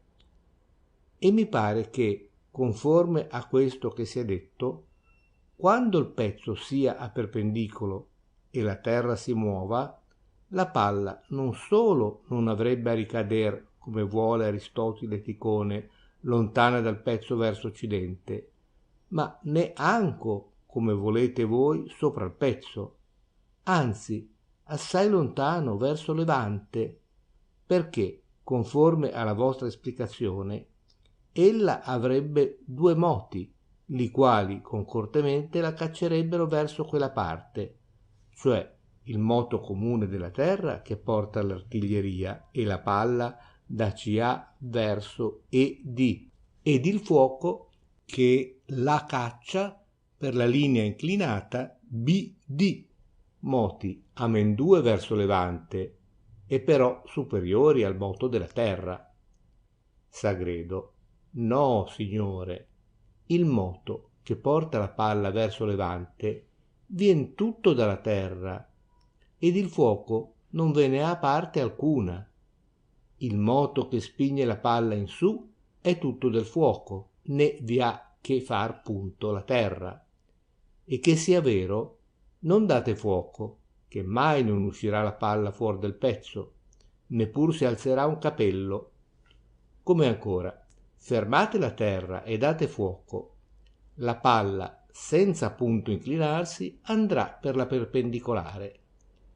Avendo dunque la palla due moti, uno in su e l'altro in giro, de quali si compone il trasversale BD, l'impulso in su è tutto del fuoco, il circolare vien tutto dalla terra, e da qual della terra è eguale, e perché gli è eguale, la palla si mantien sempre a perpendicolo sopra la bocca dell'artiglieria e finalmente in quella ricade e mantenendosi sempre sopra la dirittura del pezzo apparisce ancora continuamente sopra il capo di chi è vicino al pezzo e però ci pare che ella giusto a perpendicolo salga verso il nostro vertice. Simplicio.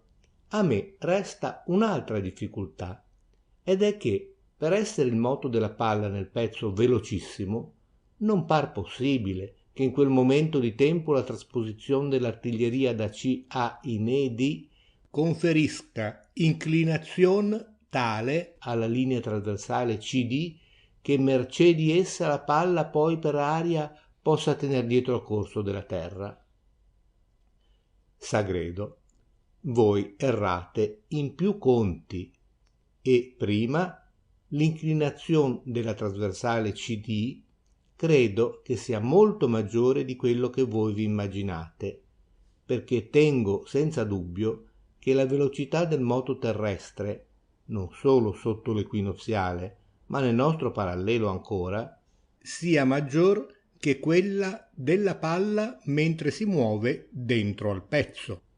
Sì che l'intervallo CE sarebbe assolutamente maggiore che tutta la lunghezza del pezzo e l'inclinazione della trasversale maggiore in conseguenza di mezzo angolo retto. Ma o sia poca o sia molta la velocità della terra in comparazione di quella del fuoco, questo non importa niente, perché se la velocità della terra è poca ed in conseguenza poca l'inclinazione della trasversale, di poca inclinazione ci è anco di bisogno per far che la palla continui di mantenersi nella sua volata sopra il pezzo.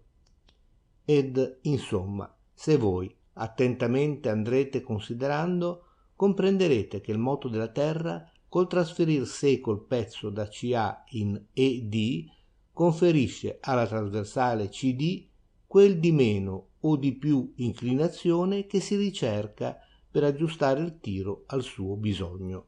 Ma errate secondariamente mentre voleste riconoscer la facoltà del tener dietro la palla al moto della terra dall'impeto del fuoco, e ricadete nell'errore in che pareva essere in corso poco fa il signor Salviati, perché il tener dietro la terra è l'antichissimo e perpetuo moto partecipato indelebilmente ed inseparabilmente da essa palla, come da cosa terrestre, e che per sua natura lo possiede e lo possederà in perpetuo. Salviati.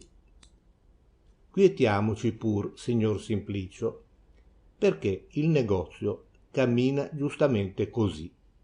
Ed ora, da questo discorso vengo a intendere la ragione di un problema venatorio di questi imberciatori che con l'archibuso ammazzano gli uccelli per aria. E perché io mi era immaginato che per correre l'uccello fermassero la mira lontana dall'uccello, anticipando per certo spazio e più o meno secondo la velocità del volo e la lontananza dell'uccello, acciò che sparando e andando la palla addirittura della mira venisse ad arrivare negli stesso tempo al medesimo punto, essa col suo moto e l'uccello col suo volo, e così si incontrassero. Domandando ad uno di loro se la lor pratica fusse tale, mi rispose di no, ma che l'artifizio era assai più facile e sicuro, e che operano nello stesso modo per appunto che quando tirano all'uccello fermo, cioè che aggiustano la mira all'uccello volante, e quello col muover l'archibuso vanno seguitando, mantenendogli sempre la mira addosso sinché sparano, e che così gli imberciano come gli altri fermi. Bisogna dunque che quel moto, benché lento, che l'archibuso fa nel volgersi secondando con la mira al volo dell'uccello, si comunichi alla palla ancora, e che in essa si congiunga con l'altro del fuoco, sì che la palla abbia dal fuoco il moto diritto in alto e dalla canna il declinar secondando il volo dell'uccello, giusto come pur ora si è detto del tiro d'artiglieria, dove la palla ha dal fuoco l'andare in alto verso il vertice e dal moto della terra il piegar verso oriente, e di amendue farne un composto che segua il corso della terra, e che a chi la guarda apparisca solo di andare a dritto in su, ritornando per la medesima linea di poi in giù.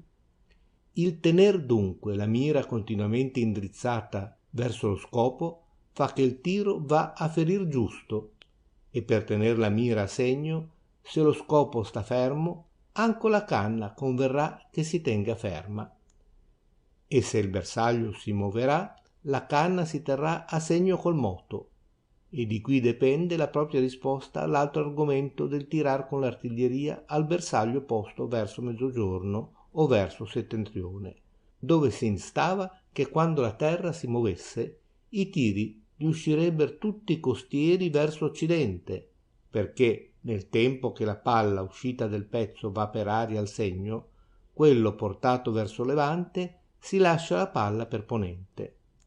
Rispondo dunque domandando se, aggiustata che si sia l'artiglieria al segno e lasciata star così, ella continua a rimirar sempre l'istesso segno, muovasi la terra o stia ferma? Convien rispondere che la mira non si muta altrimenti, perché se lo scopo sta fermo, l'artiglieria parimente sta ferma, e se quello portato dalla terra si muove, muovesi con l'istesso tenore l'artiglieria ancora, e, mantenendosi la mira, il tiro riesce sempre giusto, come per le cose dette di sopra è manifesto. Sagredo. fermate un poco in grazia, signor Salviati, sin che io proponga alcun pensiero che mi sia mosso intorno a questi imberciatori d'uccelli volanti, il modo dell'operar de quali credo che sia qual voi dite, e credo che l'effetto parimente segua del ferir l'uccello, ma non mi par già che tale operazione sia del tutto conforme a questa dei tiri dell'artiglieria, li quali debbon colpire tanto nel moto del pezzo e dello scopo, quanto nella quiete comune di amendue. E le difformità mi paion queste.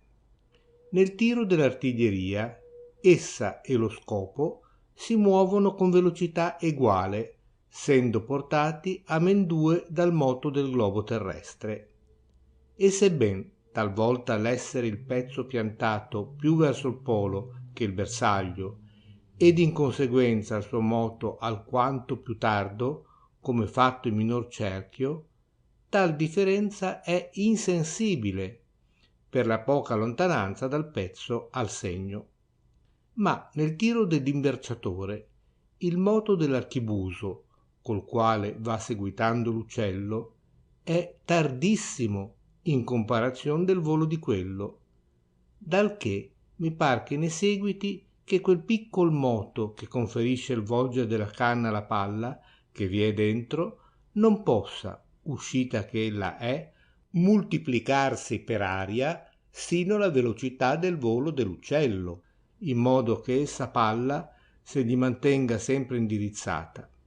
Anzi, par che debba anticiparla e lasciarsela alla coda. Aggiugnesi che in questo atto l'aria per la quale debbe passar la palla non si suppone che abbia il moto dell'uccello, ma ben nel caso dell'artiglieria essa e il bersaglio e l'aria intermedia participano egualmente il moto universal diurno, talché del colpire dell'imberciatore crederei che ne fusser cagioni, oltre al secondare il volo col moto della canna, l'anticiparlo alquanto col tener la mira innanzi, ed oltre a ciò il tirar, com'io credo, non con una sola palla, ma con buon numero di palline, le quali, allargandosi per aria, occupano spazio assai grande, ed oltre a questo l'estrema velocità con la quale dall'uscita della canna si conducono all'uccello.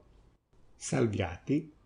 Ed ecco di quanto il volo dell'ingegno del signor Sagredo anticipa e previene la tardità del mio, il quale forse arebbe avvertite queste disparità, ma non senza una lunga applicazione di mente. Ora, tornando alla materia, ci restano da considerar i tiri di punto in bianco verso levante e verso ponente, i primi de quali, quando la terra si muovesse, dovrebbon riuscir sempre alti sopra il bersaglio e i secondi bassi. Avvenga che le parti della terra orientali per il moto diurno si vanno continuamente abbassando sotto la tangente parallela all'orizzonte, che però ci appariscono le stelle orientali elevarsi e dall'incontro le parti occidentali si vengono alzando, onde le stelle occidentali mostrano di abbassarsi. E però i tiri, che son aggiustati secondo la detta tangente allo scopo orientale, il quale, mentre la palla vien per la tangente si abbassa, dovrebber riuscir alti e gli occidentali bassi, mediante l'alzamento del bersaglio mentre la palla corre per la tangente. La risposta è simile all'altre, perché siccome lo scopo orientale per il moto della terra si va continuamente abbassando sotto una tangente che restasse immobile, così anche il pezzo per la medesima ragione si va continuamente inclinando e seguitando di rimirar sempre l'istesso scopo, onde i tiri ne riescon giusti. Ma qui mi par opportuna occasione di avvertir certa larghezza che vien fatta, forse con soverchia liberalità, dai seguaci del Copernico alla parte avversa. Dico di concedergli come sicure e certe alcune esperienze che gli avversarii veramente non hanno mai fatte, come, verbigrazia, quella dei cadenti dall'albero della nave mentre è in moto, ed altre molte, tra le quali tengo per fermo che una sia questa, del far prova se i tiri d'artiglieria orientali riescono alti e gli occidentali bassi, e perché credo che non l'abbiano mai fatta, vorrei che mi dicessero qual diversità e credono che si dovrebbe scorgere tra i medesimi tiri, posta la terra immobile o postala mobile. E per loro risponda adesso il signor Simplicio. Simplicio: io non mi voglio arrogare di risponder così fondatamente come forse qualche altro più intendente di me, ma dirò quello che penso, così all'improvviso, e risponderebbero che è in effetto quello che già è stato prodotto, cioè che quando la terra si movesse i tiri orientali riuscirebbero sempre alti, eccetera, dovendo, come par verisimile, muoversi la palla per la tangente. Salviati: ma s'io dicessi che così segue in effetto, come fareste a reprovare il mio detto? Simplicio: converrebbe venir all'esperienza per chiarirsene. Salviati: ma credete voi che si trovasse bombardier così pratico che togliesse a dar nel bersaglio ogni tiro nella distanza verbigrazia di 500 braccia? Simplicio: signor no, e credo che non sarebbe alcuno, per esperto che fusse, che si promettesse di non errar ragguagliatamente più d'un braccio. Salviati: come dunque ci potremmo, con tiri così fallaci, assicurar in quello di che dubitiamo? Simplicio: potremmoci assicurar in due modi, l'uno col tirar molti tiri e l'altro perché rispetto alla gran velocità del moto della terra la deviazione dallo scopo sarebbe per mio parer grandissima. Salviati: grandissima, cioè assai più d'un braccio, già che il variar di tanto ed anco di più si concede che accaschi ordinariamente anco nella quiete del globo terrestre. Simplicio: credo fermamente che la variazione sarebbe assai maggiore. Salviati: or voglio che per nostro gusto facciamo, così alla grossa, un poco di calcolo, se così vi piace, che ci servirà anco, se il computo batterà come spero, per avvertimento di non se ne andar in altre occorrenze, come si dice, così facilmente preso alle grida, e porger l'assenso a tutto quello che prima ci si rappresenta alla fantasia, e per dare ancora tutti i vantaggi ai peripatetici e ticonici, voglio che ci figuriamo esser sotto l'equinoziale, per tirar con una colubrina di punto bianco verso occidente, al bersaglio in 500 braccia di distanza.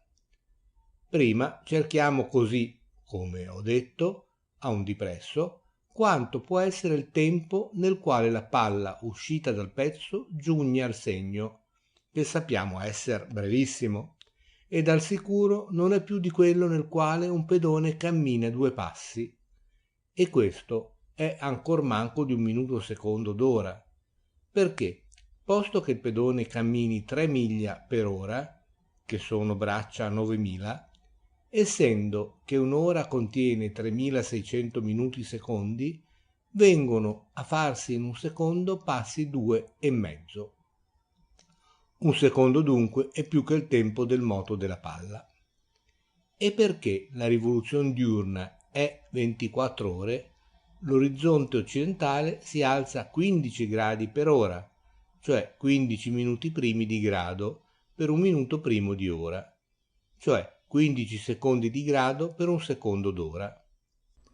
E perché 1 secondo è il tempo del tiro, adunque in questo tempo si alza l'orizzonte occidentale 15 secondi di grado, e tanto ancora il bersaglio.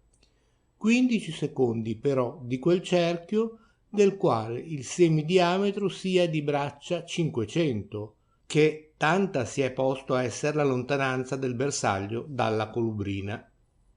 Or guardiamo nella tavola degli archi e corde, che ecco qui appunto il libro del Copernico.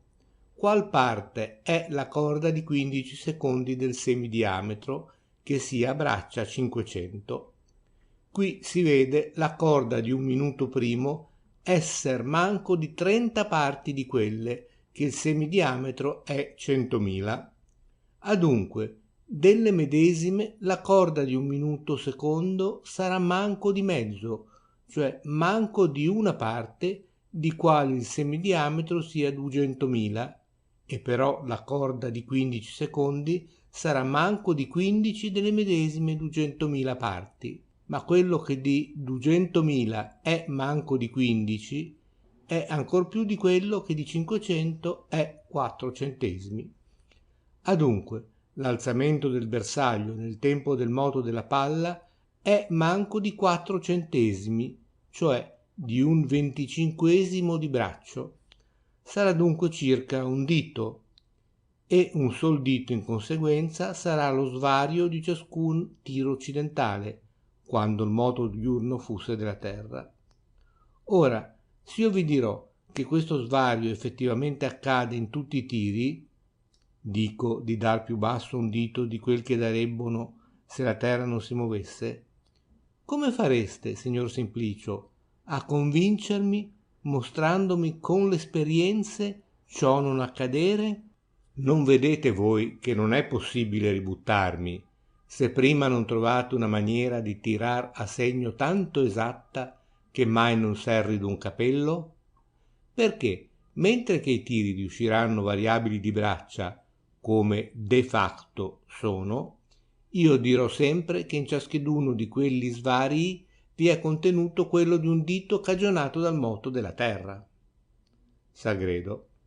Perdonatemi, signor Salviati, voi siete troppo liberale, perché io direi ai peripatetici che, quando bene ogni tiro investisse il centro stesso del bersaglio, ciò non contrarierebbe punto al moto della terra, imperrocché i bombardieri si sono esercitati sempre in aggiustar la mira al bersaglio ed hanno fatto la pratica di mettere il pezzo a segno in modo che ci dien dentro stante il moto della terra.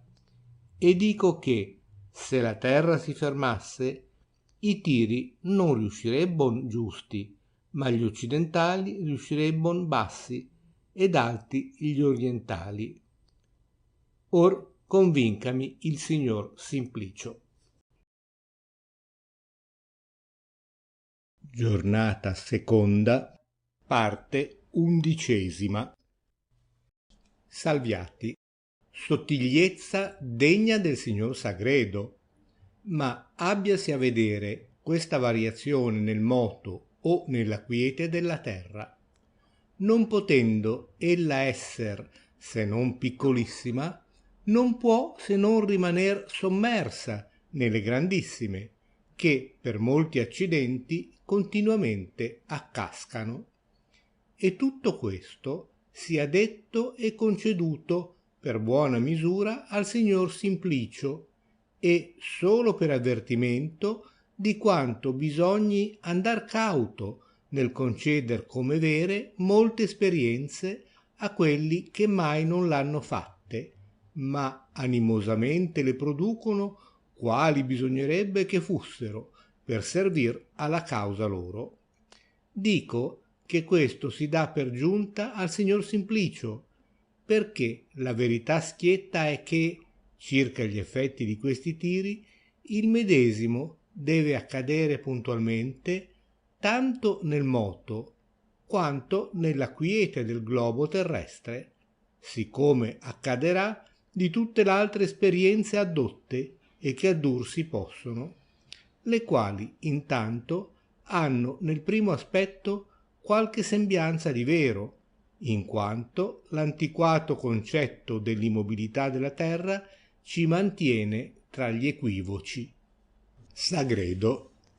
Io, per la parte mia, resto sin qui soddisfatto a pieno, ed intendo benissimo che chiunque si imprimerà nella fantasia questa general comunicanza della diurna conversione fra tutte le cose terrestri, alle quali tutte ella naturalmente convenga, in quel modo che nel vecchio concetto stimavano convenirgli la quiete intorno al centro, senza veruno intoppo discernerà la fallacia e l'equivocazione, che faceva parer gli argomenti prodotti esser concludenti.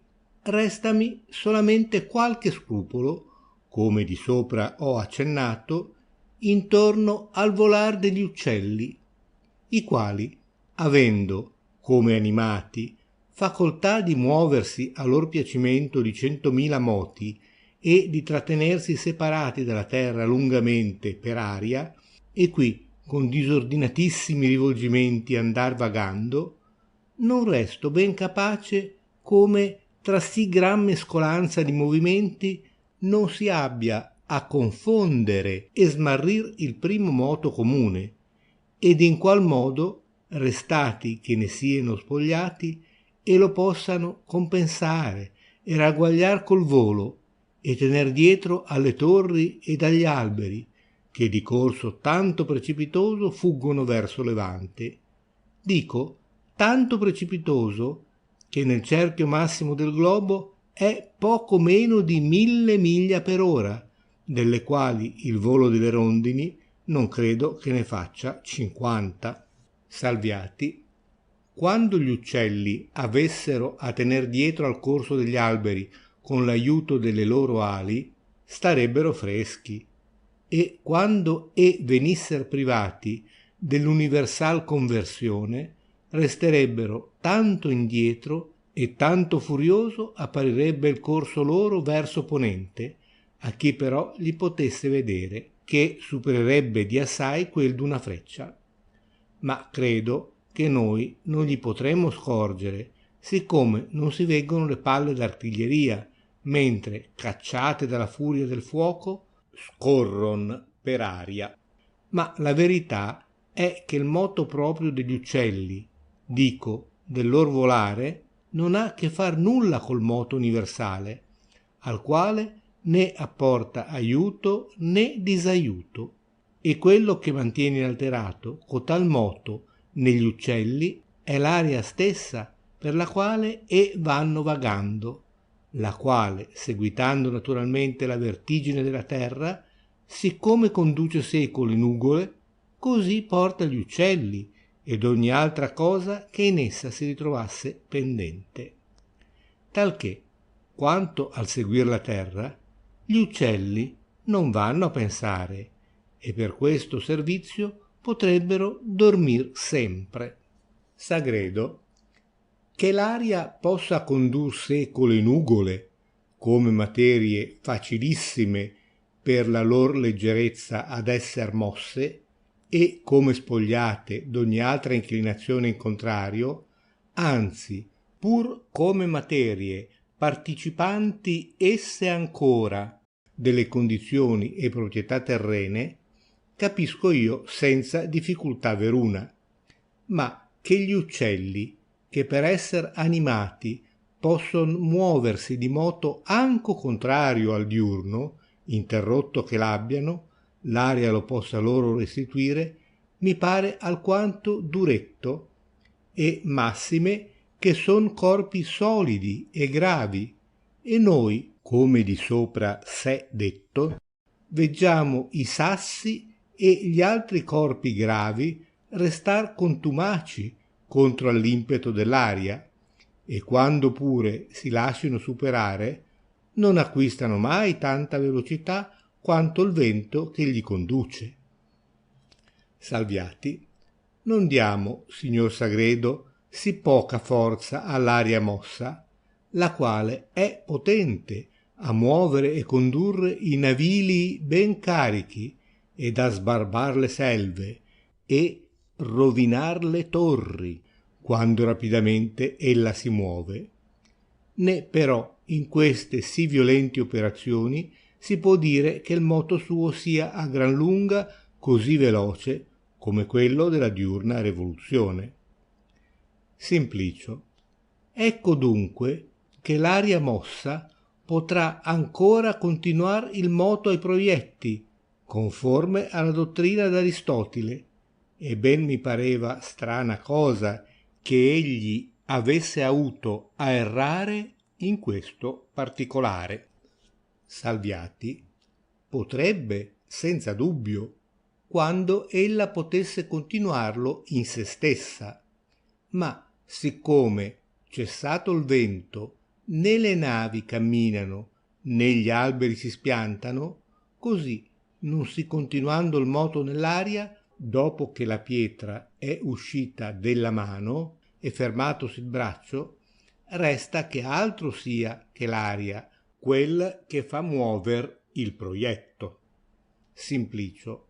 E come, cessato il vento, cessa il moto della nave? Anzi, si vede che, fermato il vento ed anco ammainate le vele, il vascello dura a scorrer le miglia intere. Salviati. Ma questo è contro di voi, signor Simplicio, poiché, fermata l'aria che ferendo le vele conduceva al navilio, ad ogni modo senza l'aiuto del mezzo ei continua il corso. Simplicio. Si potrebbe dire che fosse l'acqua il mezzo che conducesse la nave e le mantenesse il moto. Salviati. Potrebbesi veramente dire, per dir tutto l'opposito del vero, perché la verità è che l'acqua, con la sua gran resistenza all'essere aperta dal corpo del vascello, con gran fremito gli contrasta, né gli lascia concepir a gran pezzo quella velocità che il vento gli conferirebbe quando l'ostacolo dell'acqua non vi fusse. Voi, signor Simplicio, non dovete mai aver posto mente con qual furia l'acqua venga strisciando intorno alla barca, mentre ella velocemente, spinta dai remi o dal vento, scorre per l'acqua stagnante, che, quando voi aveste badato a un tal effetto, non vi verrebbe ora in pensiero di produr simil vanità, e vo comprendendo che voi siate s'inquistato del gregge di coloro che, per apprender come passino simili negozii e per acquistar le notizie degli effetti di natura, e non vadano su barche o intorno a balestre e artiglierie, ma si ritirano in istudio a scartabellar gli indici e i repertorii per trovar se Aristotile ne ha detto niente, ed assicurati che si sono del vero senso del testo, né più oltre desiderano, né altro stimano che saper se ne possa. Sagredo.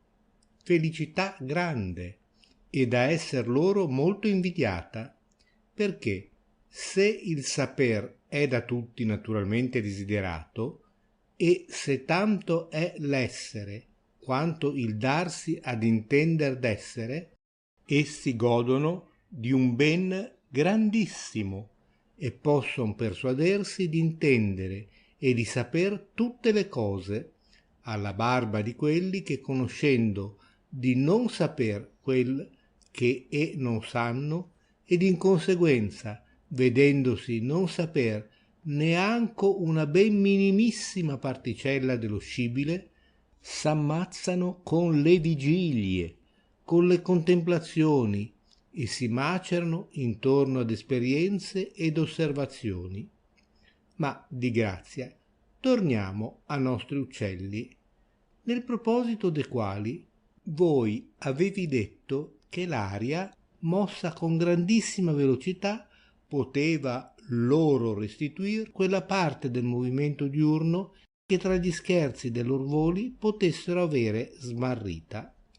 Sopra di che io replico che l'aria mossa non par che possa conferire in un corpo solido e grave una velocità tanta quanta è la sua propria, e perché quella dell'aria è quanto quella della terra, non pareva che l'aria fusse bastante a ristorar il danno della perdita nel volo degli uccelli.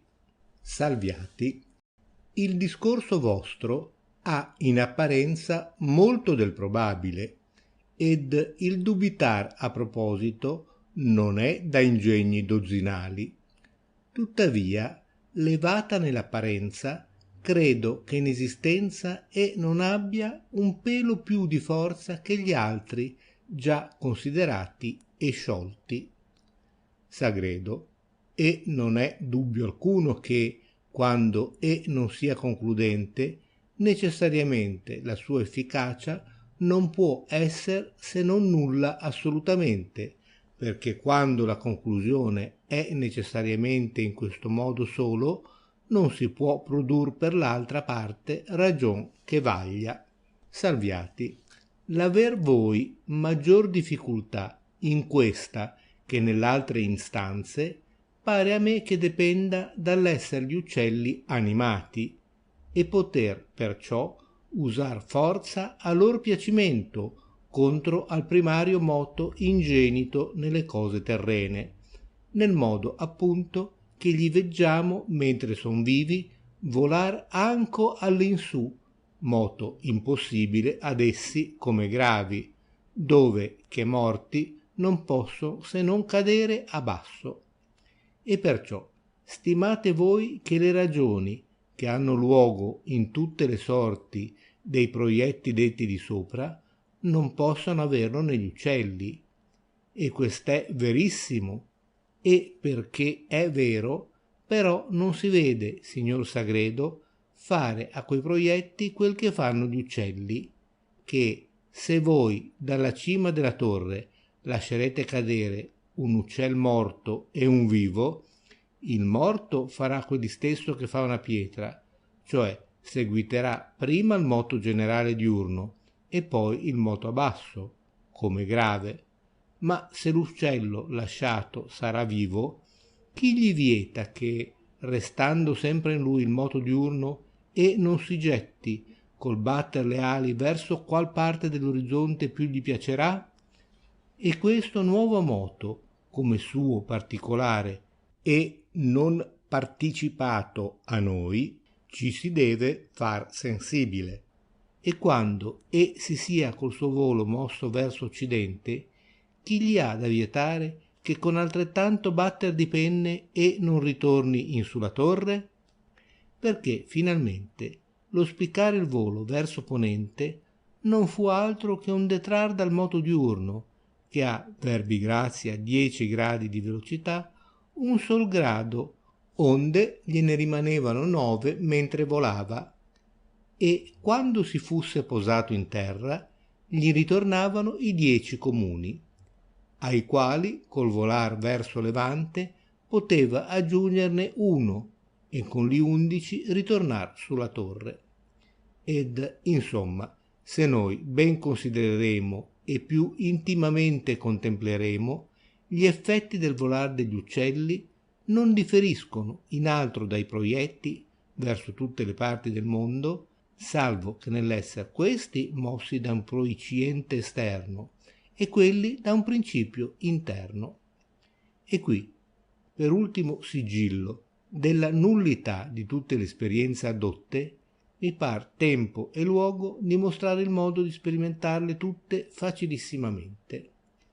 Riserratevi con qualche amico nella maggior stanza che sia sotto coverta di alcun gran naviglio, e quivi fate d'aver mosche, farfalle e simili animaletti volanti, siavi anco un gran vaso d'acqua, e dentrovi de pescetti, sospendasi anco in alto qualche secchiello, che a goccia vada versando dell'acqua in un altro vaso di angusta bocca che sia posto a basso, e stando ferma la nave osservate diligentemente come quegli animaletti volanti con pari velocità vanno verso tutte le parti della stanza. I pesci si vedranno andar notando indifferentemente per tutti i versi, le stille cadenti entreranno tutte nel vaso sottoposto, e voi, gettando all'amico alcuna cosa,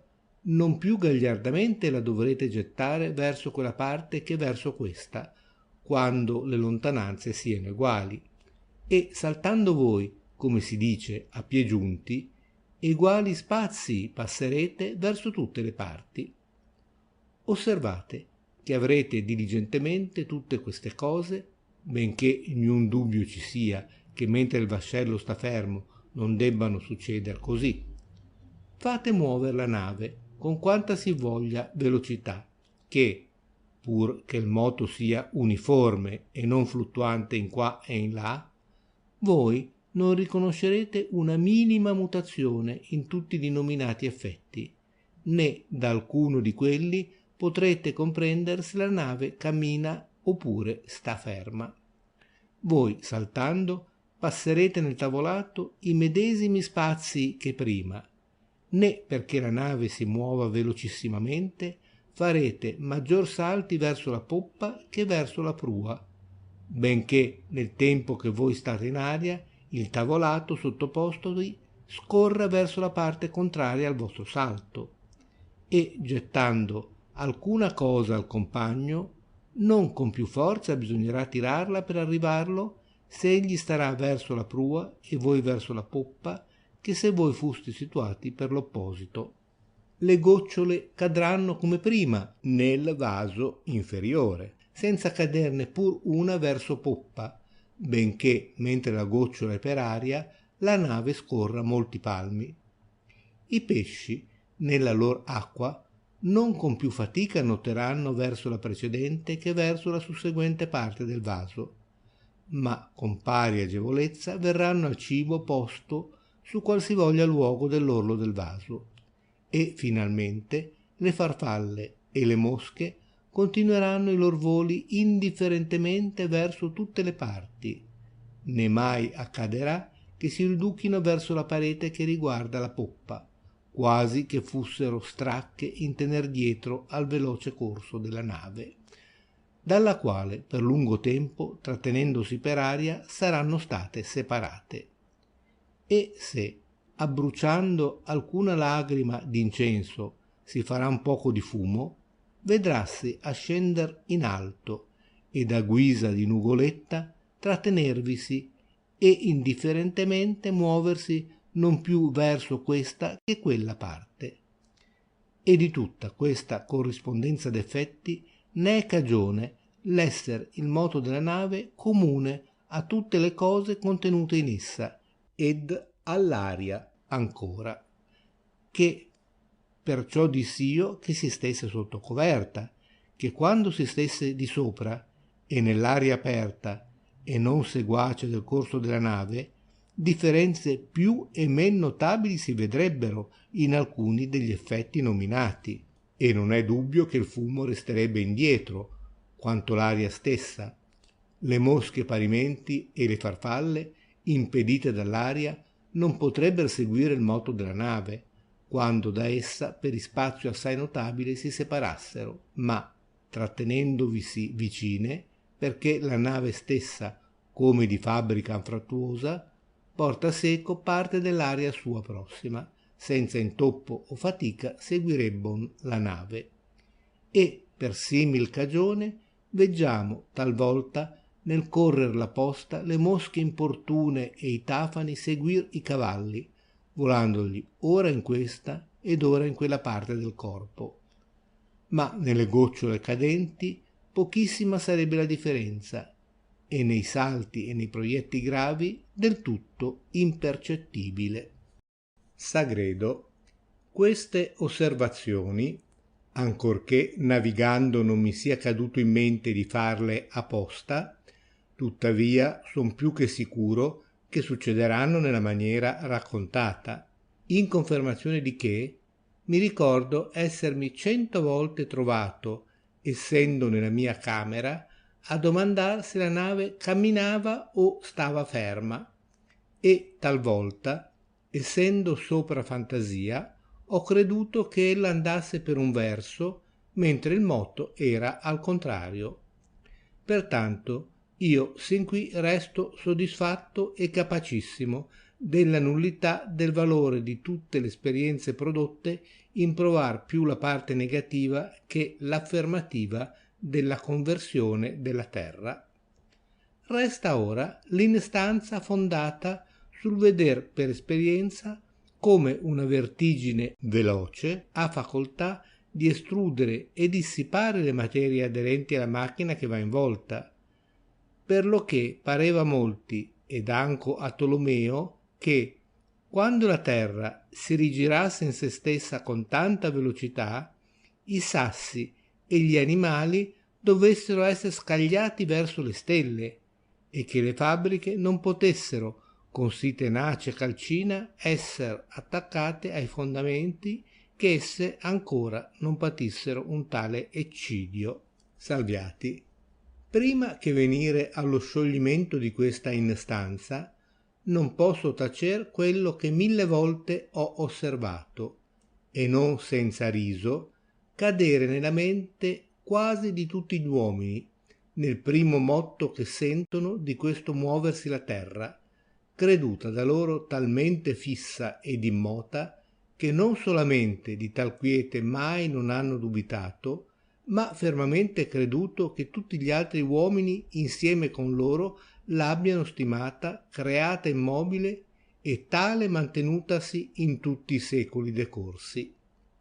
E, fermatisi in questo concetto, stupiscono poi nel sentire che alcuno le conceda il moto, quasi che, dopo averla egli tenuta immobile, scioccamente pensi allora e non prima essersi ella messa in moto, quando Pitagora, o chi altro si fusse il primo, cominciò a dir che ella si muoveva. Ora, che tale stoltissimo pensiero, dico, di credere che quelli che ammettono il moto della terra l'abbiano prima creduta stabile dalla sua creazione sino al tempo di Pitagora, e solo fattola poi mobile dopo che Pitagora la stimò tale, trovi luogo nelle menti degli uomini vulgari e di senso leggero.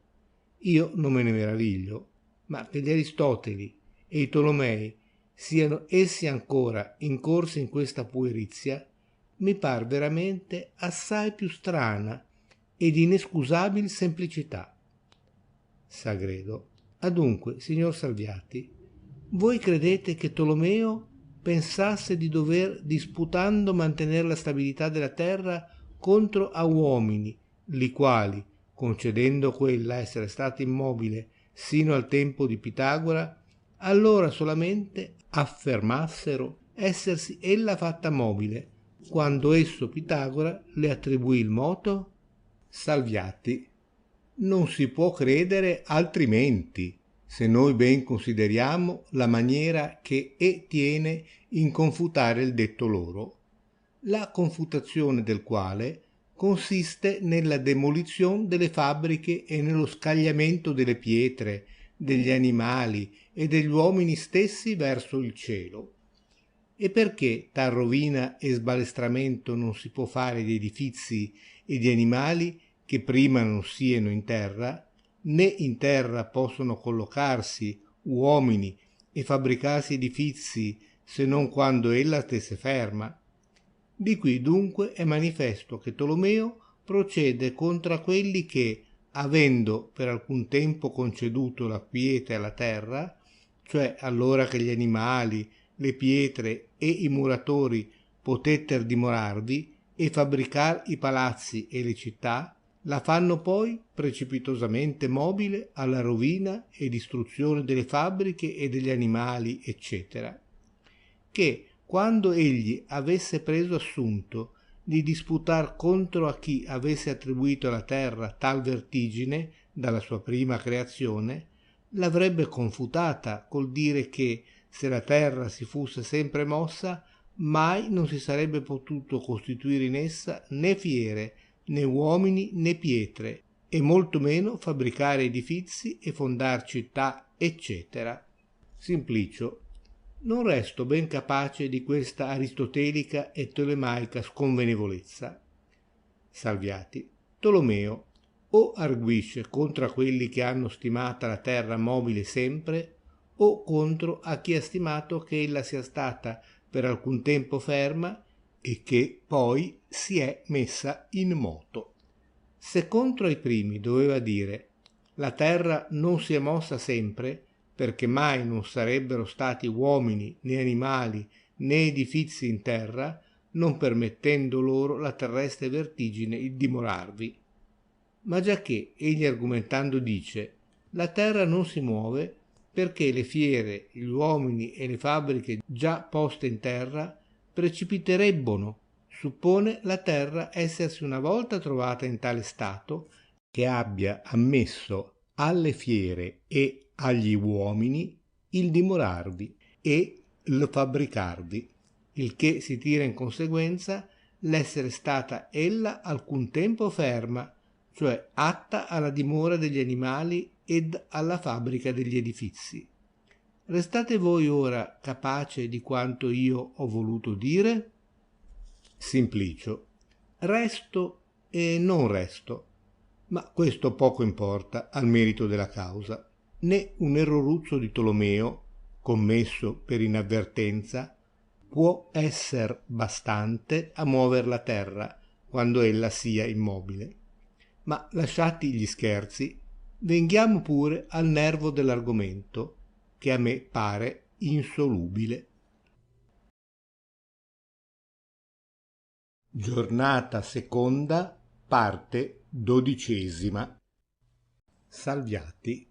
Ed io, signor Simplicio, lo voglio ancora annodare e stringner d'avantaggio col mostrar ancor più sensatamente come sia vero che i corpi gravi, girati con velocità intorno a un centro stabile, acquistano impeto di muoversi allontanandosi da quel centro, quando anco e sieno in istato di aver propensione di andarvi naturalmente.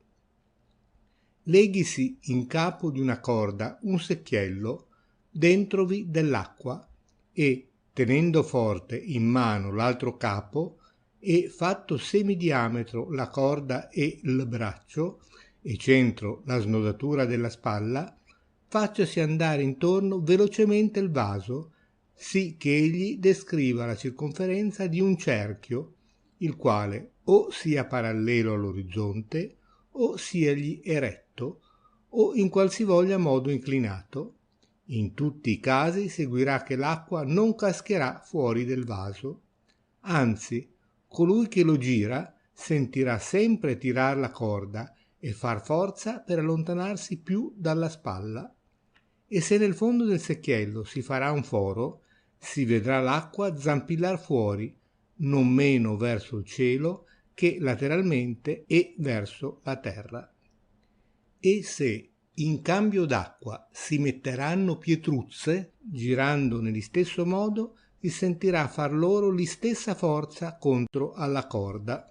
E finalmente si veggono i fanciulli tirar i sassi in gran lontananza, col muovere in giro un pezzo di canna, in cima della quale sia incastrato il sasso.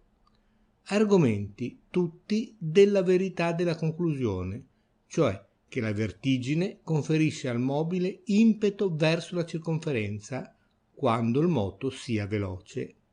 E perché, quando la terra girasse in se stessa, il moto della superficie e massime verso il cerchio massimo, come incomparabilmente più veloce che i nominati, dovrebbe estruder ogni cosa contro al cielo.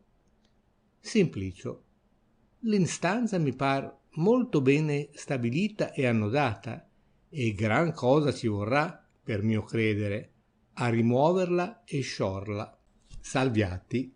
Lo scioglimento suo dipende da alcune notizie, non meno sapute e credute da voi che da me, ma perché elle non vi sovvengono, però non vedete lo scioglimento, senza dunque ch'io ve le insegni, perché già voi le sapete, col semplice ricordarvele farò che voi stesso risolverete l'instanza.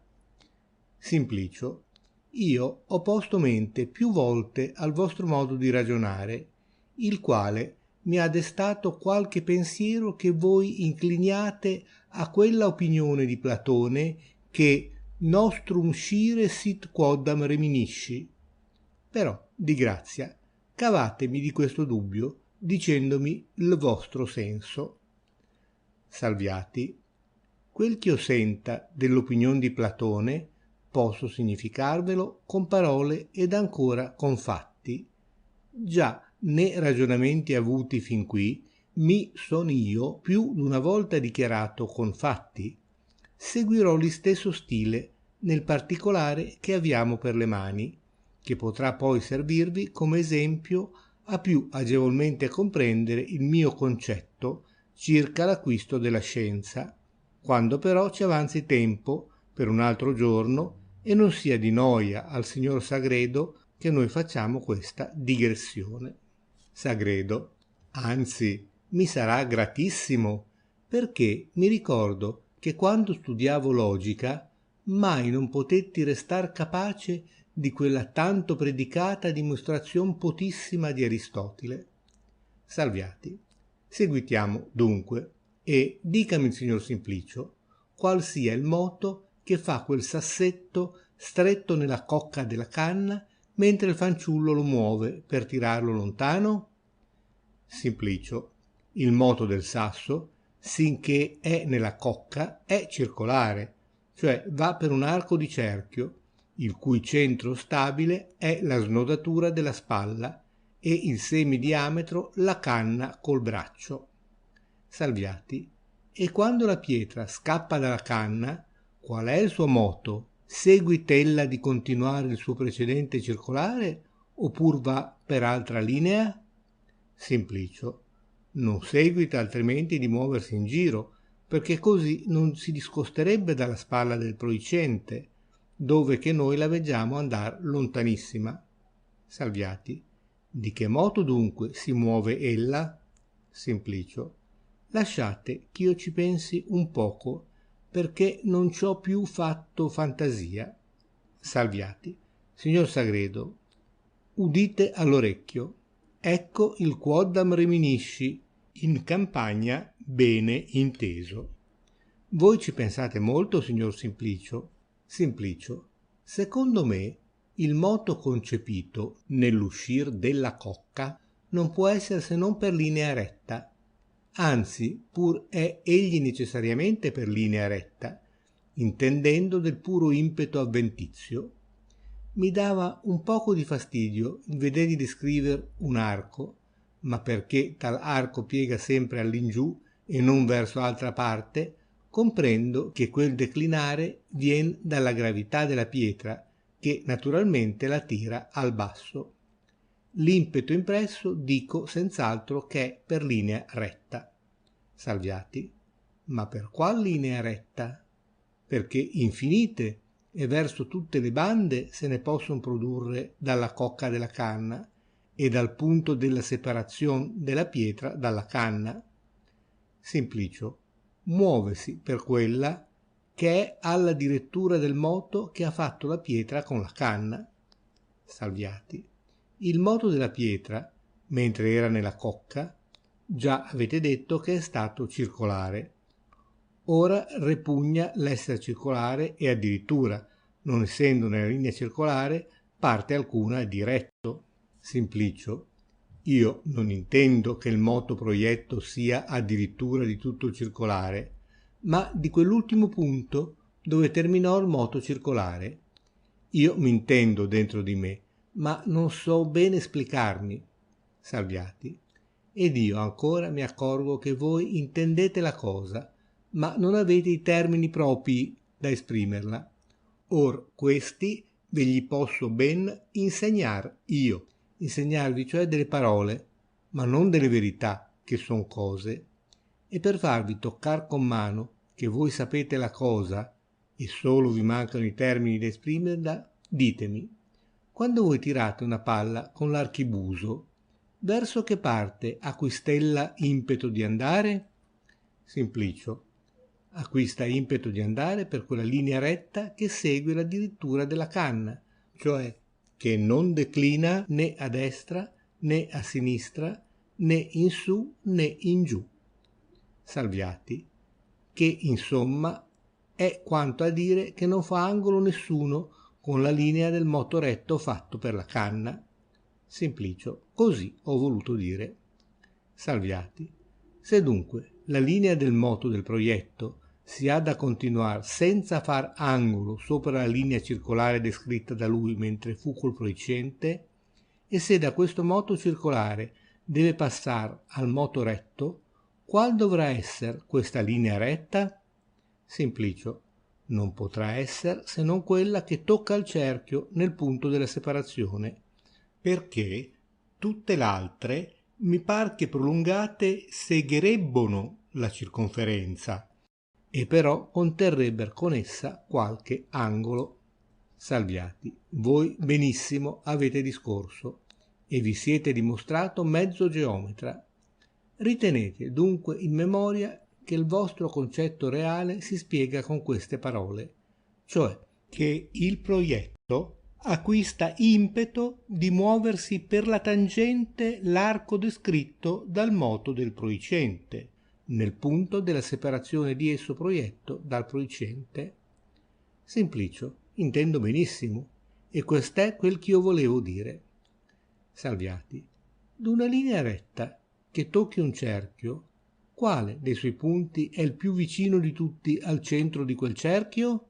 Simplicio, quel del contatto, senza dubbio, perché quello è nella circonferenza del cerchio e gli altri fuora, ed i punti della circonferenza sono tutti egualmente lontani dal centro.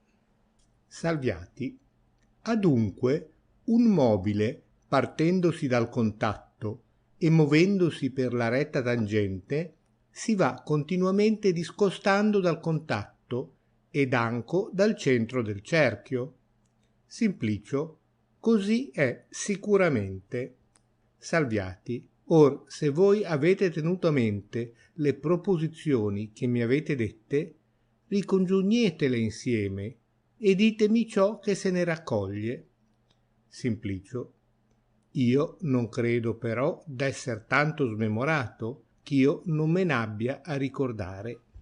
Dalle cose dette si raccoglie che il proietto, mosso velocemente in giro del proicente, nel separarsi da quello ritiene impeto di continuare il suo moto per la linea retta che tocca il cerchio descritto dal moto del proicente nel punto della separazione, per il qual moto il proietto si va sempre discostando dal centro del cerchio descritto dal moto del proicente. Salviati, voi dunque sinora sapete la ragione del venire estrusi i gravi aderenti alla superficie di una ruota mossa velocemente. Estrusi, dico, e lanciati oltre alla circonferenza, sempre più lontani dal centro. Simplicio, di questo mi par di restar assai ben capace, ma questa nuova cognizione piuttosto mi accresce che mi scemi l'incredulità che la terra possa muoversi in giro con tanta velocità senza estruder verso il cielo le pietre, gli animali, eccetera. Salviati, nell'istesso modo che voi avete saputo sin qui, saprete, anzi sapete ancor resto, e col pensarvi sopra ve ne ricordereste ancora da per voi, ma per abbreviar il tempo vi aiuterò io a ricordarvelo.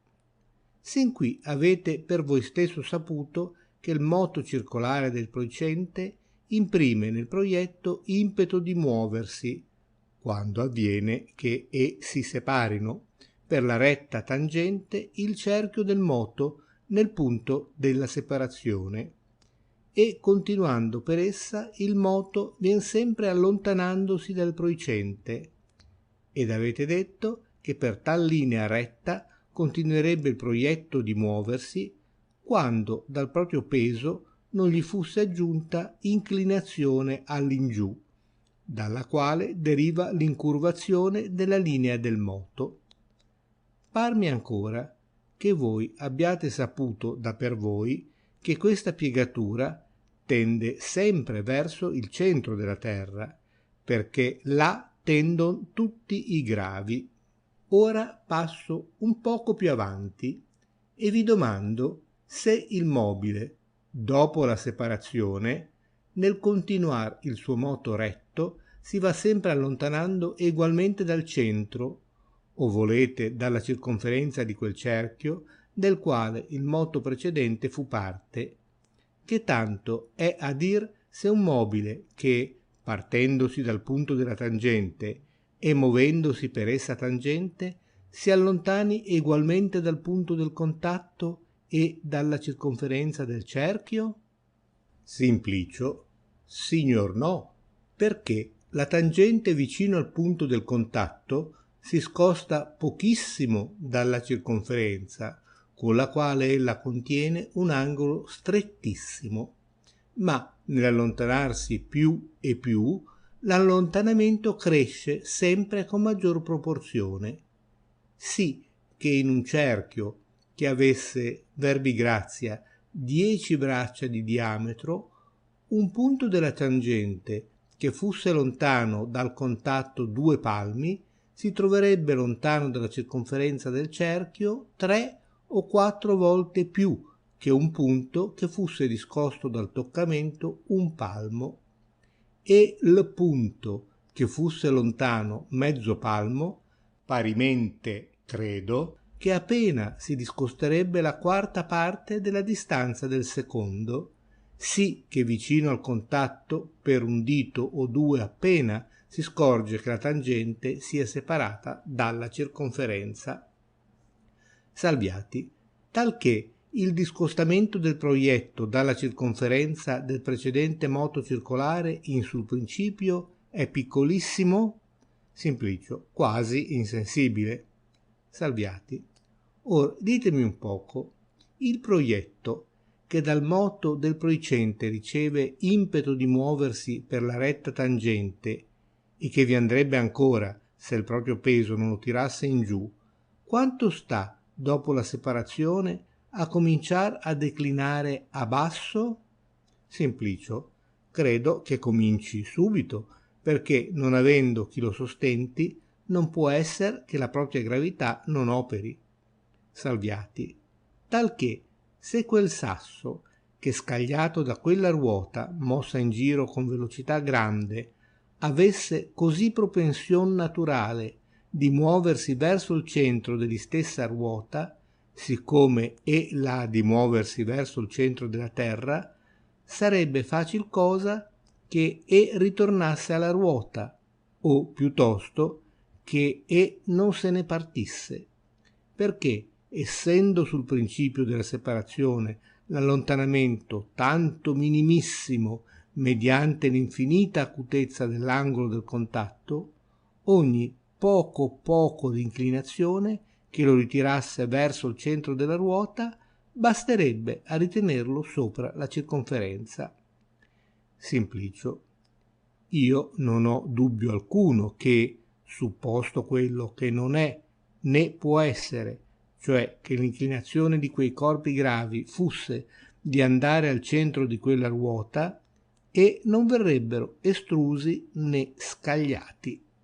Salviati, né io ancora suppongo, né ho bisogno di supporre quel che non è, perché non voglio negare che i sassi vengano scagliati, ma dico così per supposizione, acciò voi mi diciate il resto. Figuratevi ora che la terra sia la gran ruota che, mossa con tanta velocità, abbia a scagliar le pietre. Già voi mi avete molto ben saputo dire che il moto proietto dovrà essere per quella linea retta che toccherà la terra nel punto della separazione.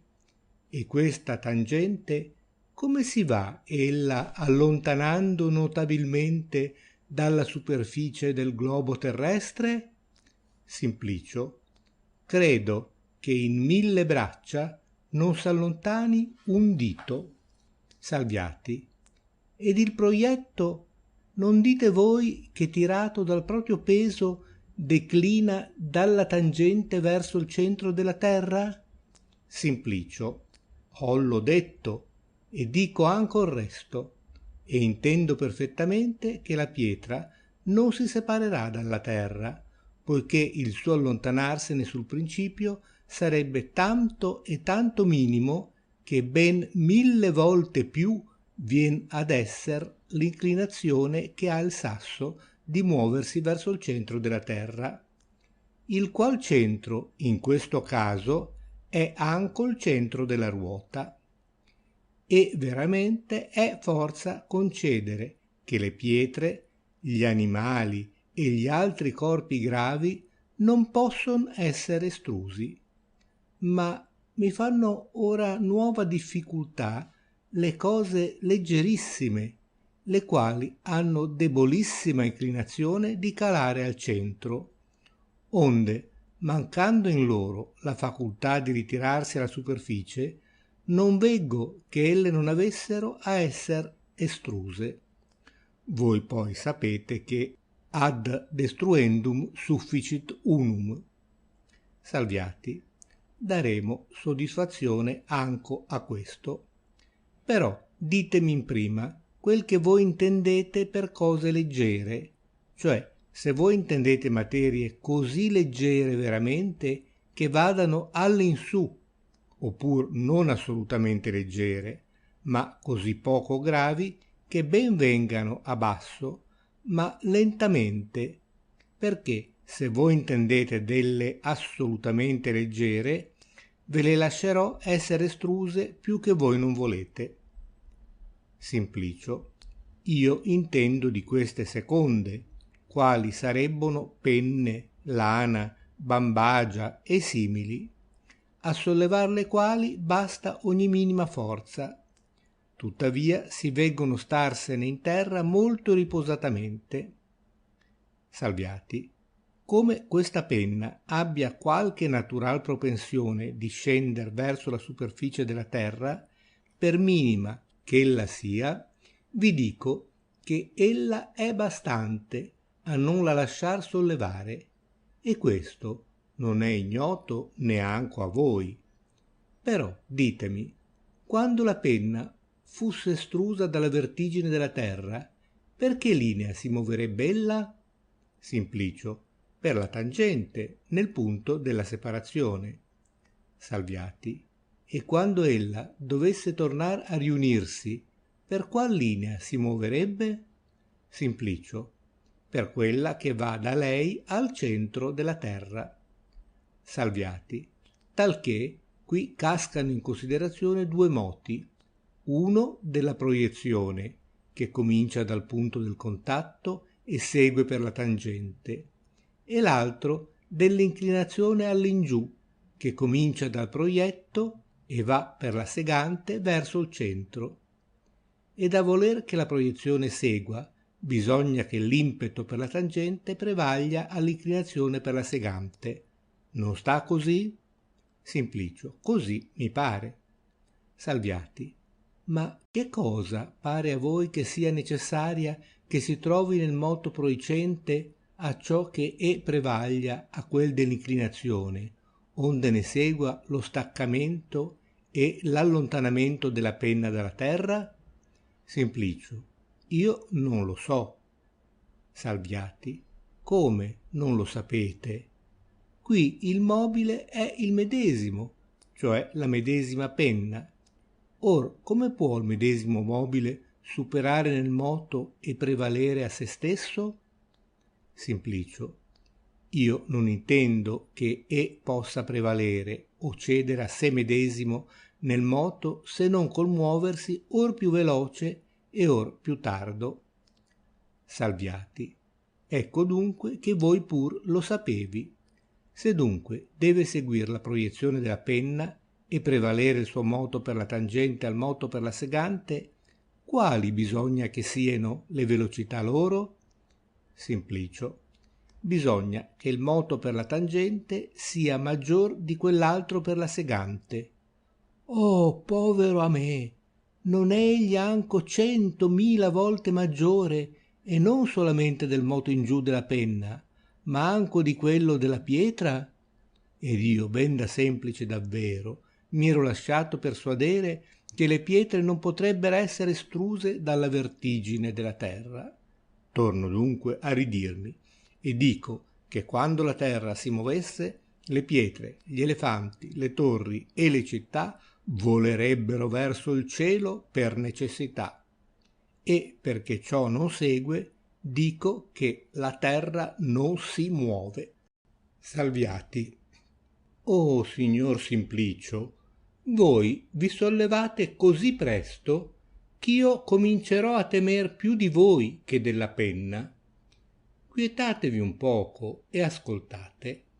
Se per ritener la pietra o la penna annessa alla superficie della terra ci fusse di bisogno che il suo descender a basso fusse più o tanto quanto è il moto fatto per la tangente, voi areste ragione a dir che bisognasse che ella si movesse altrettanto o più velocemente per la segante all'ingiù che per la tangente verso levante. Ma non mi avete voi detto poco fa che 1000 braccia di distanza per la tangente dal contatto non rimuovono appena un dito dalla circonferenza? Non basta dunque che il moto per la tangente, che è quel della vertigine diurna, sia semplicemente più veloce del moto per la segante, che è quel della penna all'ingiù, ma bisogna che quello sia tanto più veloce che il tempo che basta a condur la penna verbi grazia 1000 braccia per la tangente sia poco per il muoversi un sol dito all'ingiù per la segante, il che vi dico che non sarà mai. Fate pur quel moto veloce e questo tardo quanto vi piace. Simplicio.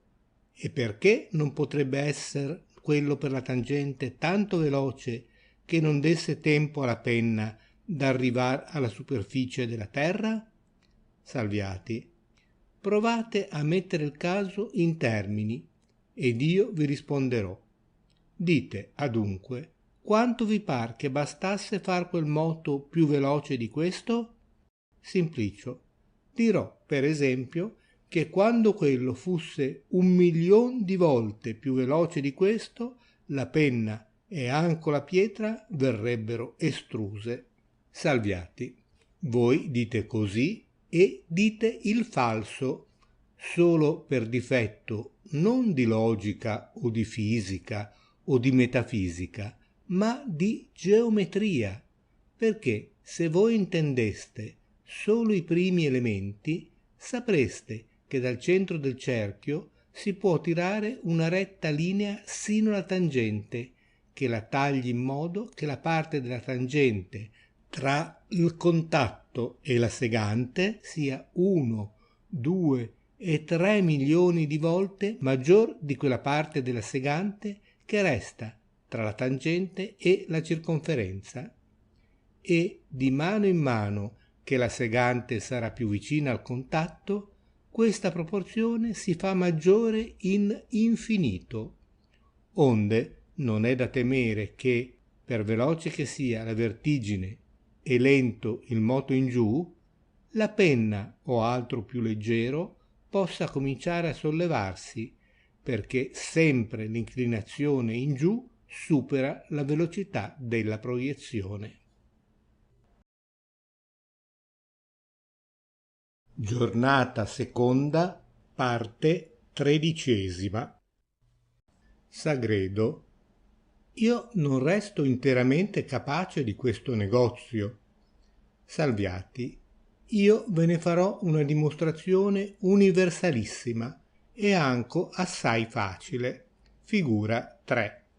Sia data proporzione quella che ha la BA alla C e sia BA maggior di C quanto esser si voglia, e sia il cerchio, il cui centro D, dal quale bisogna tirare una segante, sì che la tangente ad essa segante abbia la proporzione che ha BA alla C. prendasi delle due BAC la terza proporzionale AI, e come BI ad IA così si faccia il diametro FE ad EG, e dal punto G tirisi la tangente GH. Dico esser fatto quanto bisognava, e come BAC così essere HG AGE, imperroché essendo come BI ad IA così FE ad EG sarà componendo come BA ad AI così FG a GE, e perché la C è media proporzionale tra BA AI e la GH è media tra FG GE, però come BA a C così sarà FG a GH, cioè HG a GE, che è quel che bisognava fare. Sagredo. Resto capace di questa dimostrazione, tuttavia non mi si toglie interamente ogni scrupolo, anzi mi sento rigirar per la mente certa confusione, la quale, a guisa di nebbia densa ed oscura, non mi lascia discerner con quella lucidità che suole esser propria delle ragioni matematiche la chiarezza e necessità della conclusione. E quello in che io mi confondo è questo. È vero che gli spazi tra la tangente e la circonferenza si vanno diminuendo in infinito verso il contatto, ma è anche vero all'incontro che la propensione del mobile al descendere si va facendo in esso sempre minore, quanto egli si trova più vicino al primo termine della sua ascesa, cioè allo stato di quiete, siccome è manifesto da quello che voi ci dichiaraste, mostrando che il grave descendente, partendosi dalla quiete, debbe passare per tutti i gradi di tardità, mezzani tra essa quiete e qualsivoglia segnato grado di velocità, li quali sono minori e minori in infinito. Aggiugnesi che essa velocità e propensione al moto si va per un'altra ragione diminuendo pure in infinito, e ciò avviene dal potersi in infinito diminuire la gravità di esso mobile, talché le cagioni che diminuiscono la propensione allo scendere ed in conseguenza favoriscono la proiezione son due, cioè la leggerezza del mobile e la vicinità al termine di quiete, ed amendue argumentabili in infinito, le quali hanno all'incontro il contrasto di una sola causa del far la proiezione, la quale, benché essa parimente argumentabile in infinito, non comprendo come essa sola non possa restar vinta dall'unione ed accoppiamento dell'altre, che son due,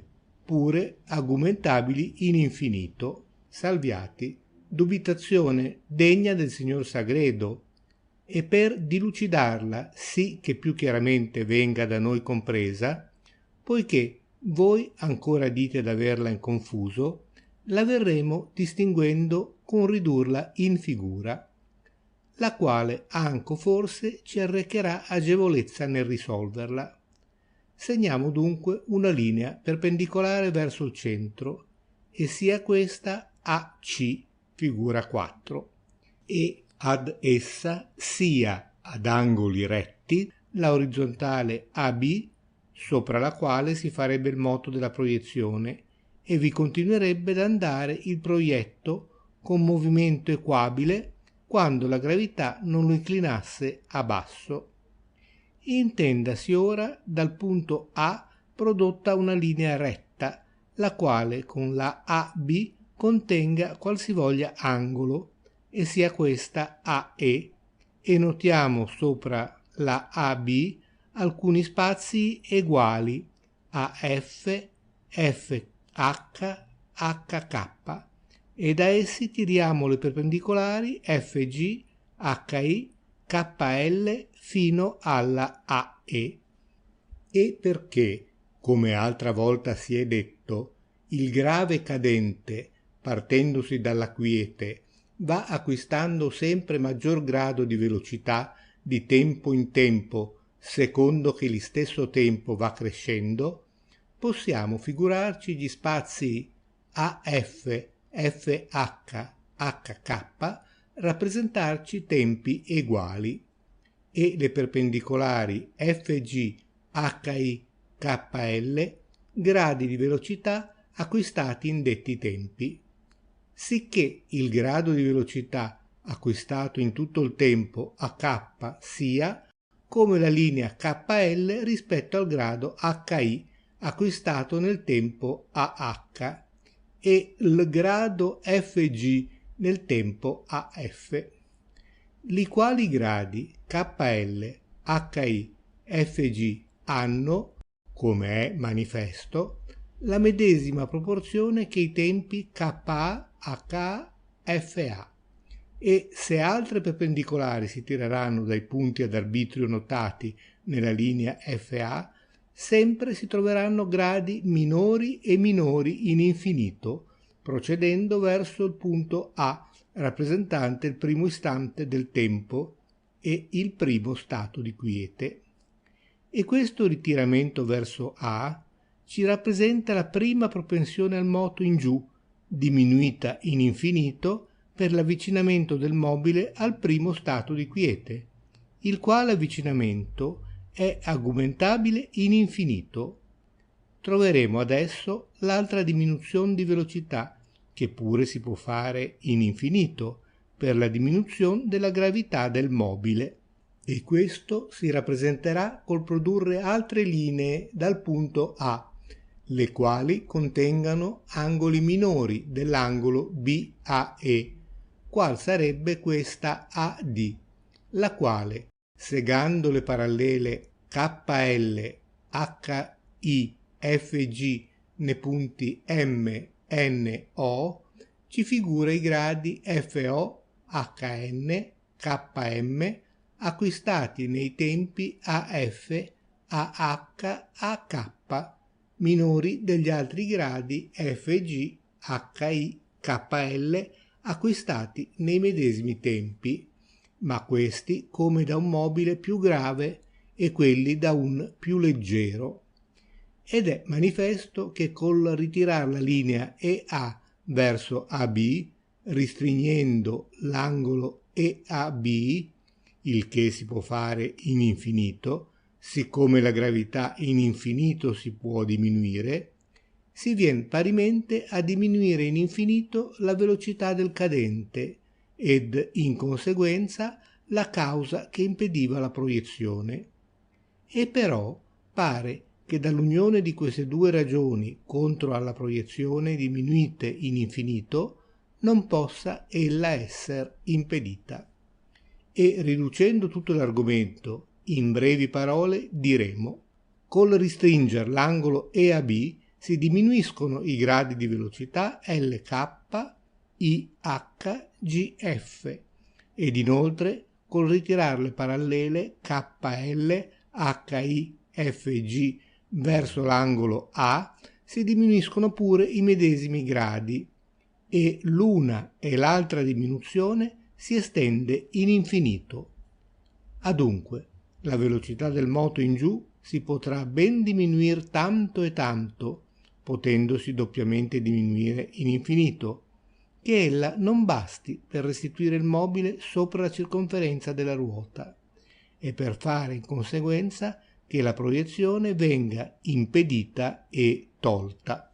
All'incontro poi, per far che la proiezione non segua, bisogna che gli spazi per i quali il proietto deve scendere per unirsi alla ruota si facciano così brevi ed angusti che per tarda, anzi pur diminuita in infinito che sia l'ascesa del mobile, ella pur basti a ricondurvelo.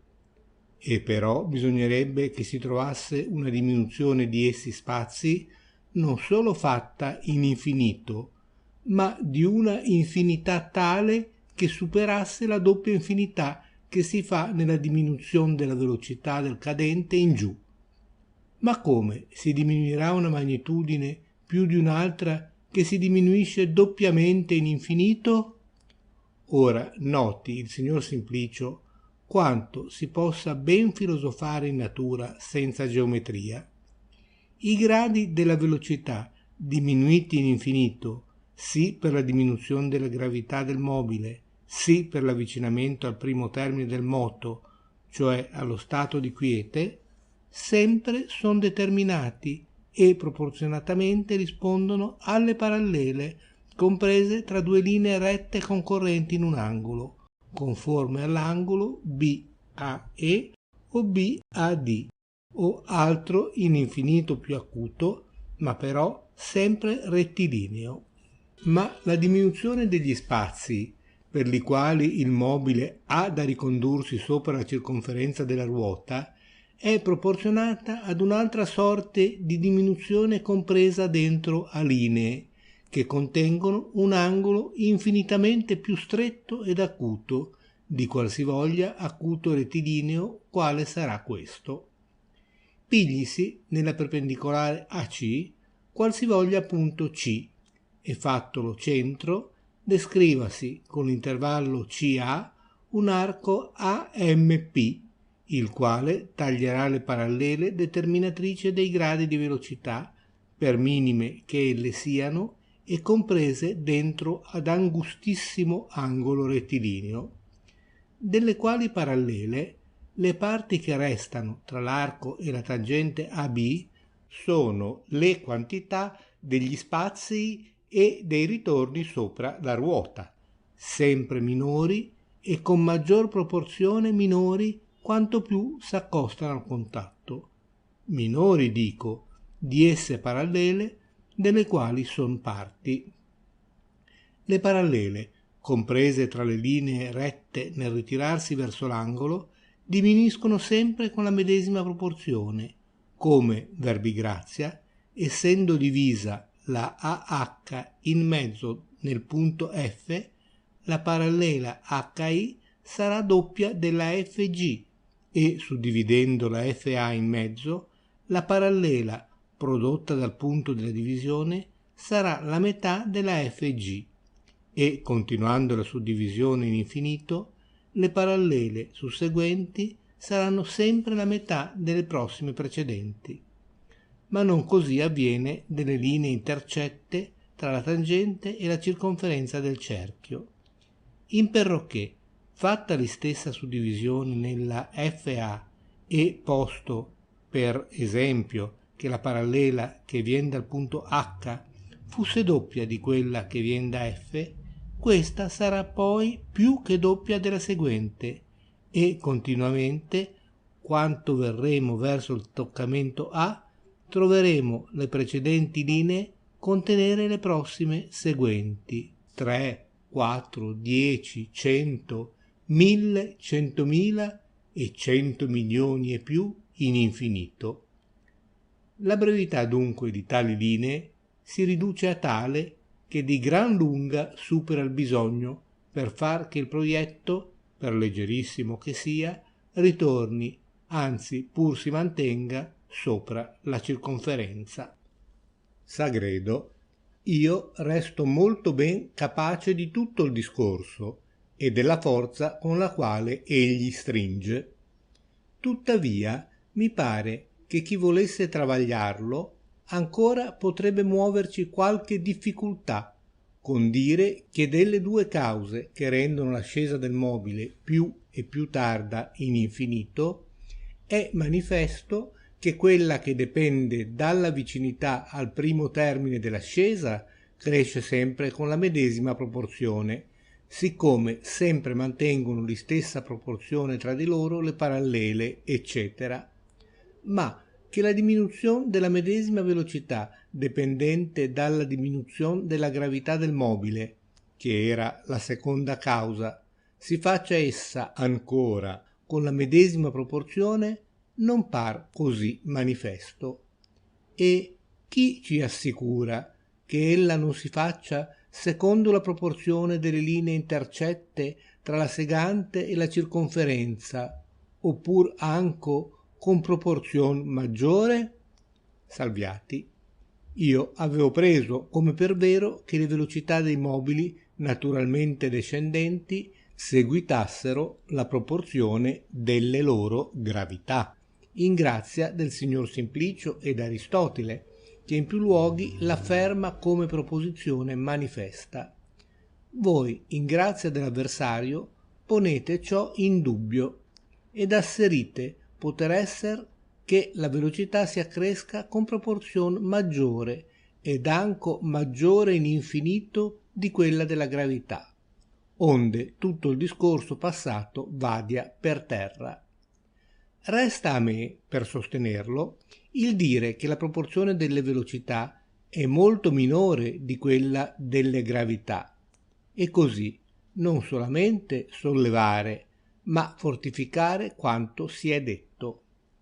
E di questo ne adduco per prova l'esperienza, la quale ci mostrerà che un grave, anco ben 30 e 40 volte più di un altro, qual sarebbe, per esempio, una palla di piombo ed una di sughero, non si moverà neanco a gran pezzo più veloce il doppio.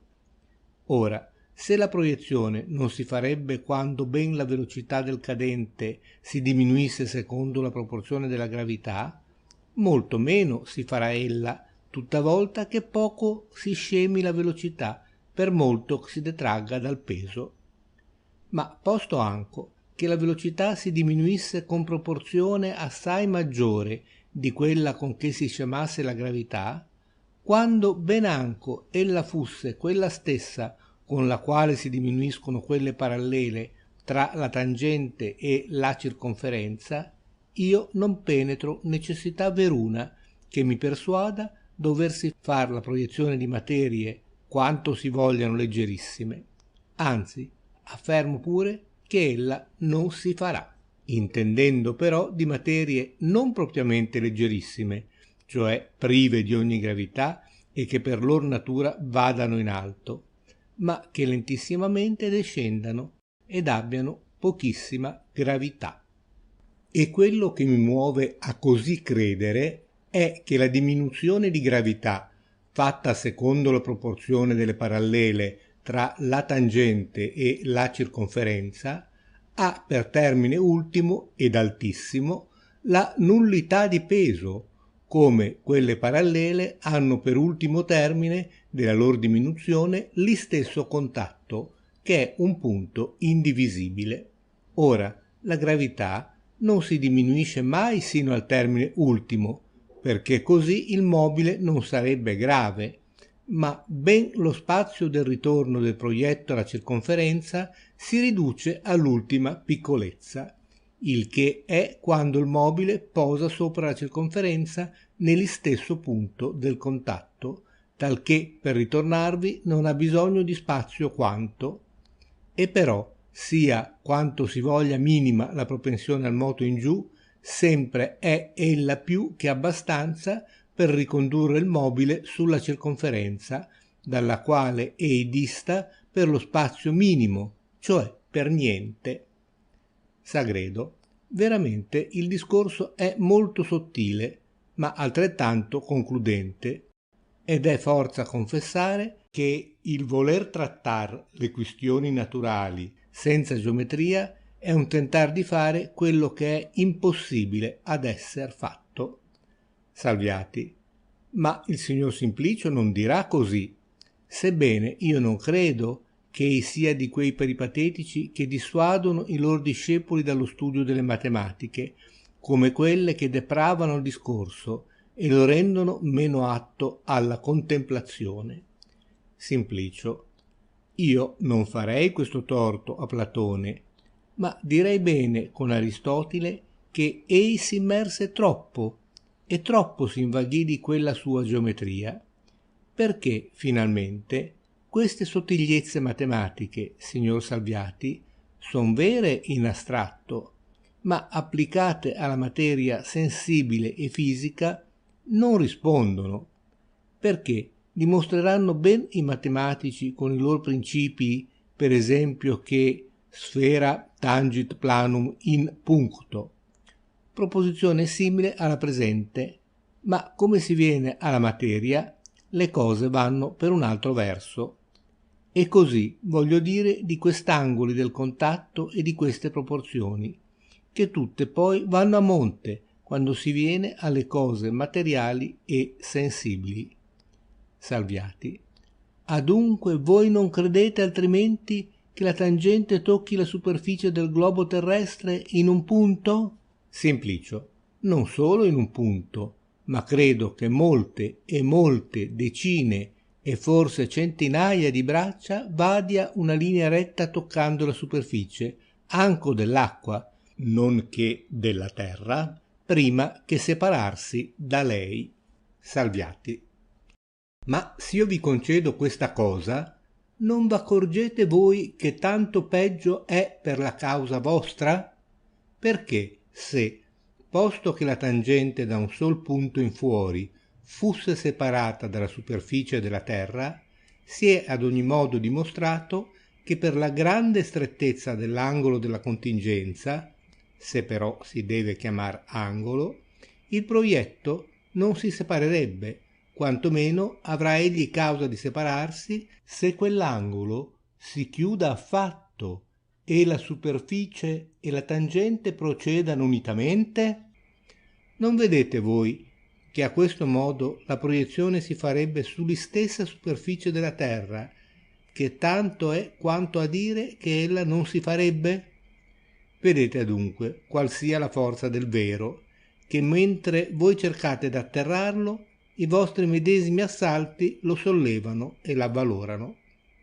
Ma giacché vi ho tratto di questo errore, non vorrei già lasciarvi in quest'altro, che voi stimaste che una sfera materiale non tocchi un piano in un sol punto, e vorrei pur che la conversazione, ancor che di poche ore, avuta con persone che hanno qualche cognizione di geometria, vi facesse comparire un poco più intelligente tra quei che non ne sanno niente.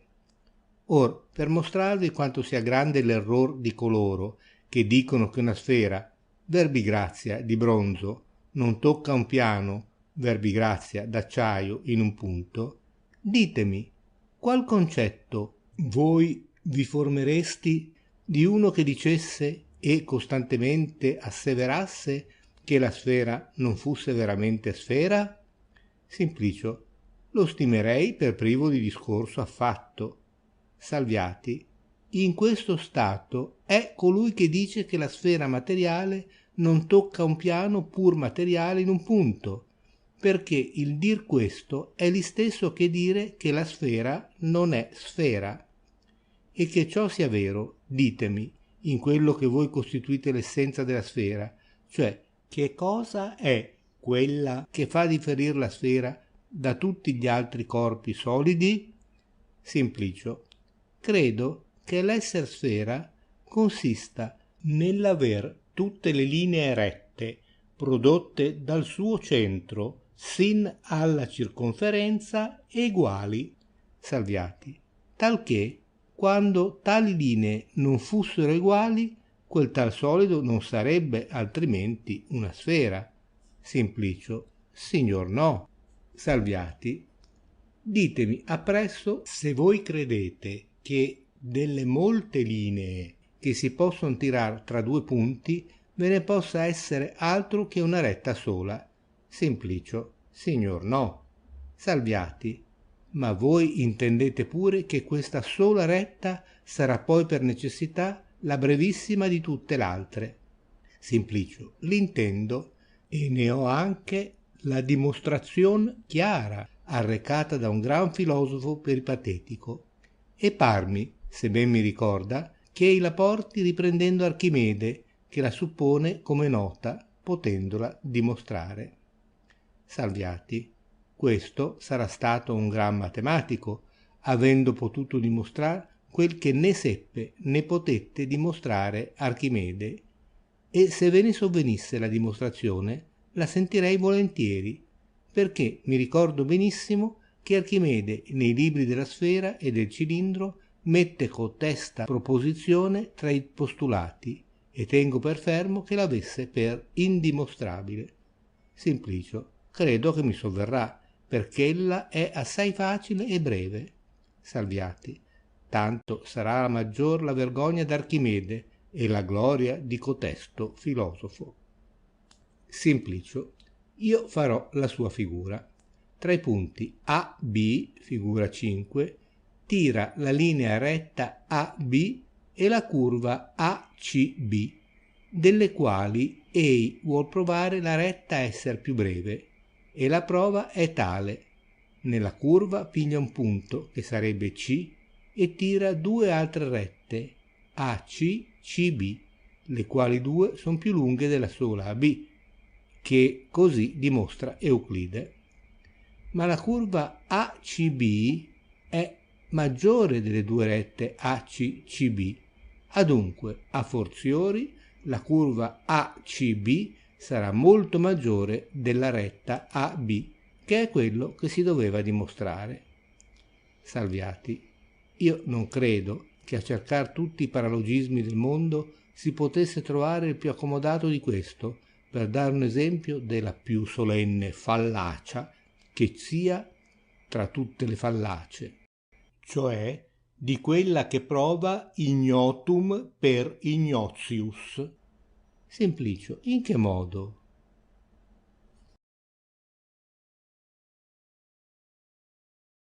Grazie per aver ascoltato con noi. Se l'audiolibro ti è piaciuto, lascia un mi piace, un commento e, se vuoi, iscriviti e attiva la campanella per rimanere aggiornato sui prossimi contenuti. A presto e buona continuazione!